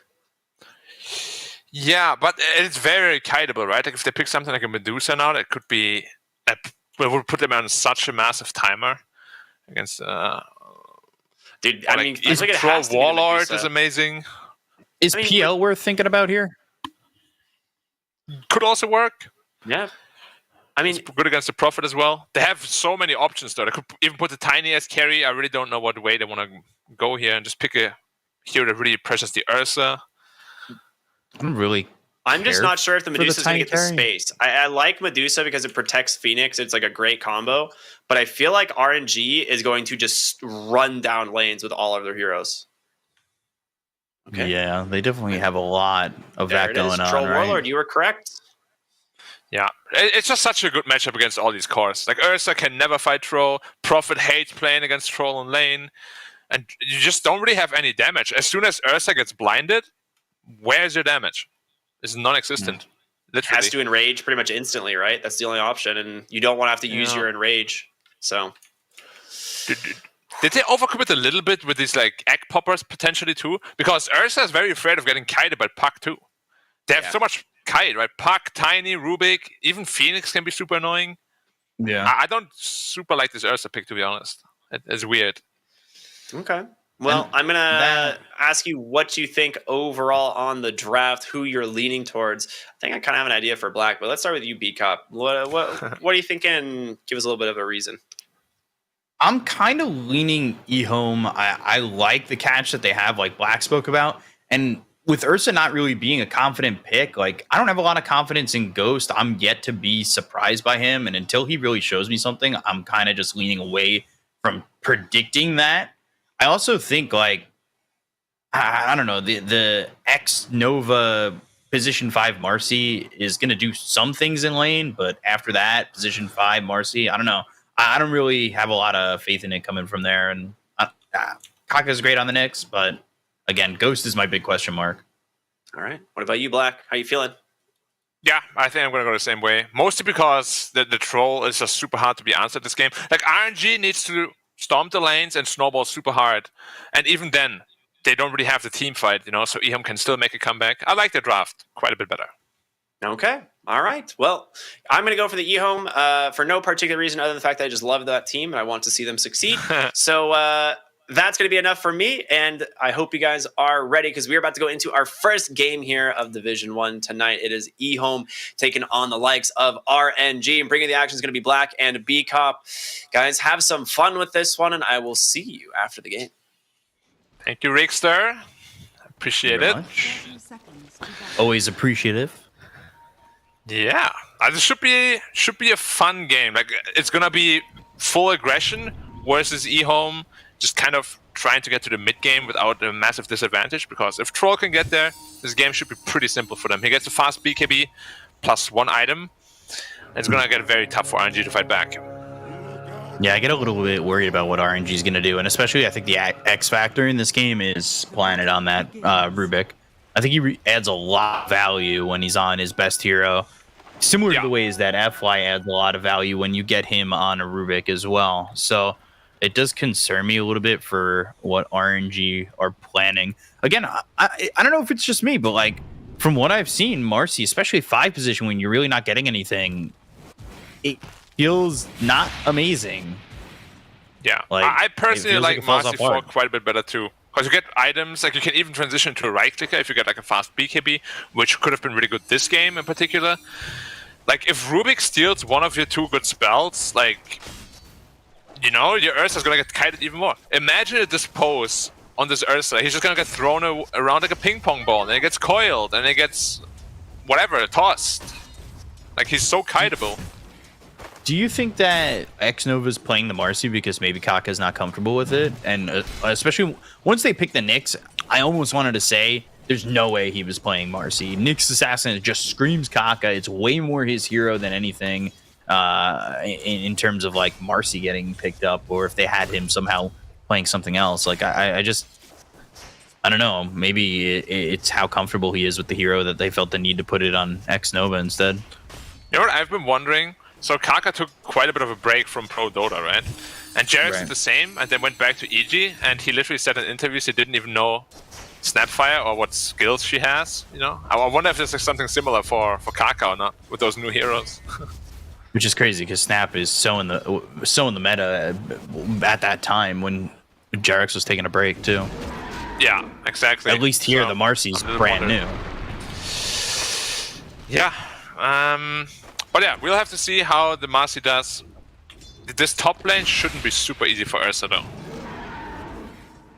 By the way, do you think Marcy's win rate is gonna go down a bit once people get more accustomed to playing against it? Like you don't get tossed into the tower anymore and stuff like that? You think the win rate's gonna go, you said down? Yeah, do you think it's gonna go down or up as we go deeper into the patch? Well, it's certainly being found out a little bit more, right? Like at first Marcy was first phase ban, so I think people were afraid of the unknowns of what Marcy brought to the lineups and what they did, and now I think people are a little bit more used to it, and I think that means Marcy's win rate is probably going to go down a little bit more, where teams are just figuring it out and how to play against it, where they're willing to do so, right? Yeah, for me, I think Marcy is only really broken. Like I've been a big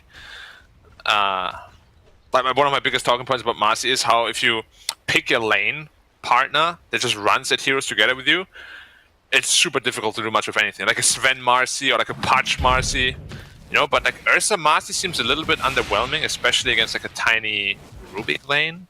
You know, so I feel like maybe they didn't quite figure out how to use Marcy to the fullest potential yet. Mm-hmm. It also, like, that little bit right there where Planet's just fighting Xnova kind of screams that they're a little disconnected in this lane. I think if Ursa comes over and they dispose, get the toss over on Planet, like, he's just dead, right? Like, Ursa would make that jump and just kill him. Yeah, Ghost completely out of region now, too. He was given that salve, which didn't even do that much because it was passed over. Yeah, the fake salve. Get your own salve. Yeah, I think this greedy carry meta really needs to stop. I see so many sidelines just lose because they don't buy region. Yeah, there's a lot of focus on, I would say, one positions in Dota right now. Like, obviously, you're the quote carry, but I feel like the focus is like almost all on it at times. Yeah, I definitely agree with that. It's just, usually when a patch drops, like the first week or so, you're sort of excused, or the first couple of days. But this deep into the patch, you should never run out of region as a carry. Oh, Shiro did making the jump. I'll go for if you got that Zeal first up at root, top. man. That's the first hit bash, the first hit root. Yeah, would have killed the Prophet there. But yeah, again, completely out of region on the Ursa, just a mask of death or morbid mask now. So if he gets right click a little bit more, he's gonna feel real bad up here. So greedy, that itemization as well. Level 2 Fade Bolt, constantly eating that. Like, that's not exactly fun to play against, that's for sure. Yeah.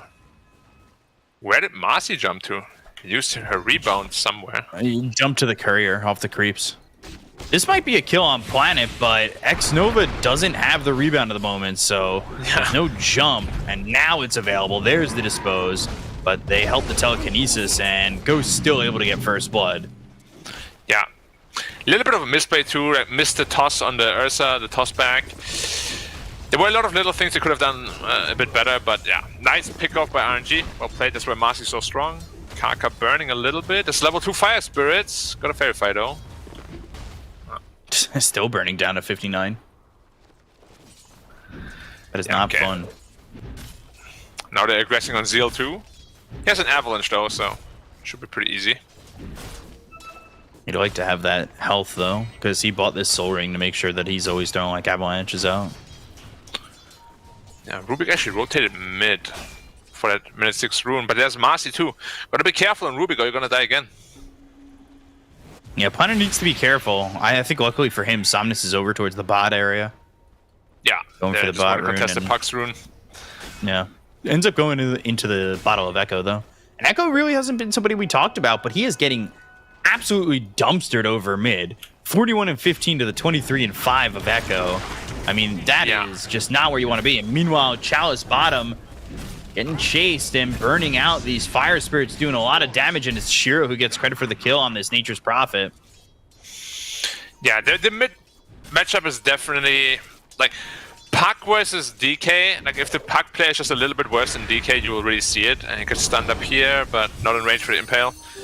And it's usually what happens. Like Somnus is just one of the best in China, so not a whole lot you can do. You know, they're looking for the Nyx though. Prophet is also dipping in.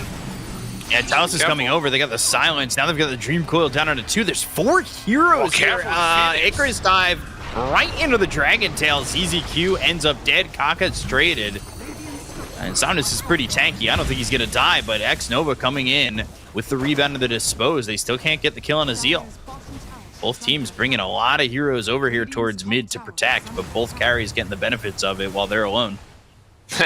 Very interesting that Azeel TP'd away from the top. Just being like level, what, 5? So yeah, not even now, level 6 or the anything. free farm. Same with Troll. Always hurts a little bit less when you need a Prophet, right? Because you got those double TPs. Yeah. So he's going into the Battle Fury. Very greedy approach from Shiro. And I might have potentially actually liked the Maelstrom a bit better, just to fight early on against the Dragon Knight. But if he gets away with it and gets really big, we spoke about how strong Troll is this game. Maybe even expecting that timing, right? Like, Planet's already here looking to stack a little bit. Maybe feeling the rest of the team can't exactly put them in a position where they're going to win if he goes for the Maelstrom, but will allow him to be in a position where the map stays open if he goes Battle Fury. Yeah, potentially. It's just that with the good game that DK is having, like a very fast Heaven's Halberd, could be very problematic as well. Chalice forced the TP out of the lane. Yeah, nice juke though. If he's there, he might get rooted, and he dies. So he's going to the Maelstrom on the Prophet. Very interesting. Tipping mid again, and the Summer Tower should be gone. Pretty quick. 8 minutes 45 seconds Tower has fallen. to get this tower. Like, this feels really good, especially because Shiro, from what we've been seeing, the stacks are being made. Edging towards probably Shiro wanting to farm the jungle, but if that mid lane is open, your jungle is going to be a lot harder to protect. I gotta be say, I'm a little bit scared for the item build of the troll. If you see Ursa, he's going for the diffuser blade. Because they have to do that, right? We spoke about it. Step on the gas early, take over the map, and really just choke them out.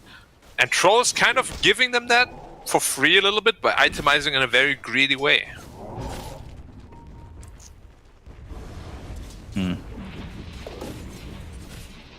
Echo kind of needs to find something, right? Like, I almost would have expected him to maybe look to rotate towards Zeal and look to get that toss with the Dream Coil and make a play.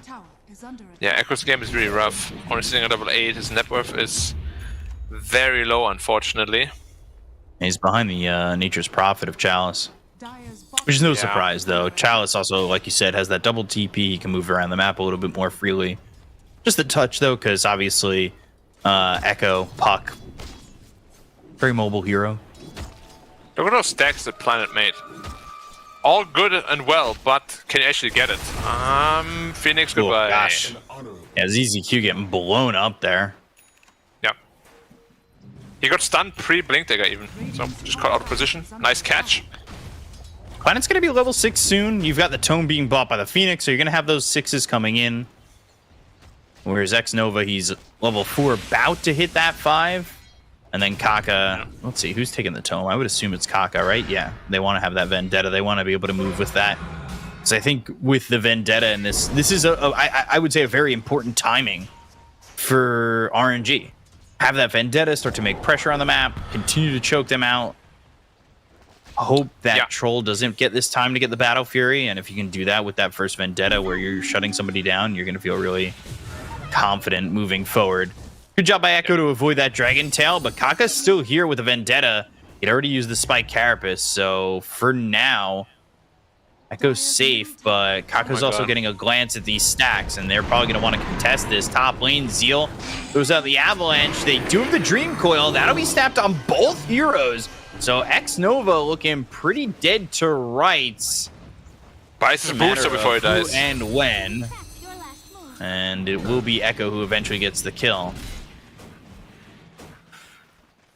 Yeah, so far, I mean, they obviously worked up quite a bit of a lead, but if they can't capitalize on it a bit more, the Troll is one component away from his Battle Fury. And then they're going bottom now. Stacks. Mm-hmm. Ghost again. They knew he used his ult, so they want to continue to go, but they don't have a Dream Coil or anything like that to hold him still. I guess they do have Telekinesis Dragon Tail. Yeah. He's pretty close to his Diffusal, which is the next layer of pressure for them. And you see they're just chasing around the lane? Sorry, what? Shiro moved off bottom. I'm a little bit surprised. Yeah, it's because they saw all the heroes rotate bottom, but like they're just playing with him now, right? They just want to run at them all the time. I guess so, yeah. I don't know. He comes over towards top where I guess 1v1 against Chalice, he would have been okay, right? They're smoking it from behind with the double damage on DK. This could be a very good fight for RNG. Ooh, they got the egg though. That courier. They need to be careful. Shiro pretty vulnerable at this moment. Two-man impale from Kaka. Echo and Shiro already gone. Avalanche, no egg. That gets blown up. A very good fight for RNG. Planet bought back. I don't really think he's going to get anything but a buyback in this situation. That is 6 kills for RNG and a 5k lead. He comes top, he dies. Shiro now, what we thought was going to be a quick Battle Fury, now turns into a quick Aegis for Ghost. Yeah, and I think this is how quickly the cookie can crumble, right? He's still not in his Battle Fury. Now all the pressure is in his face. They're going to get an Aegis on the Ursa. This fight could just seal the deal, to be honest. They can't defend Roshan. That's gone too. 7k lead. It was 2k before the top fight, mind you. Yeah, they got 6 kills, and then they just got themselves an Aegis. Yeah, 6-0 a tower plus Roshan. This is turning into a little bit of a shellacking. I hate Tiny offlane. I gotta say. Mid lane Tiny, carry Tiny, or plus 4 Tiny is really all I want to see. Maybe a 5. I haven't really seen that too much, but I wouldn't mind a 5 Tiny. Be offlane. But I guess the question becomes how would have offlane Phoenix done against that Ursa? I would assume decently well. You're getting more levels. You can throw the fire spirits out. Like Ursa's lane isn't exactly like that easy, right? Yeah, you don't really want to do lose deals in trouble. As we see Zeal potentially die. Yeah. Sprout off the mark, but he's got the defusal, so he has the slow, and eventually he should die. The impale being held by Kaka. Spike Carapace doesn't land. There's just no way out for him. Yeah. I guess space made for Shiro to have this Battle Fury now. I mean, it's done. Battle Fury is done, and the stacks are all still there. Well, the big ancient stack is still there. Yeah. I think the big camp was taken by Phoenix. I hope so. Look at the net worth differences, though. Like, it's massive. Yeah, it's gonna take a massive blunder for RNG to really lose this game. Summoner still went into Mage Slayer. Just not pushing, right? Like, we've seen some teams kind of get gun shy about moving forward on the map. They're going past the tier 2s at times. This troll is still gonna be the strongest hero on the map once he has his BKB, if he gets there. So they do have to respect that still and really keep up the pressure, as you said. But they're doing that. They're hitting towers already. Gotta keep up the pressure. Start taking in these tier 2s, and then EHOME's gonna feel very vulnerable. But at the moment, I think that Shiro, like you said, with the Ogre Axe already, if he can get into the BKB at a decent timing, then all of a sudden, I think EHOME have an avenue. Yeah. I'm very surprised that Echo has been so quiet this game. 1-1-1. We saw the Dream Coil top. That was the first big fight, other than the one that came to him, that he was involved in. It was his first real rotation off the mid lane. Yeah. And at this level of play, you can't really afford to lose your mid lane this badly. Like, usually mid lane is a 5-5, right? We always say how boring the lane is and whatnot. But this time around, he got absolutely destroyed. Yeah, Somnus is ahead by almost double his net worth at the moment, and it's only going to get more. He'll pick up this shard, he'll have the fireball, he'll farm a little bit quicker. Like, Somnus is off to the races at the moment, and that's a big issue for EHOME. Because while they do have Shiro, who's going to have the BKB, they're in trouble elsewhere, and, well, elsewhere is Zeal getting taken out by Ghost. Yeah, Ghost is having a solid game. He is. Definitely playing Ursa to its fullest potential. And also going for very aggressive items this time around. I liked it a lot more. Like, usually he just goes for these super hard carry late game items.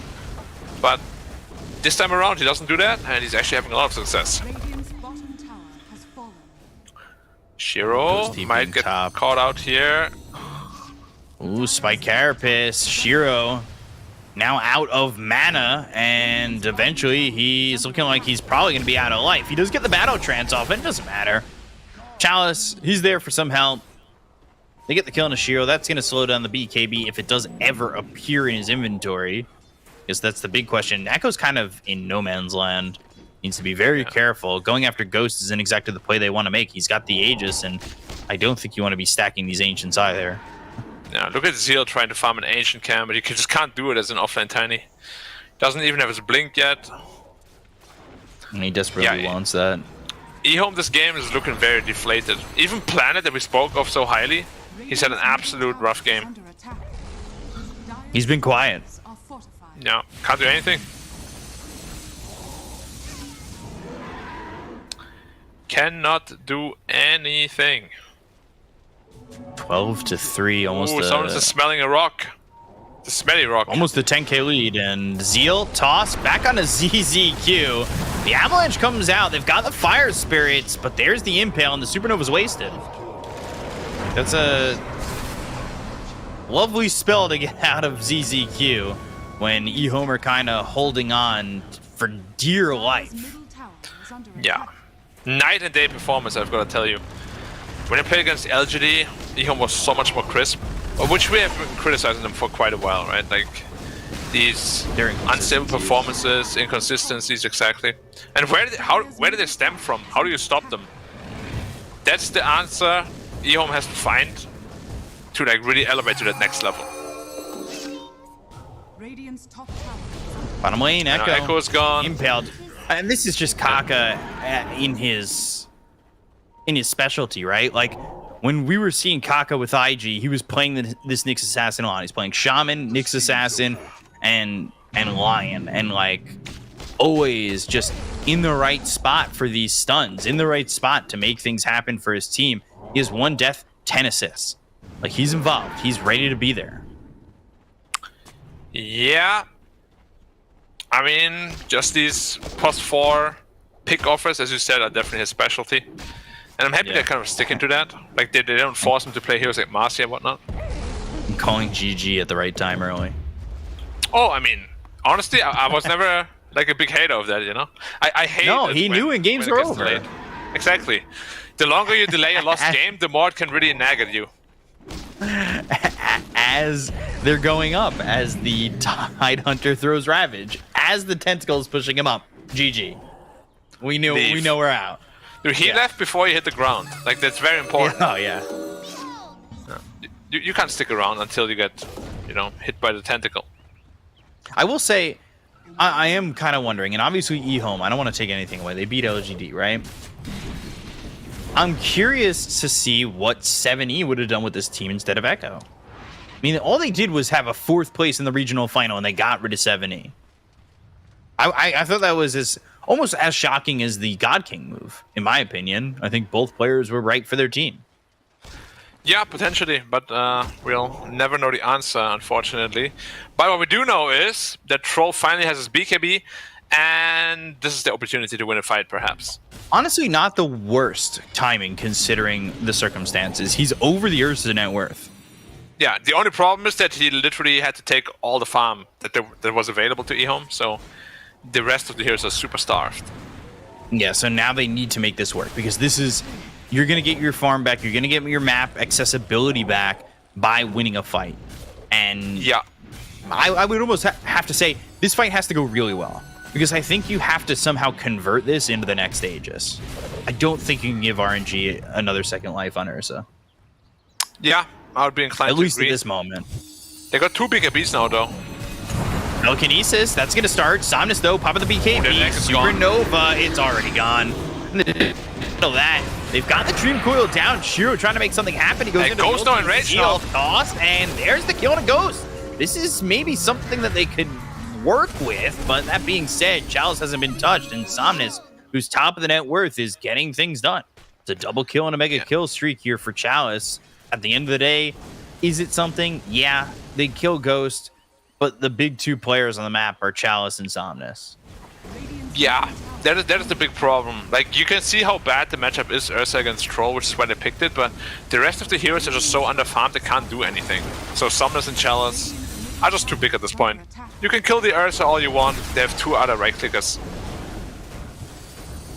BKB from Somnus helps him to survive, and really not survive. It didn't feel like he was going to die. It's more BKB helps him thrive in that situation. Ooh, Chalice TPing out. Echo, yeah, he doesn't have Dream Coil or anything. No, he still has BKB even on Prophet didn't have to use it. Yeah, it's at 9 seconds, so hasn't used it at all. Look at Kaka, potentially setting up for Echo top. They have a sentry ward down though, so nice sentry, they see him. But Kaka also knows.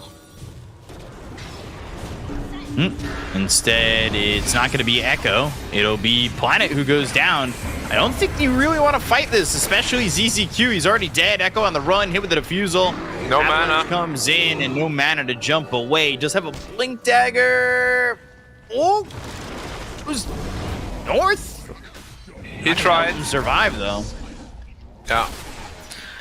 He tried his best, but yeah, at this point, we're approaching the... How should we call this? Domination? Super domination? Choose a word you like. Term. Yeah, Domination City. Domination City, sure. You can't really do anything from EHOME. From EHOME's side. They're smoking up.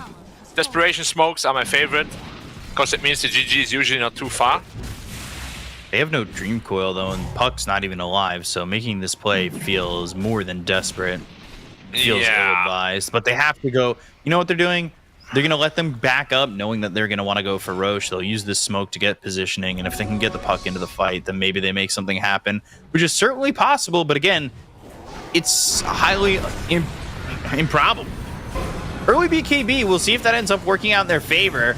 They've got the Sun Ray. They're trying to keep Zeal alive. It's a little bit tough for them. Icarus dive, Supernova, not a bad spot if they were in Roche. But they're not.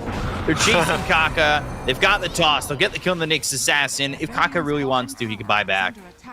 Now Supernova's down. Honestly, the biggest Roche spell that EHOME probably have in that situation. Echo is dead. Oh, Echo. He's caught out. You don't hear that sound bouncing off the walls anymore. Yeah, Zeal also sitting on 400 health. I don't think they can fight this Roche. Hey, ZZQ, be careful. They really want to go for Roche. I think they just want to go for these heroes. Shiro pops the BKB. Avalanche comes out. Shiro, though, kind of stuck. So a majority of this BKB duration was stuck in the trees. Chalice gets low. Chalice still TPs out. Shiro will end up dead. So will ZZQ. They bought back on Zeal, but there's no real entrance to this fight anyway. 3 heroes that are dead right now for EHOME have buyback, but again, for what? Yeah, there's Aegis shot going in the hands of Ursa once more. It's honestly a pretty depressing game for EHOME, it must be. Like, they're trying so many things, it's just nothing works out. They just don't have the damage. Or the control through BKB either.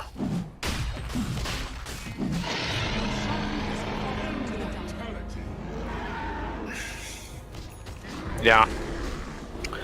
I wouldn't be surprised if this tiny offlane actually has like maybe the least amount of damage in his team, or no, second least. It's just, I mean, Phoenix earlier had spirits and everything. Yeah, I would agree. Probably tiny lowest. Yeah, it's not a good showing, man. I really hate tiny offlane. It just feels so weird. We've seen Like, you crazy make 1 or 2 things, missteps. especially with these teams, right? Come back. Yeah, I mean, EHOME somehow won against LGD when LGD had like 10 ultimates available, like by Armor cliffing himself and then Kronos fearing nothing, you know? It can happen. It's just, as I said, very unlikely. Like 99% of the time, RNG should be winning this. How good There's is just this no gonna feel, space, the no mana map. burn on Rubik? Decent, Man, right? that's pretty good. Yeah. Oh, Shiro. Oh, God. Kaka ready. He's got the blink dagger. Shiro not ready. Shiro bought out after he died on that Mythro Hammer. He did. Okay. And now it's time to go high ground with a nice blue dragon. I would much rather prefer it if it was the black dragon, of course. Rumors have it that it's named Black Dragon because of me. I've heard that. Do you believe the legends? I do. Nice. I'm a big believer in legends, especially Legends of the Hidden Temple. Are you a big believer in comebacks? Yeah. I don't know if you know the show, but go Blue Barracudas. Trying to get the toss back, never a chance. Zeal dead, no buyback, 70 seconds. It's going to be a while until we see him again, if at all in this game. He got pre-clicked with the Bloodthorn on Somnus, so well played by Somnus.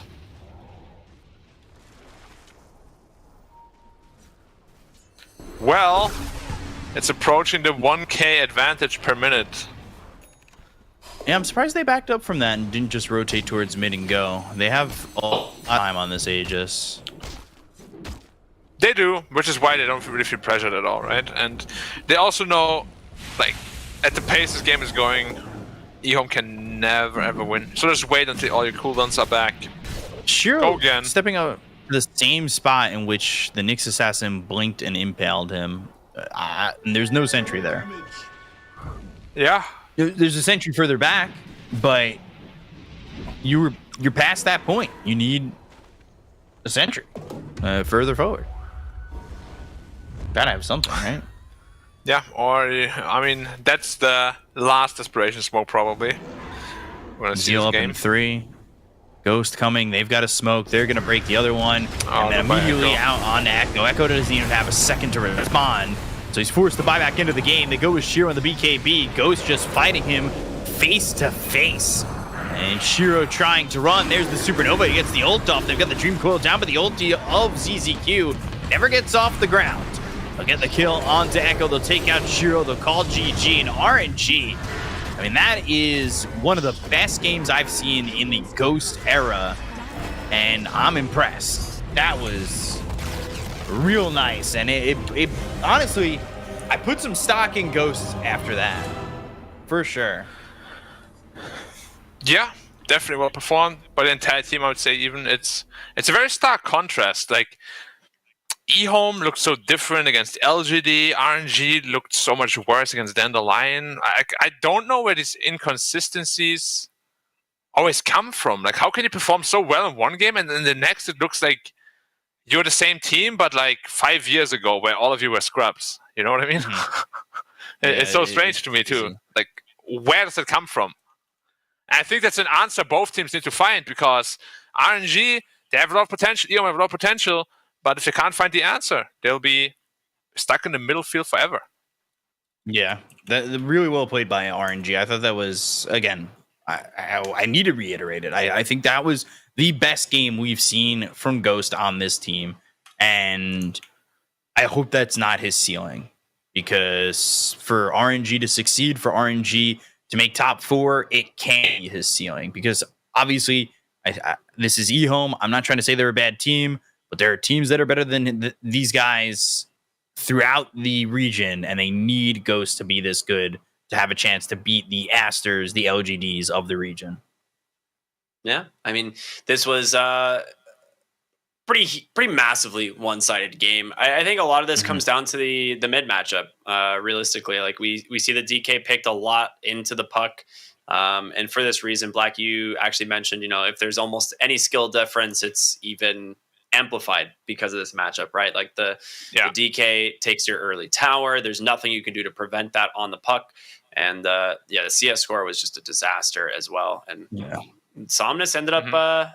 It was like 2,000 gold ahead at 10 minutes, which is a lot. Pretty disgusting. That's like it's a huge issue when it comes to like your mid laner. You can't really afford to be that far behind, especially on a hero like Puck, who is supposed to be one of the fastest farming mid laners who gets active early, and you just didn't get to participate this game.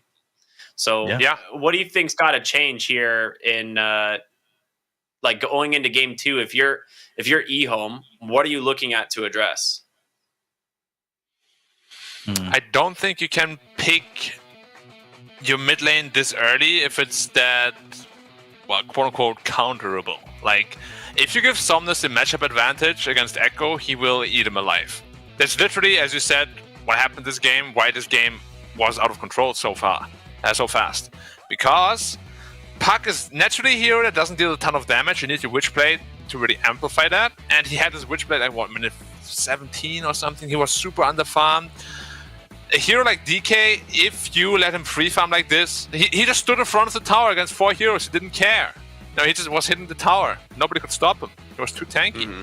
You can't let it allow to happen. So, sure, RNG as a whole plays super well, but I feel like Somnus just won him the game by outlaning Echo super hard. Yeah. Kaka also had some of the sickest spike carapaces. This game, like in stuns, just like on Deshiro, controlling him up in these fights. And the one that's outside the base, I'm hoping we see it in the highlight reel here in a moment, but it wasn't actually a blink and pale. He was sitting Vendetta behind a creep he was attacking, hoping he was going to switch to melee to proc a cleave, and it did. And he stunned him on a spike carapace cleave from a range attack. It was like the thought process to like anticipate that on a Nyx Assassin is ridiculous. And it's just those small plays that come out from Kaka that also just like make this game so difficult for EHOME. We're gonna see in this fight as well, like just that almost frame perfect stun here on Ashiro as his BKB expires that keeps Chalice alive. Yeah, it's just so good. He just owned on the Nyx Assassin. You guys were highlighting it during the game. He did. Yeah, this is honestly, RNG as a whole just owned. Go ahead, pick up.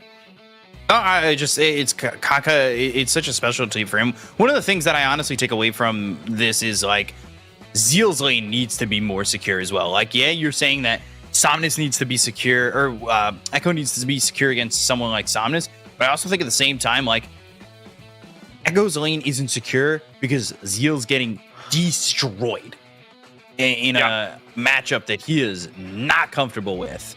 So if that lane's easy goings and easy pickings, that means X-Nova can come over mid. That means mid feels a lot easier when you know top doesn't need any help. Like, Zeal, you have to put him on more of a comfort hero. I don't know. He looks way out of scope. B-Cup Ricky, I kind of forgot about it because of what I did to LGD, but wasn't EHOME always at the weakest when Zeal was put on a hero he doesn't know inside out? Yeah. We talked about that all for 1, right? Yeah, to 1, to a 2. Like, all of them really. Talking point a lot. Yeah, so if they ban out the Visage, I don't know if Pango was banned, but you gotta get Zeal on one of his comfort heroes. It always has been the breaking point of their team, I feel like. It really has. I remember we spoke a lot with them during Tour 1, and just about like the team dynamics and about like how they were like growing as a team and their coach and stuff like that. And they said a lot, Zeal being kind of a big kind of breakthrough up and coming offlaner for their team, who's just been putting in so much work, so much practice, and just improving as a player and meeting the standards of his team. And you could see the difference in the games where he was on one of his best heroes, things like Pangolier, stuff like that. But yeah, the offlane Tiny definitely felt out of his comfort zone this game. And I'm actually really glad you brought that up, because it is very true. All right. It does seem like this is not something that he had maybe practiced before. Yeah, it felt very out of sorts. And it's what EHOME talked about it. And it's also the answer I got from X-Nova when I originally messaged him about Zeal. Like, who is Zeal? Like, what does he do? He's like, well, he's just in university playing Dota professionally for the first time. It's like, so I feel like you need to make him feel very comfortable in these lanes, or carries are going to take advantage of that. So I think if you're EHOME, you really need to think about that. And of course, that makes your draft way harder, right? Like, now you have to secure Echo's lane. You have to secure Zeal's lane. I think for the most part, Shiro can do pretty well on most heroes. We've seen him succeed multiple times. But when you now have so many caveats to how your drafts are going to be successful, that puts you in a hole no matter where you start against any team. Like, it's tough. Yeah. Definitely is. I don't know. I just want to highlight again that Shiro kind of played into the hands too of RNG. Like, his itemization, you already are the strongest hero on the map once you have your BKB +1 item. You don't need this hyper scaling Battle Fury. Just go Maelstrom into BKB. You can participate earlier. You can maybe pick out some better fights, put less pressure on your team to make space for you, Like, I love Shiro as a player. It's just oftentimes he has this like mindset where he's like, oh, I gotta carry everything myself. You cannot win Dota if you have that mindset, which has for me been his biggest weakness. It's not his skill, but his mindset. Gotcha. Well, hopefully they address some of these issues as we are going to take a small break, and we'll be back with game number 2 here of EHOME versus RNG. Hopefully a more even game 2. So stay tuned to everyone. We'll see you in a bit.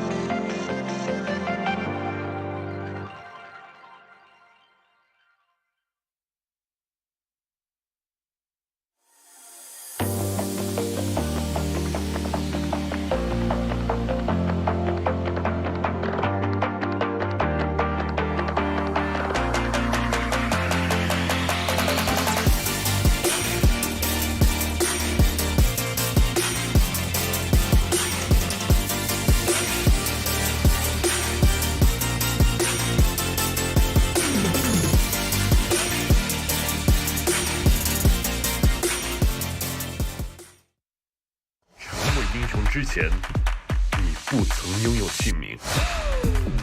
通向终点的路很长，但谁也无法预知结局。有人潜心暗影，谋而后动；有人拼尽全力，克敌机先。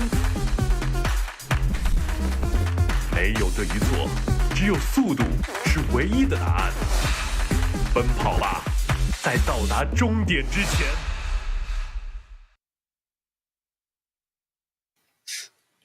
Hey everybody, welcome back. We're just having a chuckle here before we get ready for our second game here of our second series this evening. Again, if you are just tuning in, it is RNG versus EHOME, and RNG taking an incredibly convincing game number 1 win. My name is R Cryptic, and again joined by the greatest casting duo of our generation, BCOP and Black.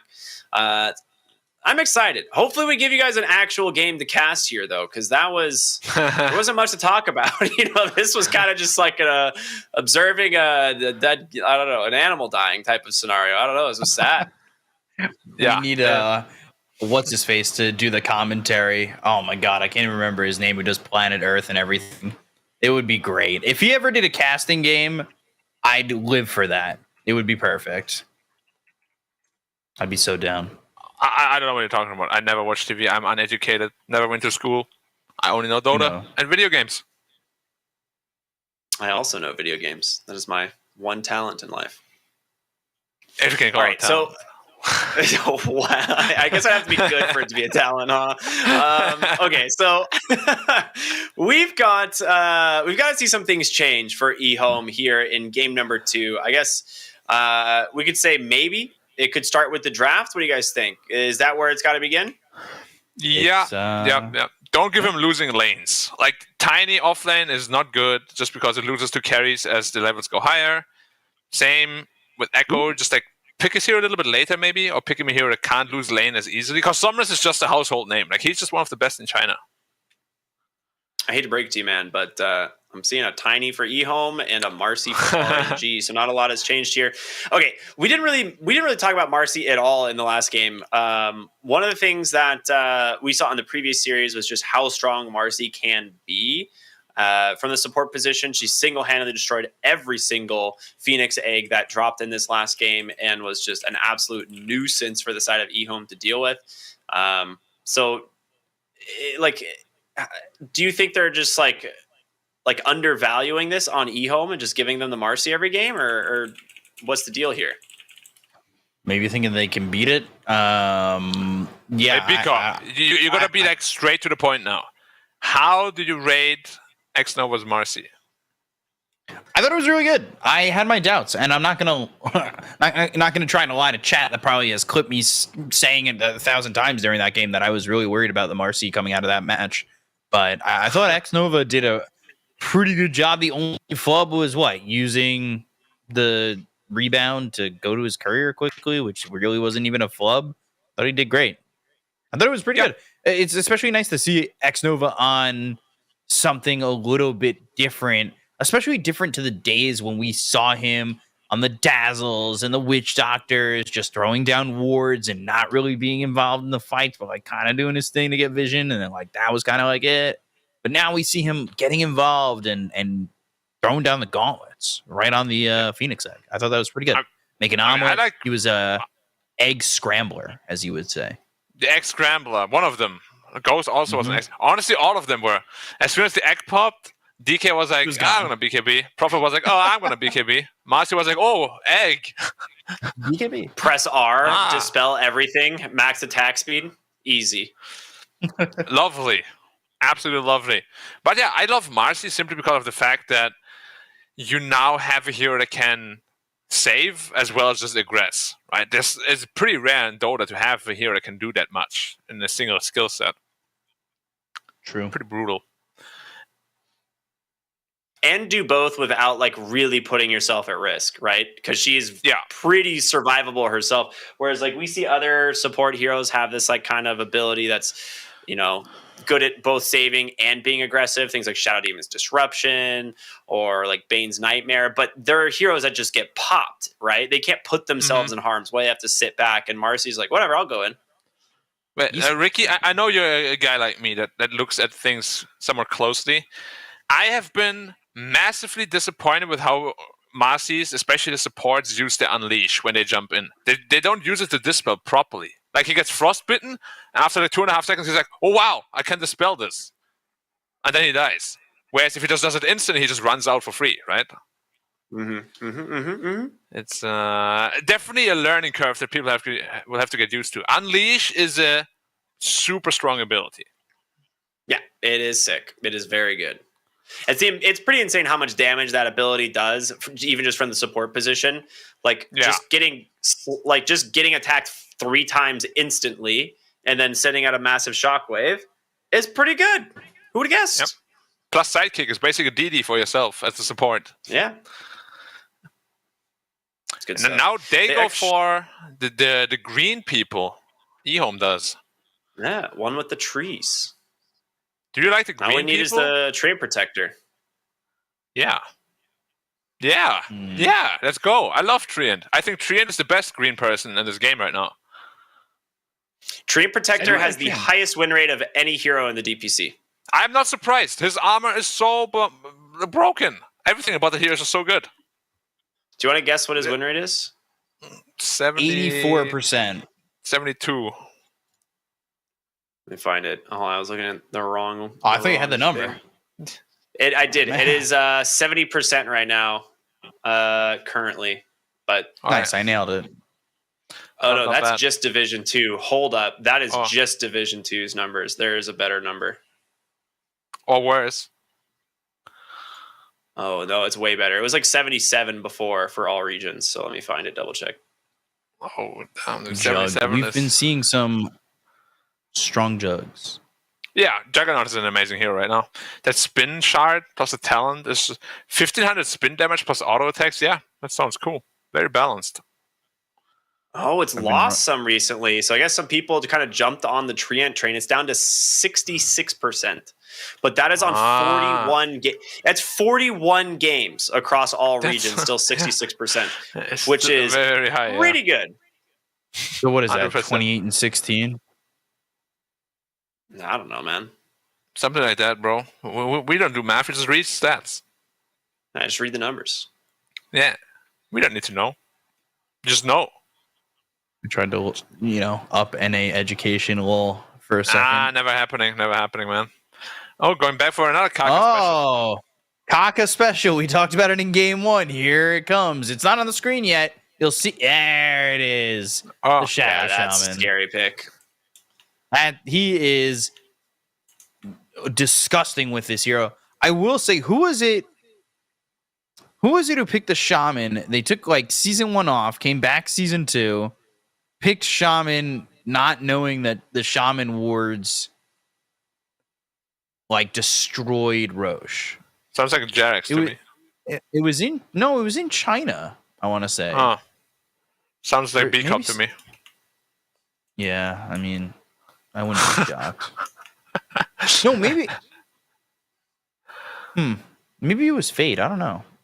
I can't remember, but it was a 4 position that was not remembering that it just felt so good to throw the Serpent Wards down right in Roche Pit. But whatever, I'm rambling. CK gets picked up for EHOME. Look at that. CK back in the meta. He's here. He's not green though. Yes, but if you were to put him through a negative filter, or whatever that filter used to be on pictures that just made everything green and purple, he'd be green. However, he's standing on green grass, so it counts for something. True. In this game, though, he is that is the truth. He's pretty good, right? Like CK, what they've been lacking, they have good disable and lockdown, but CK is going to give them that damage. Is there any carry that deals more damage than CK right now? Burst? Probably not, right? Is that CK safe lane? Probably not. It Burst. could be offlane. I think it's going to be. Yeah, I think it's going to be offlane, safe lane, profit. Hear me out. I was actually really gunning for a Pudge 3 pick here. Pudge 1. Yeah, I don't know what you do on RNG if they had picked Pudge here. You actually have zero kill threat on 4 heroes. These are the types of games where it's if it's just in the pool and they have a bunch of heroes that just can't kill it, man, That would have been this would have been for such me, a good PUBG game. Patch is definitely never ever first phase material. But as you said, in a game like this, when you see so much, it's good. Very good. But they offer the CK, the more reliable pick, probably. Too safe. You know, something too safe. Too safe. Yeah. But sometimes have you played Punch into Juggernaut yet? Need. Yeah, it's super free. You just go E level 1 and just click them. It's very funny. Yeah. And once you have E level 4, his spin deals a -1 damage. I mean, the level 1 Flesh Heap blocks all the way up to level 2 Blade Fury's damage. 100%. Yeah. And all the creeps damage too, pretty much. It's a great ability. It's very cool. Last ban here from EHOME. What do you think RNG need here? Are we looking for the offlane hero or are we looking for Somnus? I would have an Underlord Death or Prophet something. can go either way, right? Yeah. But here, like, Underlord can keep him in place and deal some damage. Just frontline for them would be very nice. Oh, they banned the Underlord, yeah. Centaur, actually. Oh, Underlord was banned. Yeah, okay, that makes sense. Yeah, they banned it. Centaur is basically like the fake Underlord. Centaur, I think, is a little underrated right now. Yeah, I'd agree. It's a very strong kill lane, too, with the Shadow Shaman. Shadow Shaman. Yeah. 2 second stun, level 1. Pretty good. Now, what do they need on EHOME? Some teamfight would be nice. I'm really hoping this is a support Tiny now. Okay, it is. Oh, Pango, okay. Yeah. Okay. There's Pango. It's going to Echo, though, not Zeal. Yeah, it's not Zeal. He's taken it to the offlane. It is going to be a Shiro Chaos Knight, though, so they are planning on playing him in the 1 position instead of the Nature's Prophet here. Yeah. I think I liked it quite a bit, because Centaur Shaman is a super high pressure lane, and CK can actually kind of sustain himself there. I'm just worried that Prophet can easily feed on that lane. Yeah, it could be. We'll see how it goes. I mean, he struggled last game as well. And worst case scenario, I mean, the worst thing that can happen is to have 2 games back to back, where your offlaner just doesn't get to play, doesn't get to contribute. Now, I don't know if you guys can see this, but Zeal said he literally can't breathe, so I don't know how he even plays Prophet. Hey, His it nose looks and so mouth are completely ridiculous. covered. Yeah. Yeah. He's under like 3 scarves. I don't understand. Google, stop! You're interrupting me. What is going Does your on? phone randomly talk to you sometimes too? It was like, have I done something weird? I don't know what to do. I'm Google. It's like, no, Black's talking to me about Dota. Chill out, please. Yeah, the phones are scary, man. Technology is very scary. Yeah, last time too. My phone just says, if you're looking for this link might be helpful. I'm like, no, I'm not. If you're looking for a win, securing Zeal lane might be helpful. Yeah, it's just trying to give you some tips on analyzing the game. That's it. Before we jump into the game, though, real quick, give me your predictions. I think we went B Cop first last time. So Black, what are you thinking? I like RNG a little bit better. Just the teamfight draft, the Juggernaut Healing Ward seems a little bit overwhelming this game. All right. B-Cup, what do you think? Ghost gave me something to believe in, so for doing that, I'm going to believe in him. All right. That's good enough for me, everyone. We are going to jump into our second game here of our second series. Again, it is EHOME taking on RNG, a big series for both of these teams. And on the mic, going to be B-Cop and Black. Have fun with this one, boys, and I'll see you when you get back. See you soon. See you soon. Comrade. Hopefully this game is going to be more fun than the last one. There's a lot of potential, a lot of aggressiveness from both drafts, so there should be a lot of fighting at least. Hopefully. I'd hope this game is a little bit closer. Dude, my Google speaker is just going nuts. I wasn't sure if you guys could hear that. It was just like telling me things. It was nuts. And I have it on loud volume. Thing that's on Android phones? Or Bixby or something? Yeah, I don't like the Bixby. I have it disabled. Bixby? Yeah, and then there's yeah, it just talks to me. I'm like, what the hell is happening? Stop talking to me. I'm literally not even talking to my phone, or activated the option to talk to the phone. Like, when you press the thing, it says talk here, whatever. I didn't do that, And still, here's what I'm saying.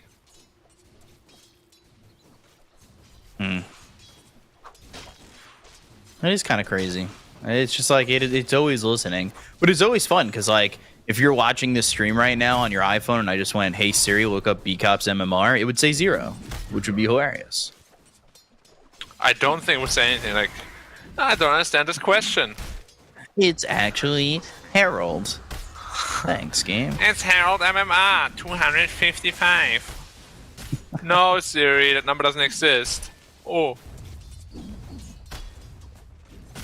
Did you mean for me to look up the worst player in Dota's MMR? Just like really tries to get at me. Just wait until all technology learns by itself. We're gonna get absolutely destroyed by technology, man. In terms of just mentally, you know, they're gonna outplay us so hard. I'm Zeal, ready. you might have to In trouble. TP out of here. Nah, you're gonna be fine. Nah, Blade Fury didn't land on him enough. Xnova losing his courier though. Planet just like, alright, I'll step up. And wanted it. I'm tiny, by the way. I do a lot of damage. Although, speaking of damage, I have to give my every Shadow Shaman game statistic. Second highest base damage in the game. Woo! And Patch is now the third highest, in fact. He made the leap? Who was 3 for the longest time? Was it Centaur? I do not remember. I don't remember who it was. All I know is it was Treant and Shadow Shaman. And those were the only same. 2 I really cared about. Yeah, same again. Kaka, a little bit of trouble. But Shiro says, nah, I want CS, I don't want to hit you. Yeah. I feel like I could have taken a lot of damage there if Shiro started hitting him. Kaka needs to be very careful once this gets to level 3 on Shiro, because once you go that 1-1-1, if that's what you want, or even, honestly, if he just went 102, I think that puts Kaka in an interesting position where he could just end up dead. Yeah, a lot of potential damage for sure. Upper stun on the Chaos Bolt where it ends up being 2 seconds plus, like, and then you just Chaos Strike. Again. Ooh, Xnova missing the jump just by a little bit.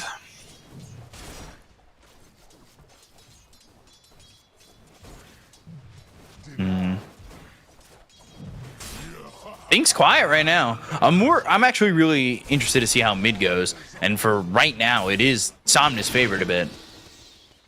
It is. I mean, DP is just a pretty strong laner though, so we'll see. Pengu should be completely fine in this lane. Get us level 6 relatively quickly, and then start rotating around. Planet is getting spun on, but Ghost has to be the one to be careful actually. He has 4 sticks, but that's all he has. Ooh. Oh, Planet just wants to throw the tree. Nah, it's not gonna kill him. It was close. It Close was. only counts in horseshoes and hand grenades. I like hand grenades.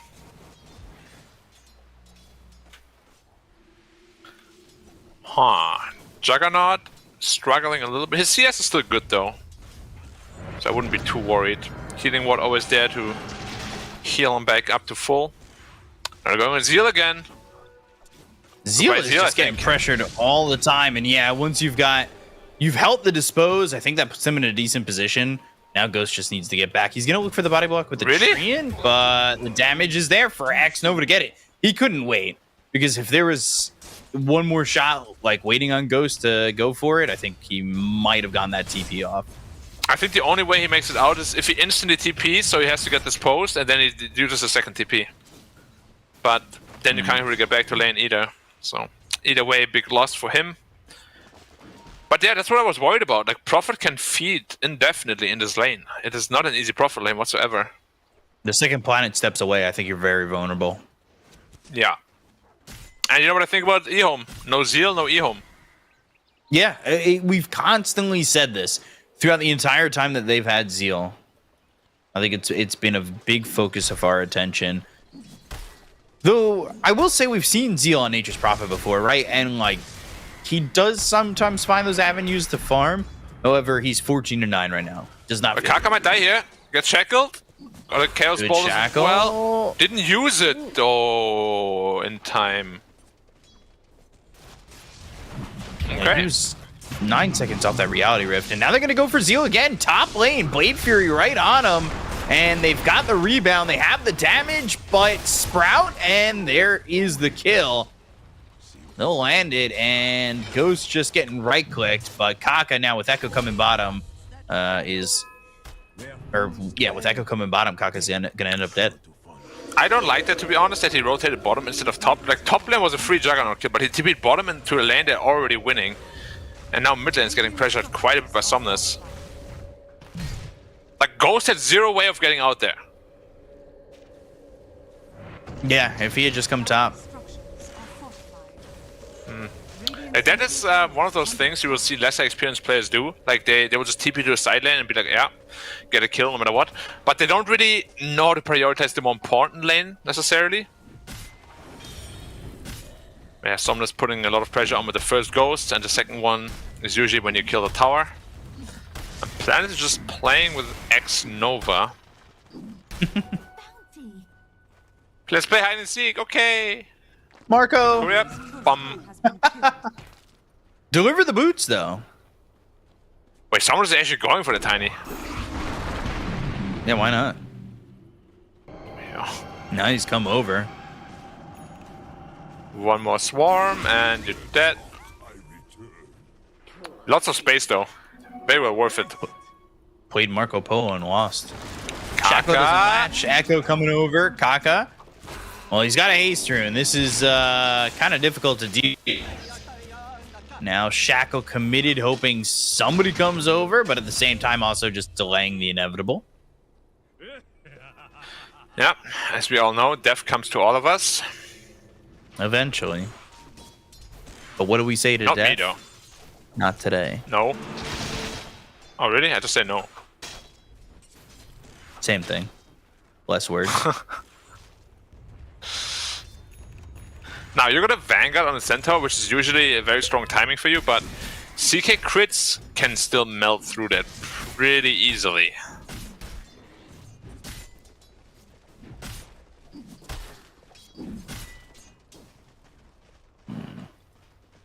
How's our boy Zeal looking?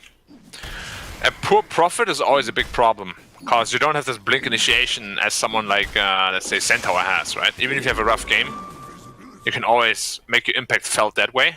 It's not the same with Prophet. Radiant's top tower is under attack. What's the major differences? Well, for when a Prophet doesn't have a stun.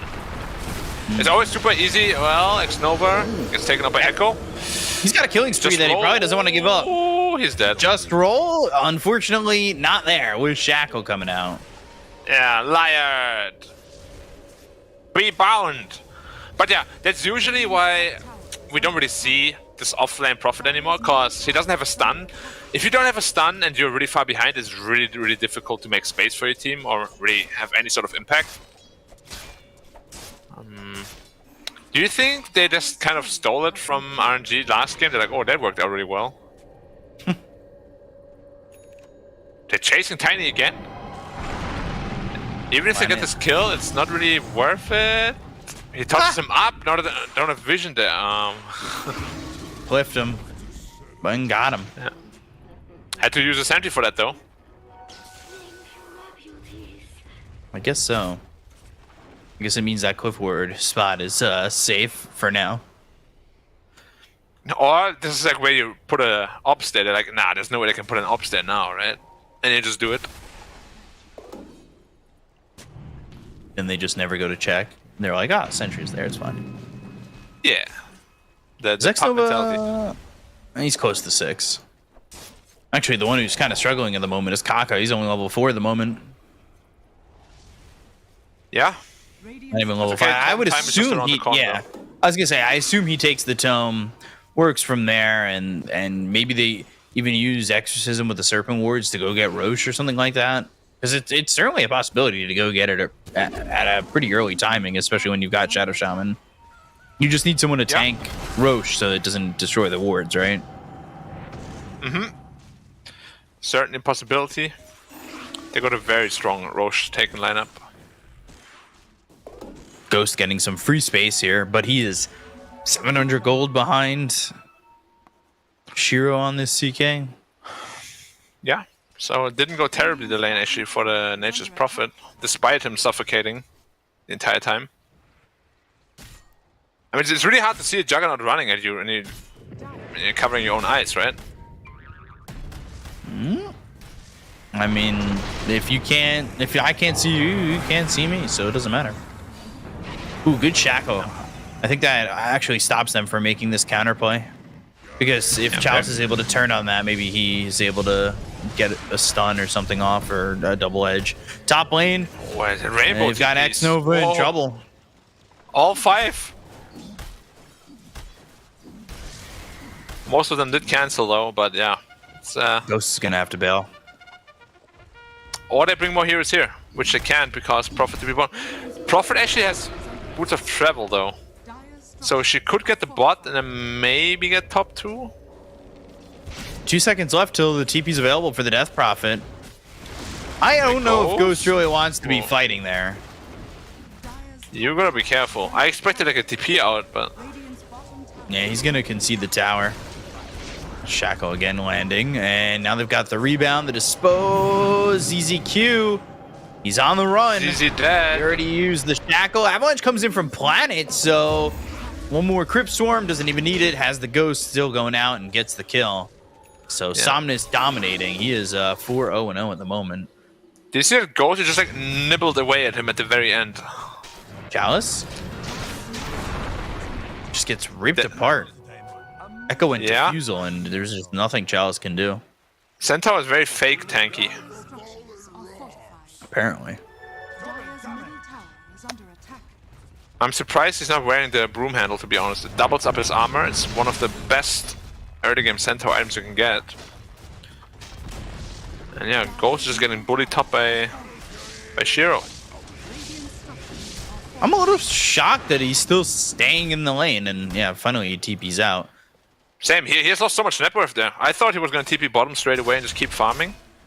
ZZQ is actually over here, and Ghost is getting spotted. Man, 2 kill Completely lead now. control the jungle. Not bad at all the game for EHOME so far. Does But it we stay haven't this really way seen though? a team fight yet. Like, they need a team fight.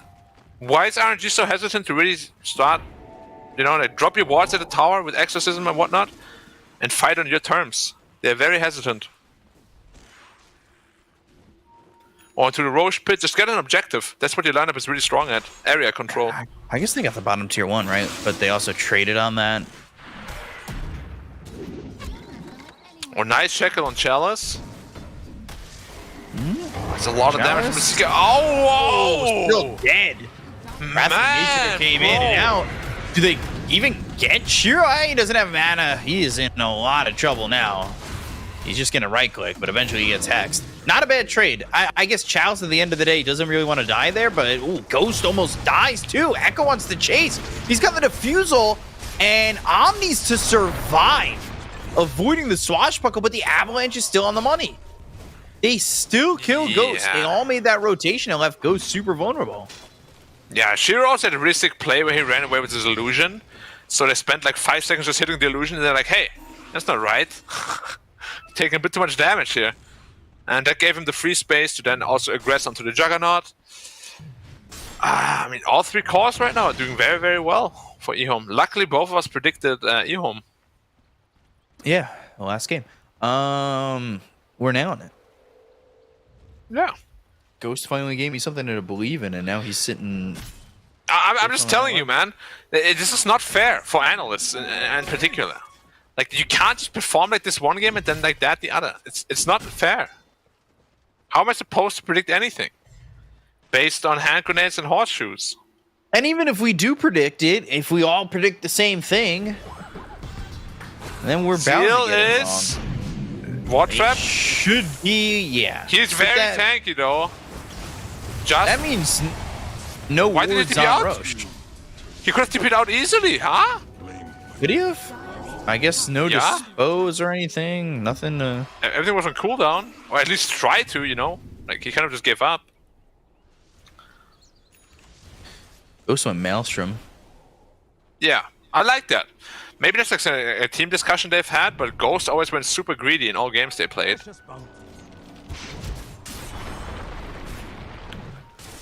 Now a little bit less so.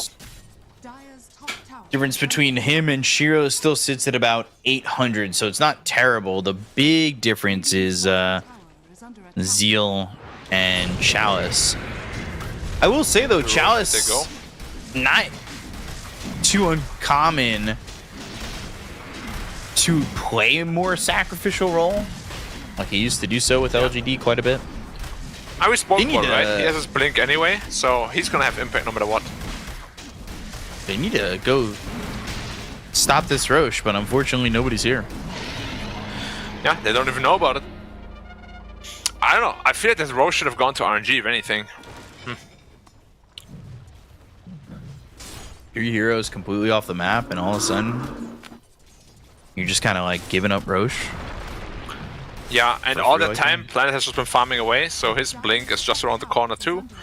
Then they have the initiation tool. Radiant's bottom tower is under attack.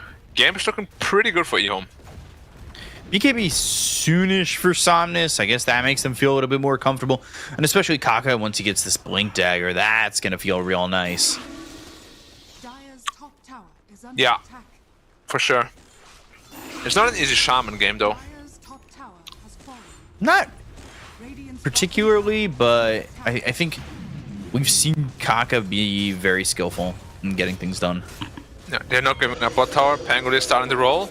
They have no BKB yet. That might be an anti-timing for RNG. He hasn't started the roll just yet, but now finally comes out onto X Nova. Going on Somnus. And now the jump onto Somnus. Omni Slash used very early. Does no damage to Echo. They go for Kaka, but they get the stun through. That's onto the CK. Shiro now ward trapped, and that's the Aegis.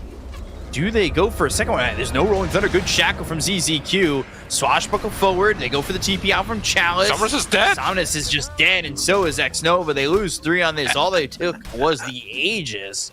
So They good also fight lost the from top tier EHOME. 3, by the way. The Prophet trees Oh, have been doing a lot of wow. work there. That- Look at the Prophet this is trees. They killed the abysmal. melee Rex. Look at the damage.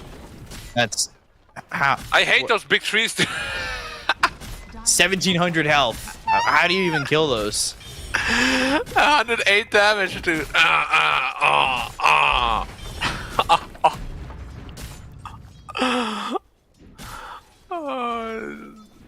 Well, now Feeling that very confident. that explains why they actually went even in the team fight, right? If Prophet was there instead of hitting the top tower, they get crushed in that fight. But still, gets the range rack, so probably worth it. That death on Somnus also slows down his BKB. Yeah, he ended up really deep. Like, I'm not sure why they didn't just run after the Aegis. Avalanche toss all the way back to ZZQ and Goodbye, Echo. Nova. And this is where you get into a little bit of trouble as Marcy, right? Like you have a couple deaths in a row, and all of a sudden it feels like you're really not doing much of anything. Yeah. Marcy definitely wants to be the one snowballing if possible. As I said, I don't like Post 5 Marcy just because you can't really use his skill set or getting tossed back on Centaur. He has Stampede if he wants to use it. Does, but Gale Force. Yeah, position 5 with that shard. Gale Force, Reality Rift, 2-second stun.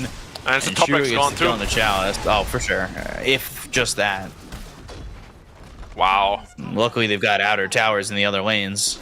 Man, RNG's getting handled. Is there a way back in?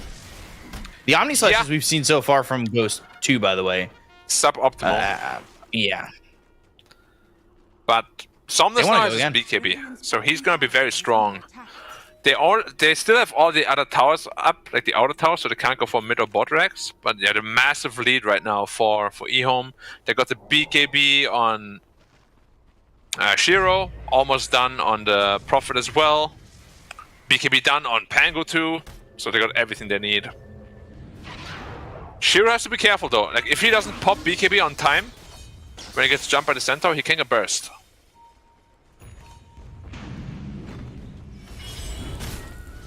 Maybe looking to make a move. RNG's been sitting together quite a bit. They do have a couple smokes on X Nova ready. But I guess Kaka, yeah, he wants the Blink Dagger. And then, at least for Ghost, he's going Mjolnir after this Yasha. But he is... What was 800 behind the CK, now 2,000 behind the CK. Yeah, it's a rough game. They couldn't even get out to get their neutral items just yet. Just There it now is. starting to kind of collect them. 5-man smoke. They'll all be together. BKB popped by Shiro. And they'll go to the Blade Fury. Kaka doesn't get anything off in that fight except for the Serpent Wards, but I don't think they're going to do a lot of damage. They get the kill into ZZQ. ZZQ's going to buy back. Toss back. They've used the Stampede. They've got the Gale Force. Ghost in some trouble. Omnislash on the trees again. Slash bouncing on the treants. Ghost not getting anything out of that. 3-second stun. Ghost is looking like he's going to become a ghost, doing some damage on a planet before he dies. And Shiro goes down to Somnus. This is starting to salvage. Zeal just TP's out. Somehow, RNG kind of gets something out of that. Prophet can A little re-engage bit you though, surprised. potentially. He has a TP. Somnus, you need to be careful. Oh, okay. Shadow Shaman is also back. But that's what we spoke about, right? The strong timing of the DP really just solo carrying that fight. If you look at the fight recap, DP, they'll probably 5,000 60%. Yeah. More 60% of all of that. Yeah, maybe even close to 65-70%. Jug only doing 1,500 damage. It really didn't turn into much. Again, sub-optimal Omni Slash. It bounces onto the treants, and he's not doing anything with that. Early game Jug is really all about how good your Omni Slash connects. Like, level 20 plus is not as important anymore because the Blade Fury deals most of the damage. But yeah, you gotta be really mindful of the treants. The Prophet in general. Shiva's for Somnus next. He's got himself the plate mail. Yeah, Somnus can carry this game by himself, pretty much. We've seen how much damage he deals. They're just behind on all 3 cores. It's not easy, B-Cop, but that's what makes it fun, right? Wouldn't be fun otherwise. Yeah. I think next stages is going to really dictate the game. They might be looking for a toss back on Somnus. He's got BKB. He doesn't have Exorcism. Do you think... Avalanche, Gale Force, Toss. Guess you fly back at a faster rate, and they still end the Shackle. So Chalice, very dead. Or Only caught Thunder X-Nova was too. used, and they caught X-Nova, 3-second stun, no chance to survive. A mid-tier 2 might be in their future. Yeah. Shouldn't be able to press for anything more, though. You have to be very careful when you're EHOME. You kind of used your biggest teamfight ult.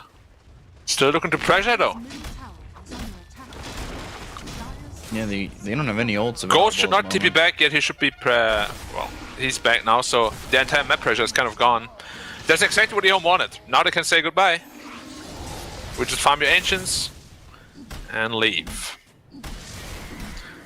You have to be very careful that you don't just give up the entire map. Like, carries TPing back like that really makes it very easy for EHOME to decide, you know?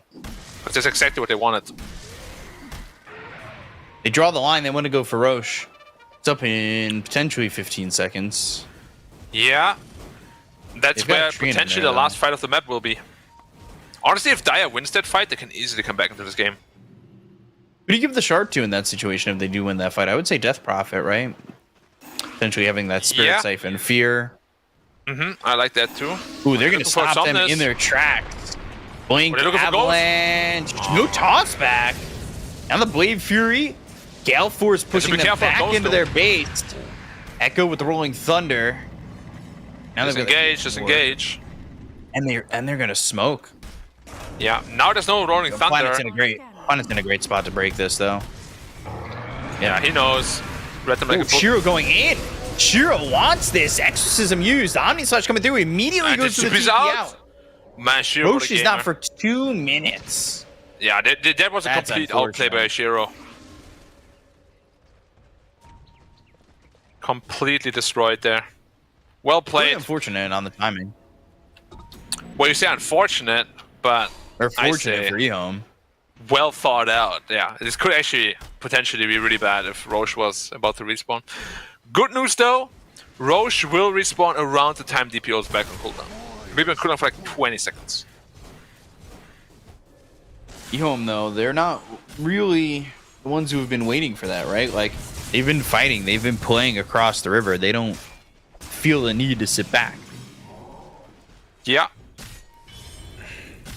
Gotta respect the damage still though coming out from the Dire. He also now got the Mjolnir on Jack, about to hit level 18. Oh, he used the Omni Slash actually on Shiro as well. I didn't notice. Yeah, yeah. Tickle City. Stop that tickle. Oh. Not here, Ghost. You know I'm ticklish. You ever get tickled to the point where you couldn't breathe? Tower is under attack. Yes. You say that so reluctantly. I've had my experiences. Chalice? You You're mean Deadless? dead? No. Yes. I lied. He almost made it out. No, there was Krappa. always toss. Are you more of a Kappa or Krappa guy? I don't know. If Ghost gets shackled, he's dead. Ah! Oh boy. Oh my god, the damage from Shiro. That cannot. That's the thing. You need to be ready. Like, you cannot get shackled like that. You know, it's very easy to spin that if you're like prepared for it mentally, right? That just means that Ghost is not very focused right now. Probably feeling the pressure, and rightfully so. But now you don't have buyback. That's the second side gone, and yeah, Uno reverse card. What are you gonna do now, RNG? That's the situation. EHOME was in the Back game door. one. Wow. Oh. It almost protected it for another 2 seconds. Roche is up. Yeah, this game is mega hard. 2 stops. I mean, this game's not over yet, but it's getting there. Can they kill if Shiro? Shiro doesn't He's got spend his BKB. money, another desperation smoke. Okay, guys. Echo. Somehow Echo's still able to get the Rolling Thunder off. Nobody ever jumped on him. They go in and land the stun on Akaka. They get the kill onto the Shadow Shaman, who's going to buy back and go into the outpost. Shiro immediately trying to just disengage here as they'll go for Zeal with the BKB. There's the rebound, looking for the dispose, but maybe they find themselves Zeal. Exorcism going, Shackle connects, CZQ, power shot. Holy God, Somnus needs to be kind of careful on this one. They need to go right into Roche. But they've got creeps knocking on the door of They're their trying. tier 4s. Yeah, and oh, they got Shaman Ward still okay. They weren't on the same page there at all in EHOME. This could be quick. Planet, Avalanche, toss, and here comes Shiro once again. He doesn't have a BKB, but a 4-second stun out on Akaka. They'll get the kill. They leave Roche with a sliver of health, but they've got the Omni Slash to get the kill on Echo. He'll buy back. The disposes through onto Shiro. Blade Fury, toss up into the air. They get the Aegis onto Somnus. Chalice slow. They'll take out this Centaur, but they look over now at Echo. The right click's Oh, the damage. more than RNG can handle. Somnus, he's got an Aegis, but I don't think it's going to matter. He is going to die. They'll buy back on the Centaur. They'll buy back on the Tiny. Now they're looking for the Rolling Thunder, and that gets in before Chalice can lay down the stun. That puts Somnus in so much trouble. Planet's here. There's the Avalanche with the stun. Rampage, Shiro Rampage. will get the kill onto Somnus. They'll take out Chalice, and GG is called as EHOME even the series at 1. Well, you could say it was a win for RNG though, because they didn't give the Rampage to Shiro, so now he's in a very, very bad mindset for game 3. Tilted. Absolutely tilted. Now, truth be told though, the last fight was a little bit sketchy from EHOME. Like, Prophet TP'd in while the rest of his team TP'd out. That could have potentially turned out real bad. But they were just too far ahead for it to really matter at that time. And just overall well played. Again, so different. How can this happen? I keep asking that question. I never get any answer. I can't ever find an answer. Night and day again from both teams.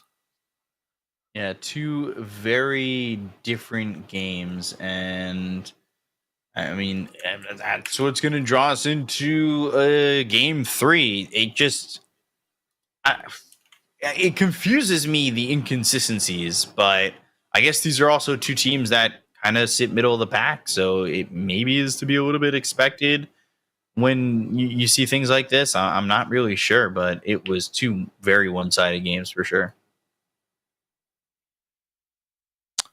Yeah.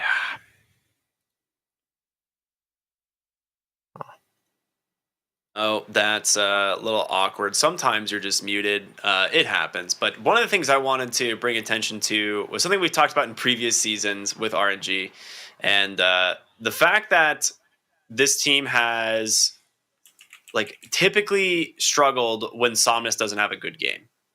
And I think from this one, what we see is Somnus in the mid lane doesn't really have like a good matchup. It ends up being like pretty good for the Pangolier in early fights. And he doesn't like Death Prophet doesn't really scream Somnus to me. Like there's not a lot of outplay potential here. Like it kind of just farms and then like just shows up to team fights with EXO. And I don't know. It seemed a little rough. And just like one of the things that we've just seen over and over again with this RNG team. Yeah. Yeah, I think Somnus, he's kind of the Death Prophet player a little bit. Well, like you said, it doesn't really scream Somnus. I think one of the biggest things too, like Chalice just gets destroyed. He doesn't do anything in that lane. He's so far behind in farm. And then Ghost, something that Black pointed out was like his movements around the map were being heavily dictated by EHOME. And like when they sent him back to the tier 3s to defend, or when they're moving and taking away top and he's still there and losing net worth because he's not really farming. Like, I don't know why Ghost is sticking around or doing some of these things, but it felt like EHOME was dictating his game so much to make sure that Ghost didn't get anything. Like, Somnus still had a decent game. It's not exactly a big Somnus hero. That being said, I think he did relatively well. And I was a little surprised by the fact that he just, like, got let down by both his other cores. Yeah. That being said, though, I do like the draft adjustments that they made on EHOME, right? They were focusing much more on the lanes. Like, they gave Echo a much better matchup. They gave Zeal a much better matchup. And Shiro was a hero that actually... There isn't really a way to build it greedy, you know? Like, the greediest way you can build it is the optimal way, which is armlet. So...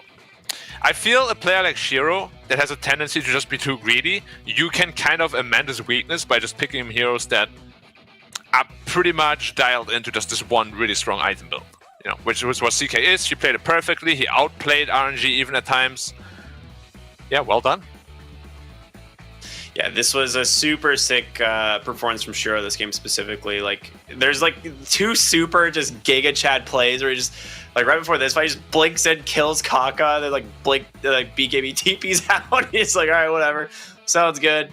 I gotta kill him out, and you know, like it's just such a sick CK game to begin with. Like, it's an amazing matchup into the Juggernauts. Like, you just don't have, you know, the ability to play into that much physical damage as the Jug. And he did really have amazing targeting. If he saw the Shadow Shaman, he killed the Shadow Shaman every single fight. Yeah, definitely. Hard to take anything away from EHOME, to be honest, when they play like this. It's just always our criticism. Why don't they always play like this? Maybe you can give me the answer, Ricky. You know, I've been throwing the question in the room many, many times. How can it be so different every time? I mean, we try to figure this out with, like, back in season 1, right? We were seeing teams just like have super inconsistent performances, and I actually felt like RNG did have a better draft in game 1. Like, to me, like, they had a lot easier of an execution. I think this game, like you said, EHOME adjusted their draft to have much better lanes, and I think with this patch specifically, that is so important and something you cannot underestimate. And yeah, I think when EHOME give themselves like a I don't want to say a fighting chance, I guess, but like just give themselves that advantage in the lanes, like this team seems to do pretty good. Had a game, Zeal had a lane, he was able to play, EHOME play well. I don't know, RNG just never did much of anything. Yeah, he did a great job. And again, that's giving Zeal a hero that he's way more comfortable on. And I think it really does work out for EHOME. He was like... Oh, go ahead, sorry. No, go for it. I would say Zeal was like close to the bottom in net worth of the cores for the first 5 minutes of the game. Eventually Centaur was like then the lowest, but he somehow turned himself into being like the most farmed player on the map pretty much going into like the mid late game. Eventually Shiro passed him, but like Zeal, that the decision to just like go take the top tier 3 tower in the middle of the fight, he's like, oh yeah, we took the tier 2 here already at like 14 minutes into the game. I guess I can just go take a tier 3.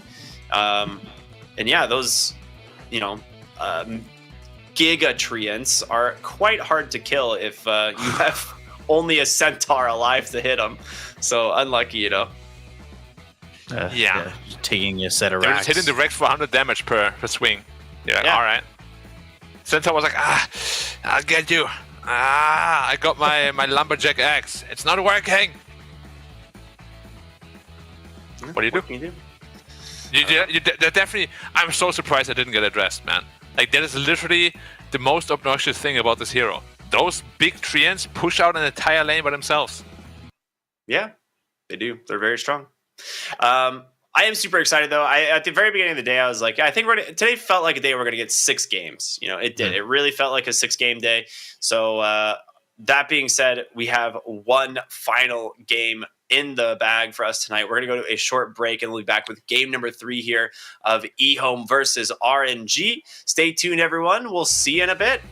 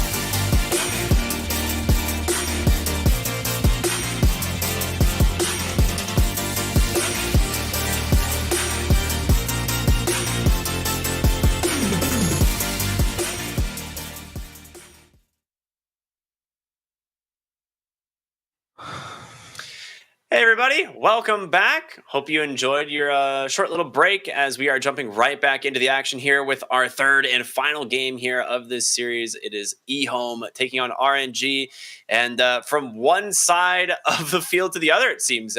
Two pretty big outclasses from each team so far, and I'm excited to see where game number 3 goes, and to bring us that action is going to be BComp and Black. My name is R Cryptic, and guys, you were talking about it, Black. You don't really know how this keeps happening. We're seeing this just heavy inconsistencies between some of these teams. But what's got to be the game changer here for Game 3? If you're on either of these teams, what are you prioritizing? I think at this point, really, it just comes down to the laning. Then I've had inconsistencies in my teams in the past, and if we couldn't figure it out after a while, what we did, we just heavily went in on the lanes, because Dota becomes indefinitely easier to play if you win 2 or 3 lanes even. So I think this just got to be the main focus for both teams. All right. BComp, what about you? What do you think? Either you kind of agree with that, or... Yeah, I think both teams we've kind of learned, like, for EHOME, you got to secure Zeal's game, I think a little bit more. I think he's very important to this team and how they play around him quite a bit, actually, off in the off lane. And for RNG, you need to make sure that Ghost kind of has something to do and is able to have some semblance of a game, because he just was doing nothing in that last game, and they can't just all rely on Somnus. I think that's like one of the reasons that they thought about / also got rid of God King, because they felt it all came down to Somnus, but it wasn't working then, and it's not working now. All right. Well, we're going to find out who's going to secure which lanes as we are jumping into our draft here. See what both these teams are cooking up, and it looks like a little bit of the same. Would you look at that? A Marcy, a Tiny, but see Keeper of the Light here, a little bit of Grandpa action. First pick Prophet, or first phase Prophet again. Very interesting how this series just became like the Prophet series suddenly. Echo mid Coddle? Could be a 4 Coddle. Could be 5 Coddle. I mean, we've seen Coddle played in the 5 position all the time. Yeah, kind of depends on the lane. Just based on my pub experiences, please no. Just blast the wave all the time and do nothing. Yeah. I mean, they're pretty good at like stacking and just chakra spamming, and then the thing is like once the lane kind of falls apart. Yeah, well, the thing is, like, once the lane falls apart, he just sits in lane and blasts the lane to keep the tower alive as long as possible. Kind of like how Treant Protector sits in lane to keep it alive. Exactly. Kind of so, idea, but what do Treants and Coddles do? They make sure that your lane is in a disastrous state as soon as possible, so they can get the lane as soon as possible. They grief your lane intentionally. Go to the jungle, kid. Get out of here. And you're like, all right, good luck, dude. You see, like level 8 Coddle, your carry's like level 4. Like, what happened? Dumbass carry. They actually ban out the Death Prophet this time, the Ursa and the Monkey King. Meanwhile, RNG get rid of the Beastmaster and the Terrorblade. We'll see their last ban. Beastmaster is a hero that if I'm not mistaken, is like the 3rd most contested hero of the DPC currently. That hero has been getting banned a ton. No, it's literally number 2 now. He's been banned a lot. But Puck number 1, Beastmaster number 2, Monkey King, actually the 3rd one. All with very good. I think China is very behind when it comes to that. Like Beast and Lycan in particular seem to be super strong. I mean, Tundra, they're obviously an amazing team, but the main reason why they always win so much is they're always like ahead in the draft. Like they always know what's really strong before other teams figure it out. And they pick Lycan super early, they pick Beast super early, Visage super early, and they just can't be stopped. It's so amazing when Tundra plays these games. They win them in like 17 minutes. Is Earth Spirit mid still viable? No. It can be. It can be. You think so? Very situationally, but I mean, it's not as good as it was before, of course. But I've seen it. Sumel played it. Well, just because I question Somnus says when this is probably a couple years back at that point, but Somnus has done this a couple times. But Kaka is not Mid-Earth really an Spirit. Earth Spirit player, is he? I don't know. I think he is. I used to say the same thing about FY, but FY's had some amazing performances on Earth Spirit, like that have just blown my mind. But it's not like the first hero you think about when you think about FY, and it's certainly not the first or fifth hero you think about when you think about Kaka either. That's why I asked the question too, like, because this hero doesn't scream Kaka to me, does it end up going out on a Somnus? Look, it checks the outplay potential box, but you're so reliant. Like, you can't really carry the game with a mid-Earth Spirit, which is what RNG have oftentimes kind of relied on. So I don't think it's going to go to him. If anything, they're going to last because here. Oh, there we go. Let's go. Lycan. These three heroes are so bad against Lycan. Funny that we would see this. They actually banned the Lycan on RNG last map because this is actually one of, if I'm not mistaken, Zeal's better heroes. So Zeal has played this actually a decent amount, and they did actually ban Beastmaster Lycan in the previous games here. But they instead prioritized the Pango ban, and they may regret that now because, like you said, this is a very good Lycan game so far. Kunkka. All right, there could be a safe lane, Kunkka, against the Lycan. It's very strong in the lane. And actually, one of the heroes that can pressure Lycan. So it's almost guaranteed a mid-caudal, Wind Ranger 5, Tiny 4 Lycan off. So they can draft everything having that in mind already. Lycan getting picked. Sylar somewhere asking to be put on a team. It's a very different Lycan playstyle now, though. yeah, but if there's a Lycan, there's a Sylar not too far away. Yeah, I feel so bad for Sylar. Ever since that elephant thing, he just disappeared. Yeah, that broke my heart. Dude, Lycan right now, sitting on 12 total picks in the DPC, which is not a lot, but 10-2. An 83% win rate. Yeah. That is pretty dang good. Right? It is 10-2, yeah. Yeah. Oh, yeah. That's right. It's very, very, very strong. How often was it picked in China? This is the second time, right? China right now has only picked it one other time, and it did win. Who was it that was Yang. Yeah. And before this, it wasn't actually even banned more than once before this series, but RNG have banned it in both games so far. Yeah. As I said, like Lycan, Beast, and Visage, they are definitely on the rise. Like these summon heroes right now are super strong again. These zoo heroes in general are just way too good. Zoo meta. I hated it. Music to my ears. Yes. A very, very delicate taste, my friend. You know what here I think like could be decently strong right now, but we just haven't seen unfortunately heroes like Lycan and a couple others exist, but I think is like on the verge of being very good is Dazzle. Sniper. I think Sniper is very close to being good. I think Sniper is actually not bad against Lycan and Visage heroes because your shard, the disarm grenade owns those. Yeah, I think Sniper is like right on the edge of being a very sleeper strong hero. Yeah, his laning is insanely strong too. Yeah. Like Sniper is actually one of the only carries I pick when I'm like, all right, my support is going to be a dog because you just shrapnel every wave. Where did the insult, and not to derail everything, the quick answers only. Where did that come from? I don't know. The insult of dog? Dogs are loyal, reliable. Like it started in SEA, person, so I don't know. I've been in SEA for like 5 years now. Okay, so sorry. Sometimes it slips my mind, you know. I also don't know why dog is an insult. Like I love dogs. It's so stupid. They're so loyal. They'll follow you to the ends of the earth. Hey, if my support's following me to the ends of the earth, or my player is following me to the ends of the earth, he's a dog. He's great. I love him. Yeah, let's. This is my petition right now. Put me in the clip, chat. Dog is now going. Yeah, we're rebranding it. We're turning it around, and dog is going to be a compliment.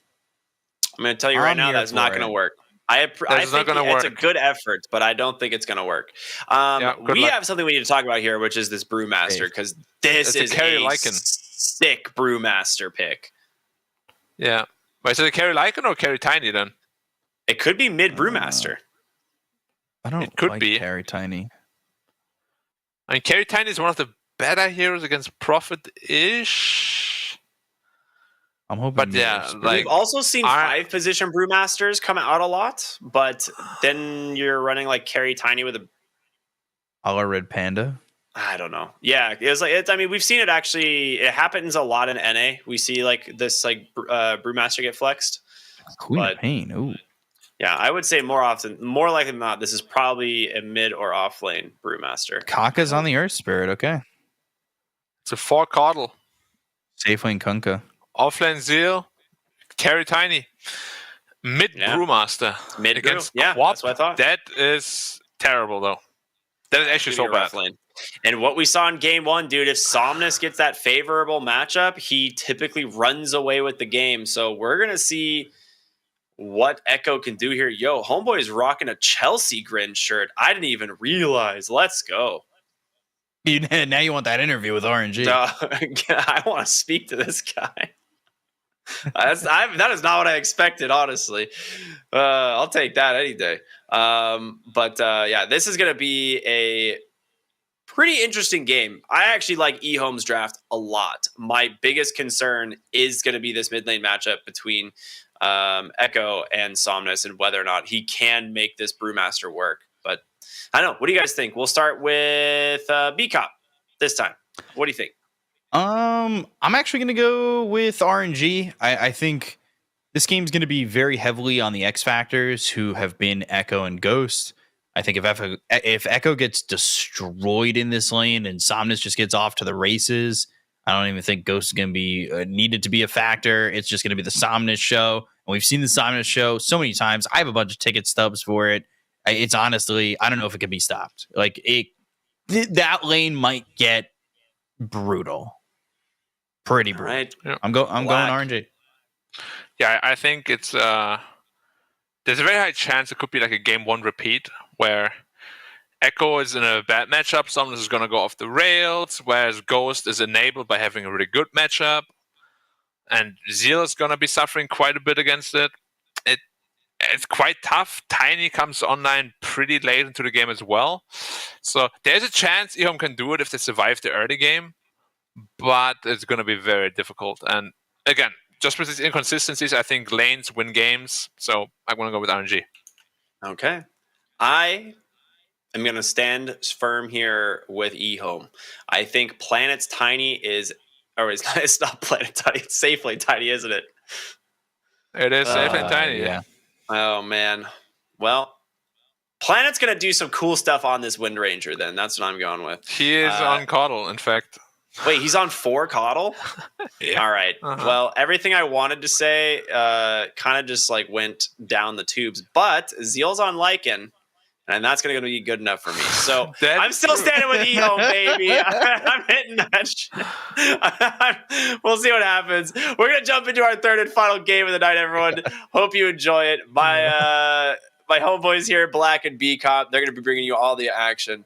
So I'll see you guys when you get back. Thank you very much. Our Thanks, EHOME Rudy. fanboy. Zeal is indeed on Lycan. He got that right. Yeah, what an analytical genius. I love Ricky so much. Oh my god. That was amazing. God, I enjoyed that.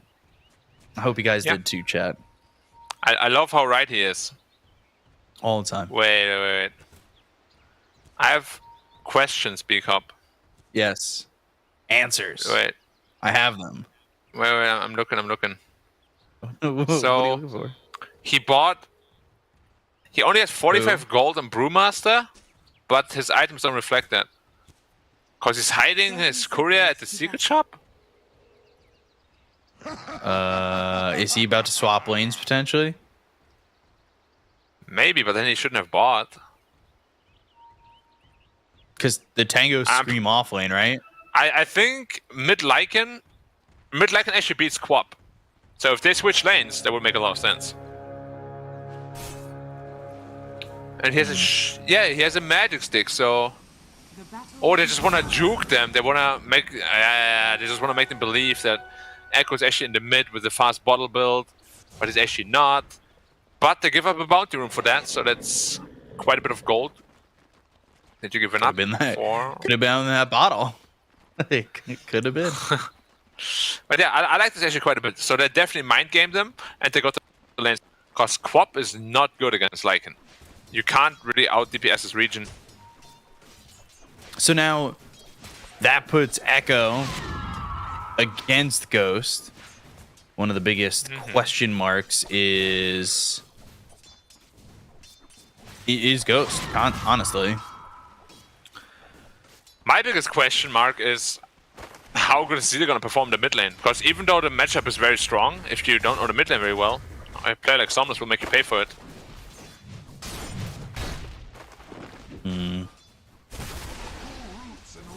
Really gotta wonder what's gonna happen with this matchup up in the top lane. Because truthfully, I really just don't know what Ghost is gonna give us. You never really know the story of the Ghost. Yeah. I mean, inconsistencies, right? That's just what we have been saying all the time. Yeah. Like, you never know if his big secret's gonna come out and he's gonna get ahead or anything like that. But if he's got an answer, it's gotta come with his actions, so we'll see what he does. Indeed. Have they ever done this lane swap? Echo in the off? No, right? I don't think we've seen it like that from EHOME. At least since Echo's been on board. I don't even think 7E used to make that swap, really, at all. Yeah. I'm a little worried, because Somnus is doing quite a bit better than he should. What do you max if you're up against this Lycan? I just scream. You just prioritize your own farm. And then once you're level 6, you can make rotations a little bit easier than Lycan can. Right. But yeah. The lane is literally just right-click the wolves, try to get as many CS as you can, whereas Lycan's game plan is deny as much as you can and last as much as you can. But right now it's actually being outlasted. It's a big problem.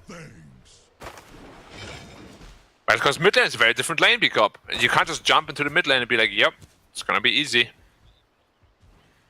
Yeah.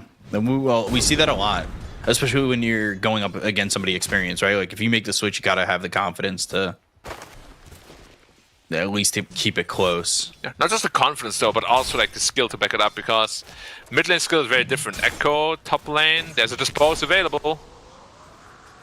Gets the torrent, and you're dead. Yeah, first blood there for Ghost. That's going to be big for him. Already 1k gold lead.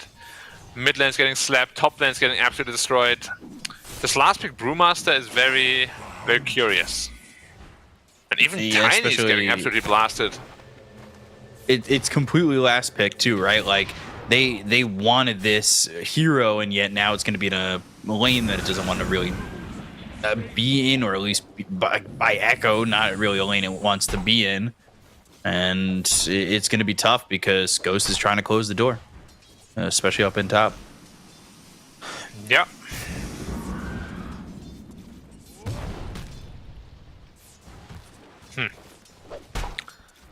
Yeah, this could be a very quick game. The pace of RNG, the draft, is very, very, very fast. So if they're not too careful, could snowball just like game 1 did. I would hate that though. Like, I just want to have a close game between the two. Yeah, it's been just one or the other team winning or losing. It just has been no in-betweens. Really, right now, I haven't seen much from Kaka either. I'm trying to wait for him to kind of show me what he's going to do here with this Earth Spirit, because that's also one of my big question marks in this game, right? Like, Kaka was an earlier Spirit pick. What we're going to see from him with this hero compared to what we see with him on, say, a Nyx Assassin or anything of the sort. So I'm ready to see eventually what he brings to the table with this. Yeah, mid lane is unfortunately a tough kill. So I'm expecting Quap to just rotate, like when she's like 6+, but you don't even have to rotate even, because your side lanes are doing very well. You could just scale yourself, get items really fast, and just counter-react to the Lycan's movements. Lycan 27-8 now. I haven't been paying full attention over towards that mid as I've looked over to the side lanes, especially to see how Echo keeps up. But I would assume that he's taking a bit of the neutral camps with that. It's not just straight mid, right?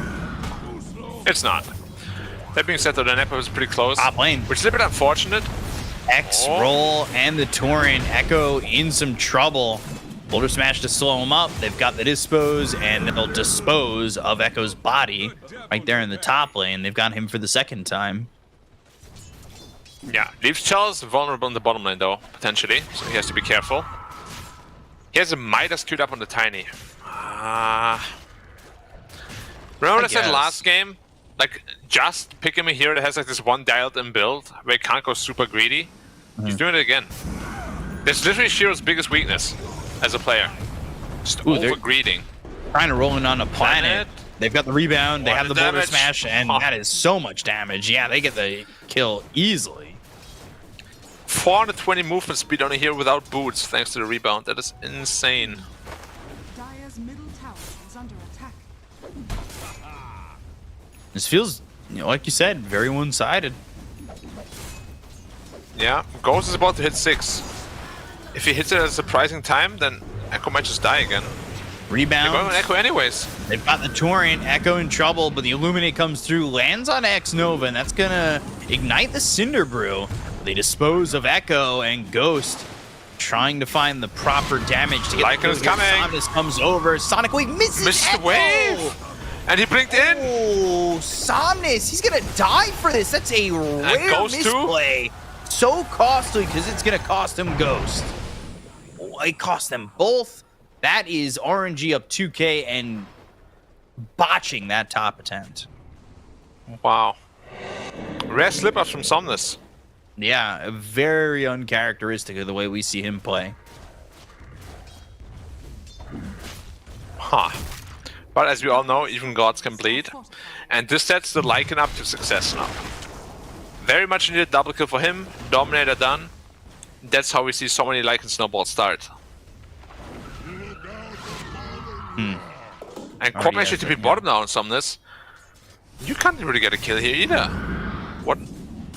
I'm not entirely sure what Somnus is planning. Maybe just a bot tower Plan to push? just take the tower? Yeah, he's got Chalice, right? Yeah, interesting that he's being so active. Radiant structures are fortified. Radiant's bottom tower is So under they attack. force the Losing this tower glyph. early. Oof, that would be brutal still. They're gonna lose it. They've conceded it. They're already sitting back.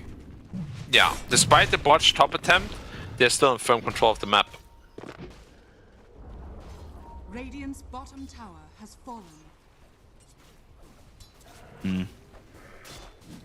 And that is still a 2K lead. Like they still have the lead. They now have more map control. We'll see how it goes, how they're going to recover from this. And I say recover, but again, it's literally just a botch recovery that they have to come back from. And Shiro's not farming, and neither is Echo. Echo's not even level 6 yet. Yeah. It's going to be a tough game. They're going on Echo again. Breath of Nature, X goes ship. They've got the Torrent, Boulder Smash with a Geomagnetic Grip. They've got the Silence, and Echo is dead pre-6 for the third time. He's looking for an early Blink Dagger, and he can find nothing in this game. Tower is under attack. Yeah, it feels really bad if you're this Brewmaster here. I mean, even Planet's level 6. Makes me wonder, how good are you at playing from behind too? Because usually in the mid lane, you wouldn't be behind like this, right? Yeah, now you're massively behind, comparatively. Taka, he's shown us a little bit. He's shown us a little bit so far with this Earth Spirit. His rolls have been pretty much on the mark right now. Yeah, but most of them have been set up by an X mark, so we really gotta see what happens in those teamfight scenarios where like the mechanical skill of Earth Spirit players really comes to shine. If you can land the Geomagnetic Grips and get those silences out. Yeah, the Boulder refreshes Smash of the in. old. Yeah. I like the itemization too of Chalice going to Maelstrom, because they don't really have like a hard carry per se, so he'll be able to take much more of the map this time around. And we've seen what an off-lane Nature's Prophet can do, right? Like, if they're going to give out that kind of space, especially to Chalice, like, that could be a big problem. I want to see the second Lycan form being used. Bottom lane. What are you doing down there, Shiro? Yeah, he showed himself. Chalice comes over. It was just Dex Nova who was down there before. Shiro throws the avalanche out. Somnus, he's here ready with the Sonic Wave if it's needed, but it's not. So Somnus gets the kill on the Shiro. That being said, mid lane now getting just taken out. Yeah, but it was a little bit too greedy by Shiro. Remember what I told you about the deadlines where you're not allowed to go past? Mm-hmm. The lantern? Definitely way past. Yeah, it was way past the lantern. The lantern is Ghost City. Once the tower's gone, you can't go there anymore. But he's rushing Brown Boots Blink on the Brewmaster. Are very uncommon. The backmost lantern, right? Not that further up lantern, because there's two in that bottom lane. Yeah, the one like next to the tree there. Like in the middle of the... Shiro needs to be careful. He might just be dead again. Honestly, if they, I don't know why they come through... Why is he down here still? Yeah, rebound. They're going to mass TP. Wait, Chalice is taking the tower? So much damage. And now he goes to the Sprout, but the Illuminate, that is a misplay this time by Chalice. Taking so much damage. Ghost Ship comes in. Kaka needs to get out. RNG with a couple of misplays that are allowing EHOME to kind of stay close. Yeah. Now they've got the Blink Dagger on the Brew. Wow. Massive misplay. He literally just died to a tower and an avalanche. Why not losing his... Oh, they're looking at a big stack there. Are they going to give it away for free? That is even more gold now. Shackle, Chalice. He just kind of TP'd his way in. They've got the Sprout, though, go to the rebound the wrong way. I guess. I'm not sure if he just wanted to bounce back on this one. Sonic Wave comes in. They've got the Magnetize onto Shiro. The reapply it, but Kaka's dead, so Shiro TP's out. They go to the Primal Split, and all of a sudden the net worth lead is gone. Like, this is completely... And they're crumbling. A lot from RNG. As now X-Nova needs to try and get out. Ghost moving forward, lands the Torrent. They've got Somnus for some help, but here comes Echo to run down Somnus. They've got the Lycan Wolves on him, and he's just burning thanks to the Cinder Brew. Yep, and Shapeshift has not been used. Very well played by Planet 2. Nice Cuddle Blast, keeping everybody alive and healthy. And yeah, the Tiny kind of got away with the Midas already. There was a massive Ancient stack to steal. I can't believe they just gave it up like that. No vision, no nothing. Chalice stepping in like that? Crazy. Yeah, honestly, just so shocking from RNG so far. I just... to completely be so disorganized. Definitely what we expected from them. Profitable against Chalice, he has to be so careful. If he gets Avalanche tossed, he can die super fast. But Shiro has money on his mind instead, and they might be the ones to catch him this time. He's pretty tanky though. We'll see if they can kill him. He missed the torrent, missed the bolt maybe. Now Ghost Ship comes in. They've got Chalice to help out. They will get this kill on a Shiro, but Echo going the other way. That is a lot of damage. Power shot. Ghost TP's out. X-Nova trying to right click. He'll give up his life for the greater good of RNG by sticking around. Still getting the two supports though. Don't forget there was still a lot of time invested into running there. Now they ultimately end up getting him, but the Lycan is getting scaredy big as well. Almost into his Overlord. Dire's top tower is under attack. Who do they have to deal with that? Who do they have at all to deal with this Zoo lineup?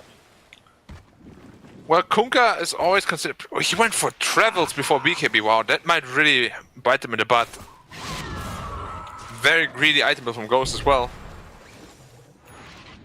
You already have a Prophet for global pushing power. You don't really need that on a Kunkka. If he gets away with it, it's all good and well. But there's a big timing now for EHOME. Take Roche, take T2 towers. Which potentially screams at Chalice needing to do something here with the Maelstrom and everything to get these post on pushes CCQ. and rattle a little bit. Ooh, great blinding light. Yeah, stopping the roll in its tracks. Now roll comes out though, out on the planet, and he's dead instead. Chalice gets credit for that kill with the Wrath of Nature. And now he's got the gold for the Hyperstone. So he's close to the Mjolnir. Well, Mjolnir first item, wow. He's so squishy. Like the Lycan can kill him in seconds. I don't know if Chalice... Right now, this build, at least in my eyes, screams Chalice is not going to be involved except for a Wrath of Nature. I hope not, because they will need him. Maybe a late TPN, but I don't know. Right? Like, full Mjolnir, and then you're going Shard? He dropped so massively. Yeah. The silver lining is the Shiro is still very poor. True. Somnus in trouble. Oh, no, he's fine. Top lane, and now he's going to be cycloned up. They'll go to the shapeshift. They're going to try and get around this. There's the Geomagnetic Grip. They've got the silence on the Shiro. Now the Torrent lands in, but they've got the Shackle from ZZQ. Omnis ends up dead. Zeal chasing, looking for Ghost. Ghost's going to TP out. So the shapeshift doesn't really do anything. Yeah, it could be much worse. Oh, they're going to the Roche pit. Maybe it couldn't be much worse. Well, they could have lost more heroes and lose Roche, but... They make a play. Do they want to go for Roche? If anything, it's got to be a charge led by, I would assume, Kaka to roll in there. They have no boat, though. They've got these Lycan Wolves that are just scouting them out. Illuminate comes in. Kaka well short of anything in the vicinity. And X-Nova dead was looking for, and X-Nova's dead on the Shackle. Ghost no TP? Oh gosh, Ghost, he's in so much trouble. They've got Somnus coming in. They're going to use that Avalanche. They've got the toss, the Sonic Wave to push him back. This is all just to save Ghost. But it means that there is no Roche in their future. That being said, again, Chalice not here. He's pushing bottom. He got the tier 2. This is what he wants to do for the rest of his team. But ultimately, it becomes a question of whether or not it's all going to be worth it at the end of the day. He ends up getting the shard so he can have those greater treants to push even quicker. Yeah, Chalice definitely made the best out of the situation, and they will eventually have to start dealing with that profit. And here they come because the tier 3 is getting chipped on.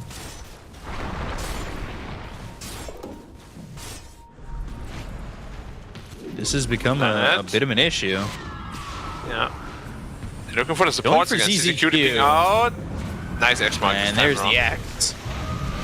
The Torrent, that's a kill. Fight though. Ooh, wow, Womus is down. He's got the Ags. That means X-Nova is dead. Chalice, he TP'd into the fight. They'll take care of the Will-Wisp. They get the kill on the Echo. That's going to be 2 dead on the side of EHOME. They're starting to kite up this Lycan, and Zeal falls. Chalice has the damage. Chalice has the life to survive. Just barely. Wow, how did they manage to win that is a big fight for RNG. Chalice surviving off of all that. Yeah, Chalice might just be the guy to carry this game. And now, big Kunkka almost has his BKB cup. Yeah, now he's got the BKB. Does he get away with it? The big issue I was going to say with the Lycan, Lycan's one of those heroes you die a couple of times, and it feels like you fall off pretty massively. Yeah, for sure. That team fight, they should not have lost. They're both coming through, really keeping Chalice alive. They need Shiro with them. They do. What is Shiro even? I really don't like this Midas. It feels like a Shard, kind Midas. of the whole timing. They have a Lycan draft, but they go for Midas. It's kind of counterproductive, right? It feels that way. Now he's got the Echo Saber at least, so it does have some potential blow-up damage here. Where's Chalice at the moment? Just farming the Ancients. Yeah. He's close to his BKB now too. He's just sitting the Greater Treants down. Oh, they're looking for Somnus. They can't find him. And then again, Chalice right back to it, right? Just go bottom. Push. It screamed that Chalice wanted to do this. And he ends up kind of getting away with it. You said he was a little bit paper thin in terms of survivability, and he got away with it in that last fight. Like, he almost died. But I think the survival there now allows him to get to the BKB a little bit quicker, and then ultimately, now I think he's going to feel a lot more secure in getting in these fights. Yeah. But Tiny and his little brother, Mr. Rock Golem, making short work of the tower, while they're just farming the entire map. That's all they're doing. I gotta say though, Kaka looks really uncomfortable on this Earth Spirit so far, at least. He started the early game pretty well, but like you said, they seem to have had it connected via the Torrents and the X's. Also, X Nova's had a little bit of missteps here with the Marcy. Yeah, they're looking for Kaka again. He can just TP out if he wants to. Yeah. Just controlling the rebound. And Planet is so big. He's got so much gold. He's got more gold than Echo. Yeah, I actually thought the Will-O-Wisp might have been able to carry the last team fight, but not quite, unfortunately. Have they just relegated Echo to being the 4? It looks that way. Maybe not intentionally, but, you know. Oh, they're looking for Zeal? Or the supports now. X. Roll again, not really on the money. They'll go though and have the dispose. The roll hit. Zeal's dead. BKBs are getting around the horn. They're gonna go after Echo. Great. Oh, Echo's dead. Proud. Oh wow.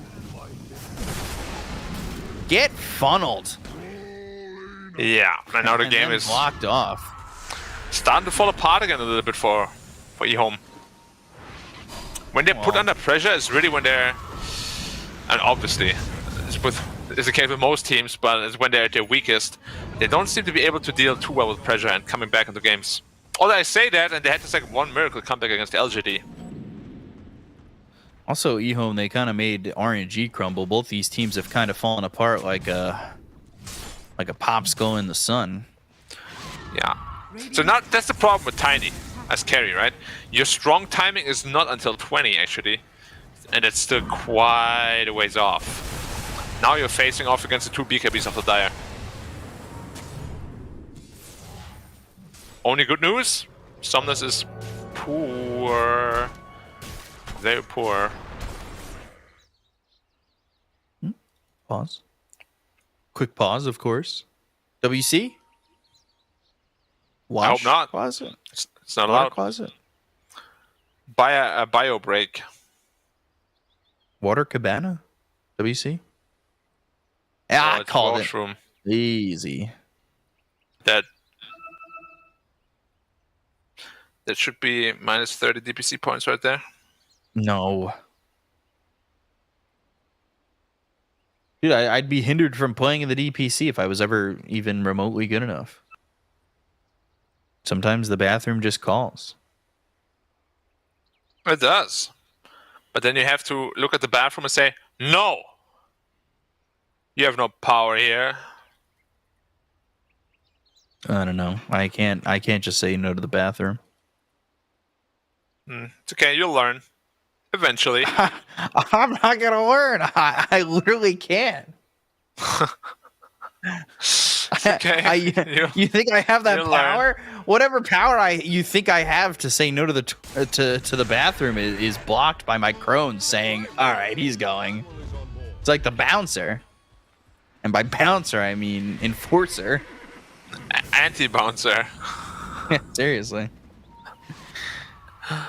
3K lead though for RNG with a smoke, trying to make some pressure. Same spot again. They're just smoking the same way all the time. Oh, that worked out last time, let's go again. Oh, that worked out last time, let's go again. Oh, that point booster. No. That, maybe if he doesn't get the Blade of Alacrity, he won't feel so bad about it. I don't know about that. I mean, net worth is still pretty even-ish, at least. That's good.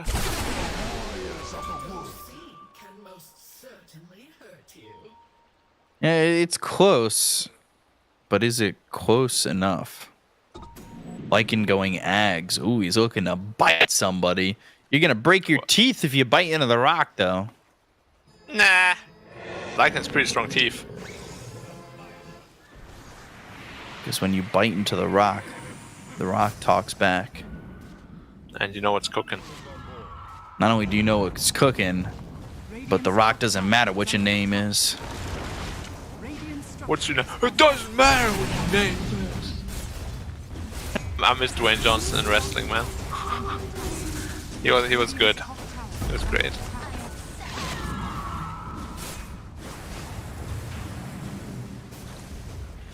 Looking for the BKB still on the Tiny. That's gonna be his spiky, and then the next one's gonna be a level 20. Radiant's top tower has fallen.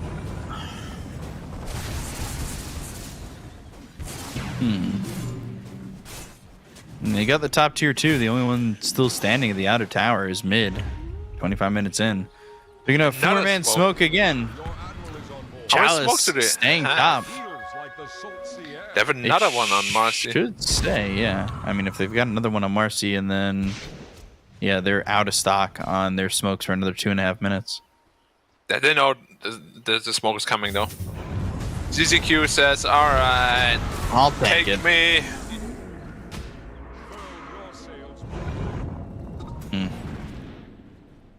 This Lycan Axe would change a lot of things though. Under attack. Giving the Tiny a crit for free.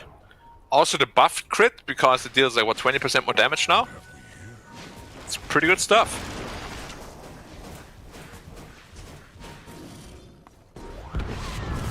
Once he Man, gets 2 more once minutes Tiny gets until we bit. get the... You know what we're getting in 2 minutes. Oh, they're looking at the Tiny already. The rotation is too fast. They caught him. The question is, does Shiro just survive on this? And it is Fire not looking BKB! likely. He does. Okay. He got his BKB.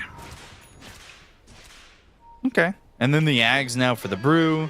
This doesn't feel like a bad moment in the game for EHOME, honestly. I know they're down 5,000, but the timing that they're about to hit with Ags on the Brewmaster, Ags on the Lycan, BKB picked up by the Tiny, like, I think this actually looks pretty good. Yeah. If you can take the next fight, the game is pretty much theirs. Like, their lineup is still a little bit superior, I'd say. God, Chalice is ultra farmed right now. Radiant's middle tower Yeah. is under attack. Which is what Prophets are good at, right? You just take the carry position from the offlane.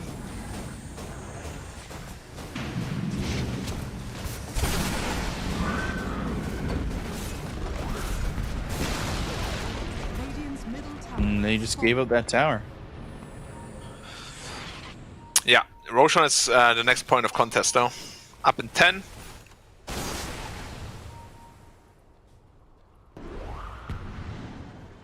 Ooh. X-Nova. Cliffing himself on purpose. Now with Marcy in Captain's mode, you can cliff yourself on purpose. Everybody can now be Arteezy. Yeah. Titan Sliver, is it going to come out here for Tiny? Oh, it came up for Prophet. Smoke. Moving forward. They know this is coming, though. They know this is coming. Blink, Primal Split, go for Ghost. They're going to try and make this happen. Ghost Ship early on. And now they've got the roll. That's going to land. And they've got a Sonic Wave with the silence. They blow up Zeal. Well done this time by Kaka. They're going to BKB TP out on Tiny. They'll look over at Planet. They get the kill there out onto the Coddle. That's 2. That's the second split from Echo. And the Gale Force doesn't get anything for them. With Roche up, now they can take themselves a second Aegis. They get a Silver Edge on the Kunkka. So RNG feeling like they have themselves in a good spot once again. Yeah. And this is really the point where you can really feel the advantage of RNG. There's just no damage right now coming from the Radiant. They didn't even get the Wolf Bite off, did they? No. Which is surprising, because they were the ones running into them. Yeah. You'd think they would start with that and not the split. No Shapeshift, no Wolf Bite being used.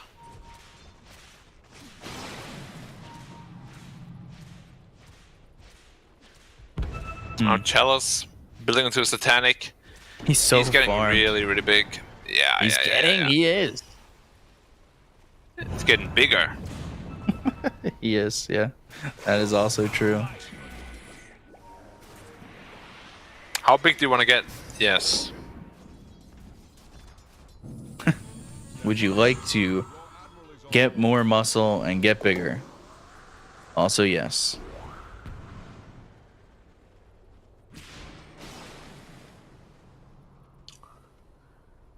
So, EHOME can't just sit on base. They need to farm their neutral items ASAP. Hope for Titan Sliver. They need all the damage they can get right now. Shard on the Kunkka, I think from Roche, so now they've got the tidal wave as well. Yeah, they got 0 neutral items right now, tier 3 on the Radiant, and all 5 on the Dire. There's the bite.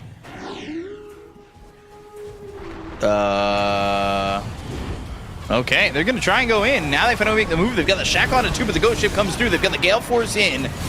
Chalice, though, not taking much damage. Pops the BKB, the Will-O-Wisp. Now they're out of it. They throw the Tidal Wave. They hit the Sonic Wave. They'll get the kill on his EZQ as well as Zeal. They've taken out 2. They'll blink forward looking for more. And Planet's looking like that third. Echo, well, he's still inside the split. He'll finally come back to form. They get the kill on the Planet. Chalice, Kaka moving forward. Geomagnetic Grip, as well as the Magnetize. They land the Torrent. They get the kill on a Shiro. He doesn't have buyback. Echo in trouble. The Tidal Wave to pull him back. The Shackle lands again, but it's not going to matter. Chalice with the damage to get the kill on Echo. They'll take out this Brewmaster, and he's got no buyback. Gale Force trying to keep him out of the hands of ZZQ, but ZZQ is rolled on by Kaka. It's an ultra kill for Somnus. No Planet to get the Rampage on. Fortunately, still on Earth. And a completed Satanic now on the Nature's Prophet. I don't think there's a way back for EHOME, unfortunately. That one Roche fight really broke them. Really broke them. They just picked up the Will-O-Wisp for that fight. They were so confident they were going to win it. But get punished for miscalculating. Badly punished. Ceterax. Bottom tier 3. I can't believe he's still sitting on a broom handle on Ghost. He like completely forgot about neutral items.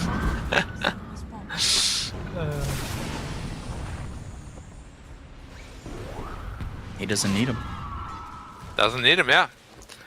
He's like handicapping himself. He's like, EHOME, you want a piece of that? Yeah, it's like how Piccolo wears all the weight on his suit. Don't they all do that? Up. I guess so. It's like, plot twist. I was also wearing the heavy clothes. My clothes are actually all beach. My clothes are heavier than yours. I wear weighted clothing. Fireman Smoke. Desperation Smoke. I heard them bite the Tiny, I want to say, pretty early, and they're going to go to the backlines for Kaka. They'll at least get the kill there onto the Earth Spirit, who doesn't have buyback. But with a BKB, the Sonic Wave comes through on a Zeal. They'll get the buyback out of the Lycan. Tidal Wave pushing them back, but ZZQ, he's already dead to Somnus. They've got the Cyclone. It's onto the Kunkka. Chalice hitting away at these Pandas. Echo now needing to run with, well, both Pandas, or 2 Pandas still alive. They have the Sprout. They look for the kill out onto Echo, and eventually he'll fall to Chalice, who's now wicked sick. And the GG is called. Yeah, just called GG.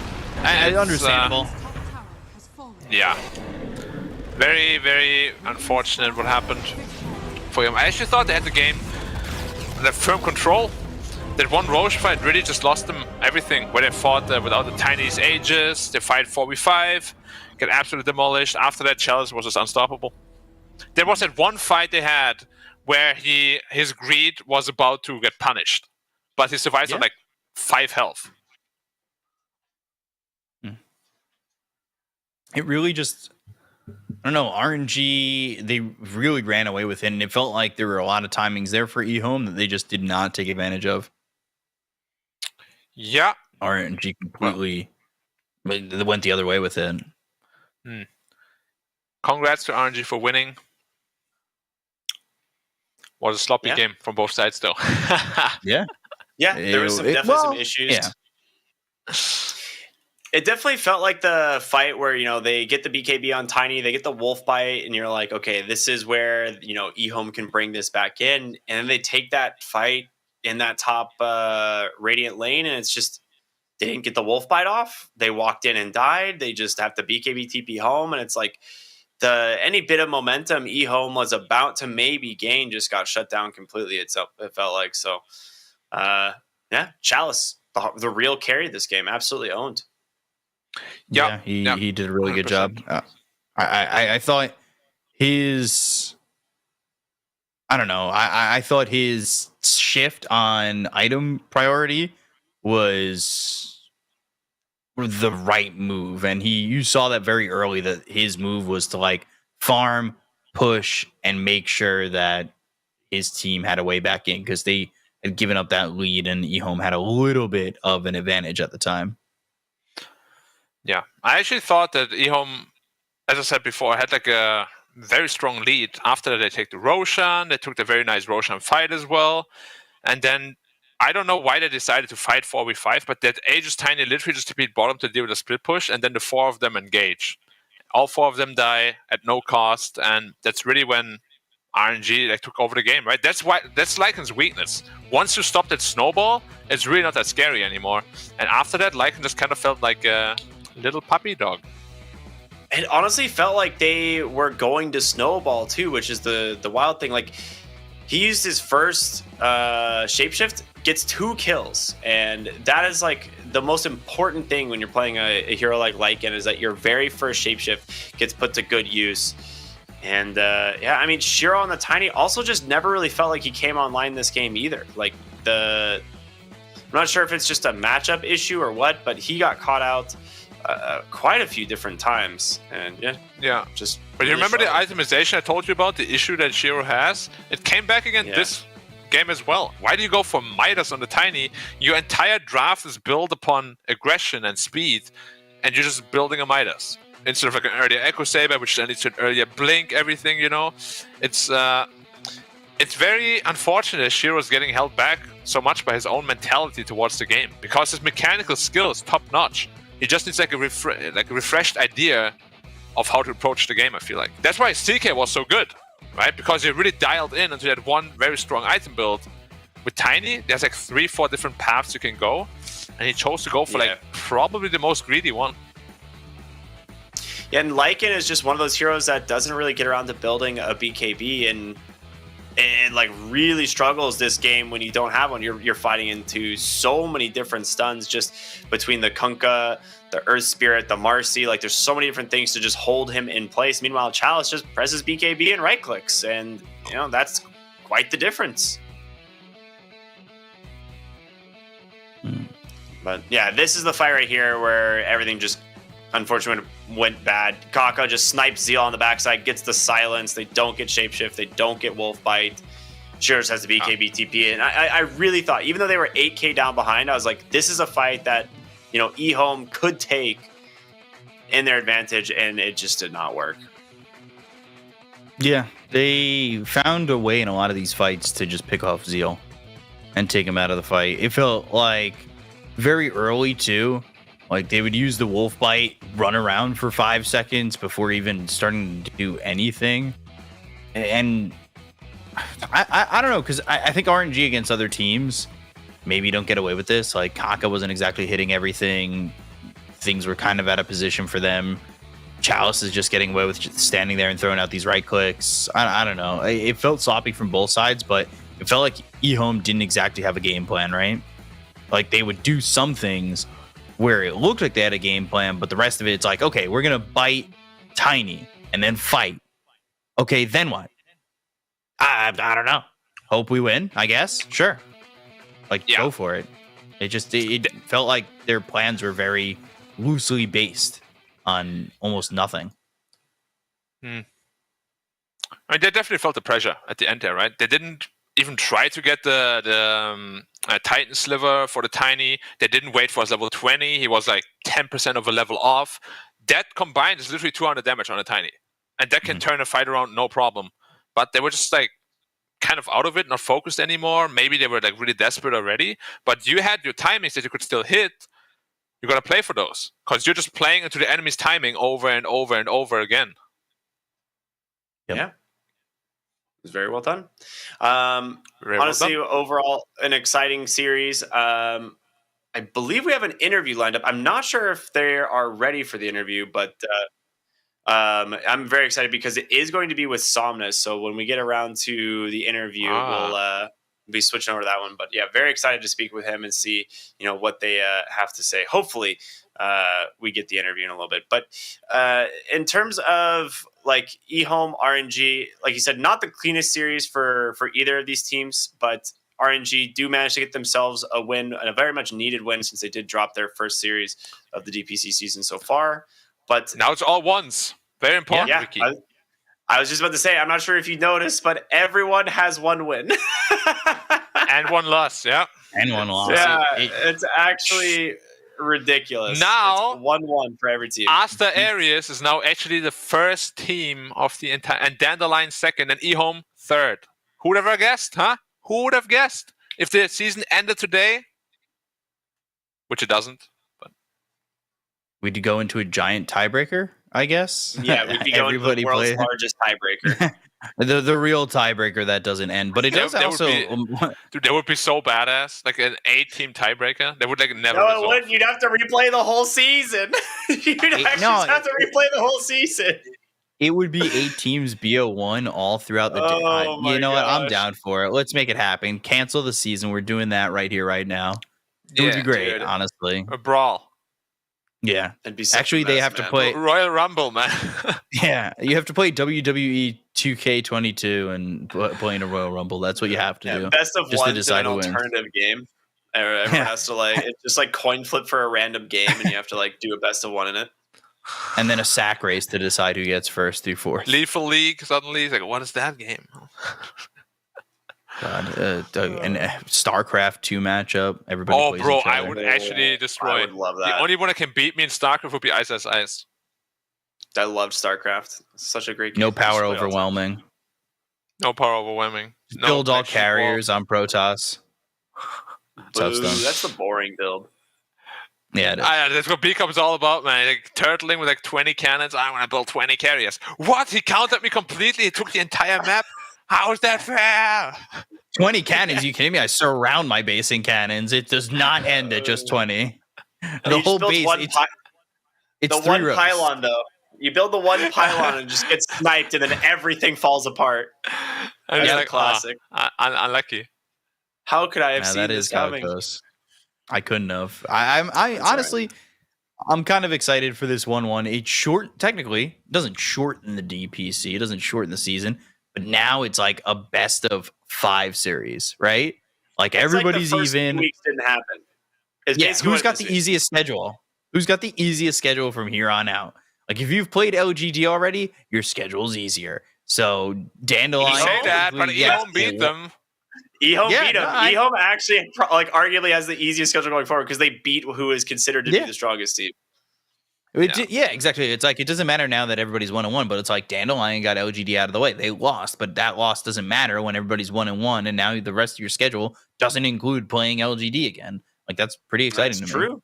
Dandelion looked really good. I mean, they took the win off of RNG. They did lose to PSG LGD, and they've still got every other team still to play. But Dandelion, I think, are in my opinion, probably one of the most surprising teams. I think when we were watching them in Div 2, I said I thought they would be a top 4 team just based on like their first few games that we saw them in Division 2. And I stick with that. I think Dandelion's easily a top 4 team here. I think potentially top 3. So really excited to see how they do. I hope they are. I would love to see that. But I still see, I mean, unless LGD really don't take the season seriously, which I just can't fathom. It would be good for China, though. It would be good for China. Again, I would still have to see like LGD, Aster, Extreme just being my top 3. Like, I just don't see anybody replacing those 3 teams. Maybe LGD takes like a 4th or something like that. I don't see them missing the major. I think Dandelion are certainly in line to shoot for that 4th spot, but at this moment, so is everybody. Like, it's pretty crazy. Like, Aster Very Aries, weird results so far, for sure. Yeah, Aster Aries beating Extreme, but everybody's 1-1, so that result You say kind of doesn't beating. matter. They destroyed them. They destroyed them. Extreme had no chance whatsoever, and then they influenced VG into picking Pudge, and then they feed on Pudge, and you're like, what is happening? And then CCNC says, Pudge is not a first place hero, is not that good. I'm like, bro, why are you flaming my boy Pudge like that? I saw that interview. I missed no interviews at all. I saw what you did there. So next time I'm an NA, I'm going to play Pudge against you. I'll show you. Pudge is quite good, man. I mean, he's one of those heroes that, like I said, I thought I was actually going to be really likely to be picked in tonight's series because it was just like a borderline unkillable hero. But man, I'm just glad we get to see Pudge in Dota again. You know, I'm going to tell you right now, Ricky, this Pudge hype is going to die out in a week or two. Just because he's still seen as this like super risky hero. Oh my god, you know. Today in the series, was it YBB against LBZS? The Pudge hit literally 3 hooks the entire game and still had so much impact. You don't need to hit hooks anymore on that hero. You run in, you tank, you dismember people. That's what you do now. Yeah, super Pudge, strong, not risky. Yeah, best way to play the hero is to pretend like the hook doesn't exist, and like use it like you just kind of like blink in, dismember, and like do your thing. Melee damage nuke. Then use you use the hook. You know, if like someone's trying to run away, you know, you're like, all right, let me hook you back in here. You know, or it's like, you know, you dismember one guy, you see another guy trying to help, and you do like the thing and grab him too. Yeah. And he's like, oh my god, the best way. he stopped his dismember and hooked me. I never saw that coming. And then you're just double rotting people. Yeah, that's good stuff. Yeah, that's good. B-Cop, you look so happy you're listening to us talk on about the other Pudge. team. I just have bad Pudge memories. I don't know. I don't play. I play support, so it's like I'm always the one who's just like, all right, if I just play on this side of the wave, I should be okay. Pudge is on the other side of the lane. Wait, he's in these trees? Whoa, I got hooked. I'm dismembered. I hate this. This is terrible. And then B-Cop in a pub, just like in a pub, is just like, oh wow, I'm gonna go hit this creep. Whoa! Just like flies off screen. Dude, can't wait that's to just test how this game. That's how I picture you playing the game.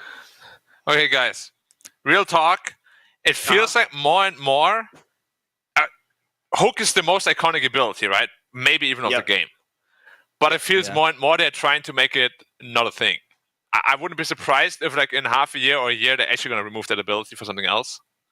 No, I'm scared of it.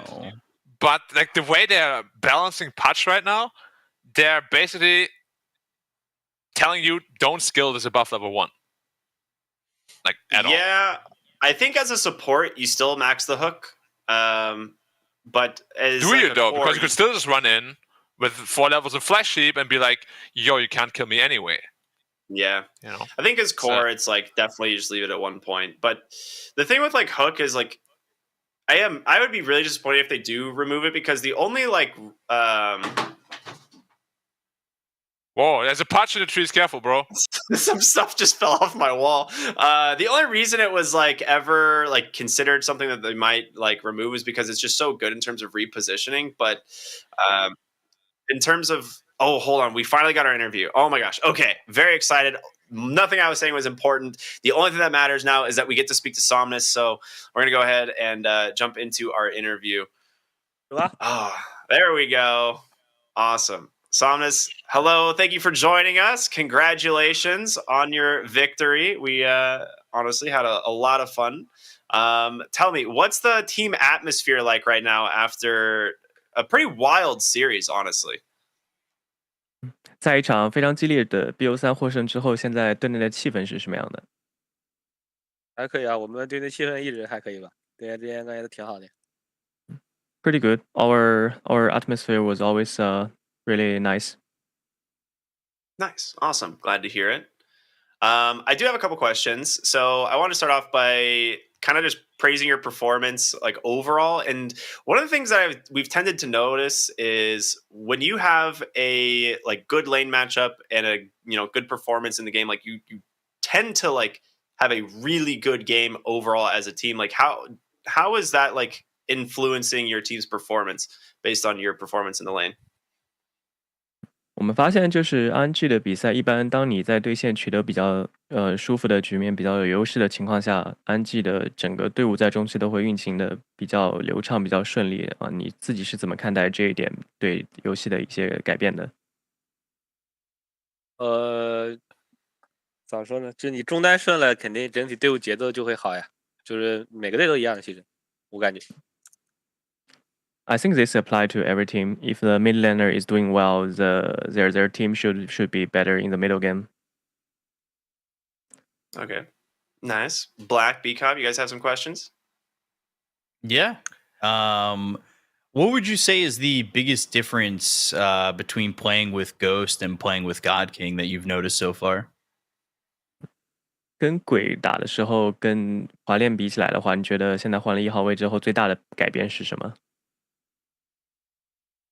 就是他们两个那个玩的英雄不太一样吧，然后就是阵容选择就会不太一样，就是因为大多数阵容就比较看1号位的英雄嘛。They have quite a different hero pool. Therefore, it's gonna make a change on our drafts. So I feel like most teams their lineup is built around the position 1, so we have different hero pools.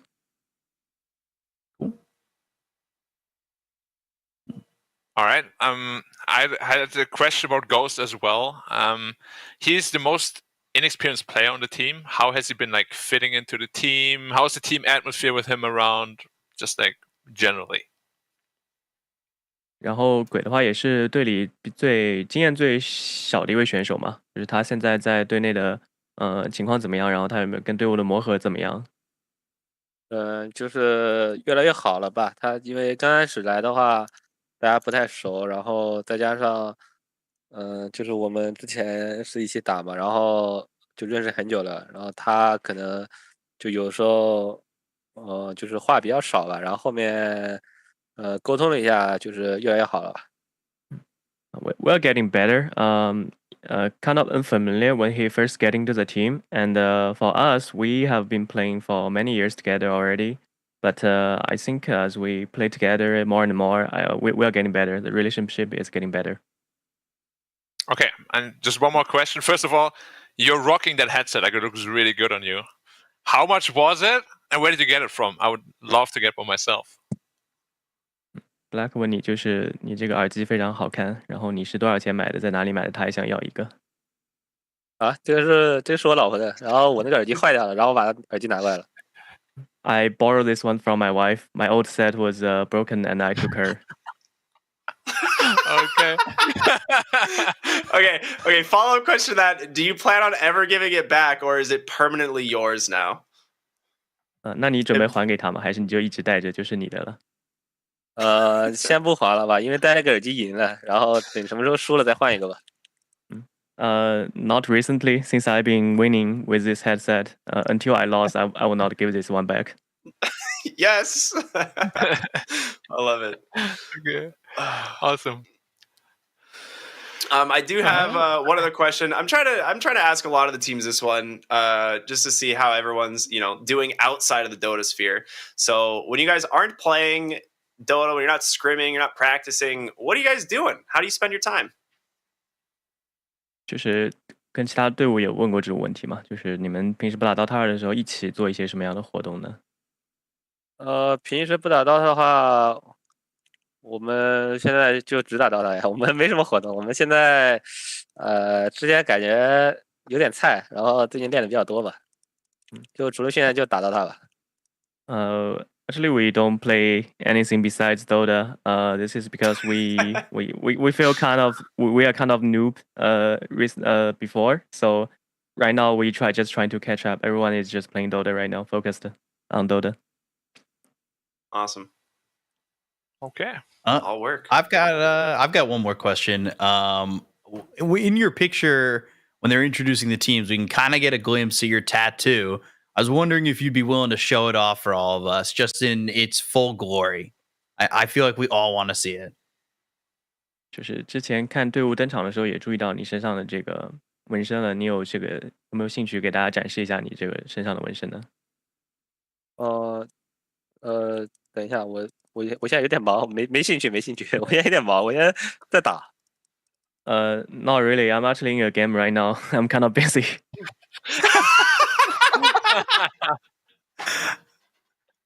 Oh man, I love it. I love it. All right. Well, then we won't take too much of your time, Somnus. We really appreciate you talking with us, and good luck in your pub. Good luck with the rest of the DPC, and hopefully we'll be talking to you soon. 祝你路人好运，祝你们队伍后面的成绩有更好的发挥。好的，谢谢你。跟他说下次的话可以给他展示啊。Next time he said next time he will show the tattoo. Thank you very much. I hope he promises. Thank you. Thank you. Interline secondary. Right into another. Unbelievable. Oh my God. This guy's a machine. Oh my God, I can't believe he's playing. I think the interview was tertiary on his radar. Primary was the game, secondary is breathing, and tertiary is the interview. I mean, that is hilarious that he's playing a game at the same time. He did say it's full focus on Dota, so he wasn't kidding. Yeah. He did. That was amazing. It's really funny because like when you look, I can look back at the interview to the point where I'm like, he's drafting a hero right now, and then it's like there's the moment where it's just like in the game, and you can almost see it. It's actually really funny. But honestly, super stoked to speak with Somnus. Always a really good guy and incredible talent. So getting some insight from him is always super valuable. But I think that's all the insight we can provide tonight. Fellas, any final thoughts on the day before we call it a night? Tattoo next time. I'm really hoping. Hopefully somebody stops him from pressing accept on a game immediately after playing in a DPC game and going to the bathroom. Because that was the timeline, right? Wins DPC game, runs to the bathroom, which, by the way, they paused for the bathroom. I don't know who went to the bathroom. Obviously it wasn't him. But comes back. Hopefully he washed his hands. Queues for a game while he's in the interview. Fast queue for him, which is surprising. I guess he just gets a fast queue there. And then he's interviewing and can't show us the tattoo. I want to see it next time, hopefully. I think it all started that way, though. As soon as the interview started, he went like, I have no time, bro. Good game. Like, okay. okay, quick one. All right. Jump into the interview. Somnus, you're taking the bullet for us. No, it was... Yeah. He's a nice guy. It was fun to talk to him, and it's been a good night. Final thoughts though on the season, on the series. Whoever finds the answer of the two teams to the question, why are we so inconsistent? They are going to be absolutely at the top. Oh yeah, 1-1 everywhere. I can't believe these standings. This is unbelievable. Has this ever happened before in any region? Maybe in the Div 2, but even there you would be hard-pressed to find it, I think. We literally are just completely resetting for week 3. Like, nothing up until this point, like, basically matters. 2-2, babe. I mean, it does, obviously, but it's kind of funny. Man, 3-3 after week 6, or like after the 6th play day. It almost makes the DPC what it should be and condenses the season into 2 less games. Or 2 less series where it's like even closer down the stretch. Like it's just gonna be so much more fun. I honestly, can everybody is it even possible we get 2-2-2-2? Like all the way down? Yeah. Because I mean all the way to 3-3. Round robins could just shuffle wins. Like you could literally end the season 7-7 for every team. No. It's gonna be 4-3, right? 4-3 for 4 teams and 3-4 for 4 teams. No. Because it would be 4-3, wouldn't it? That's literally what I said. I think it would have to be like half the teams are 4-3. So the most we can get is 3 wins. All I know is if the season ends 4-3, 4-3, I'm hyped and I'm here for it. That's what I want. That's all I care for. Yeah. 3-3 would be the best ever. I don't think it ever happened. I think it will never happen again. So this is the only time we can make it happen. Let's go, Chinese teams. 3-3s all around. Please. All right. Well, it's been a fun night, but we're finally going to wrap things up here. So thank you all so much for tuning in. We really hope you enjoyed the day with us. Again, this has been the CN DPC brought to you by Perfect World. My name is Art Cryptic, and I'm with BComp and Black. We will see you all very soon. But until then, have a wonderful night. 成为英雄之前，你不曾拥有姓名。通向终点的路很长，但谁也无法预知结局。有人前心暗影，谋而后动；有人拼尽全力，克敌机先。没有对与错，只有速度是唯一的答案。奔跑吧，在到达终点之前。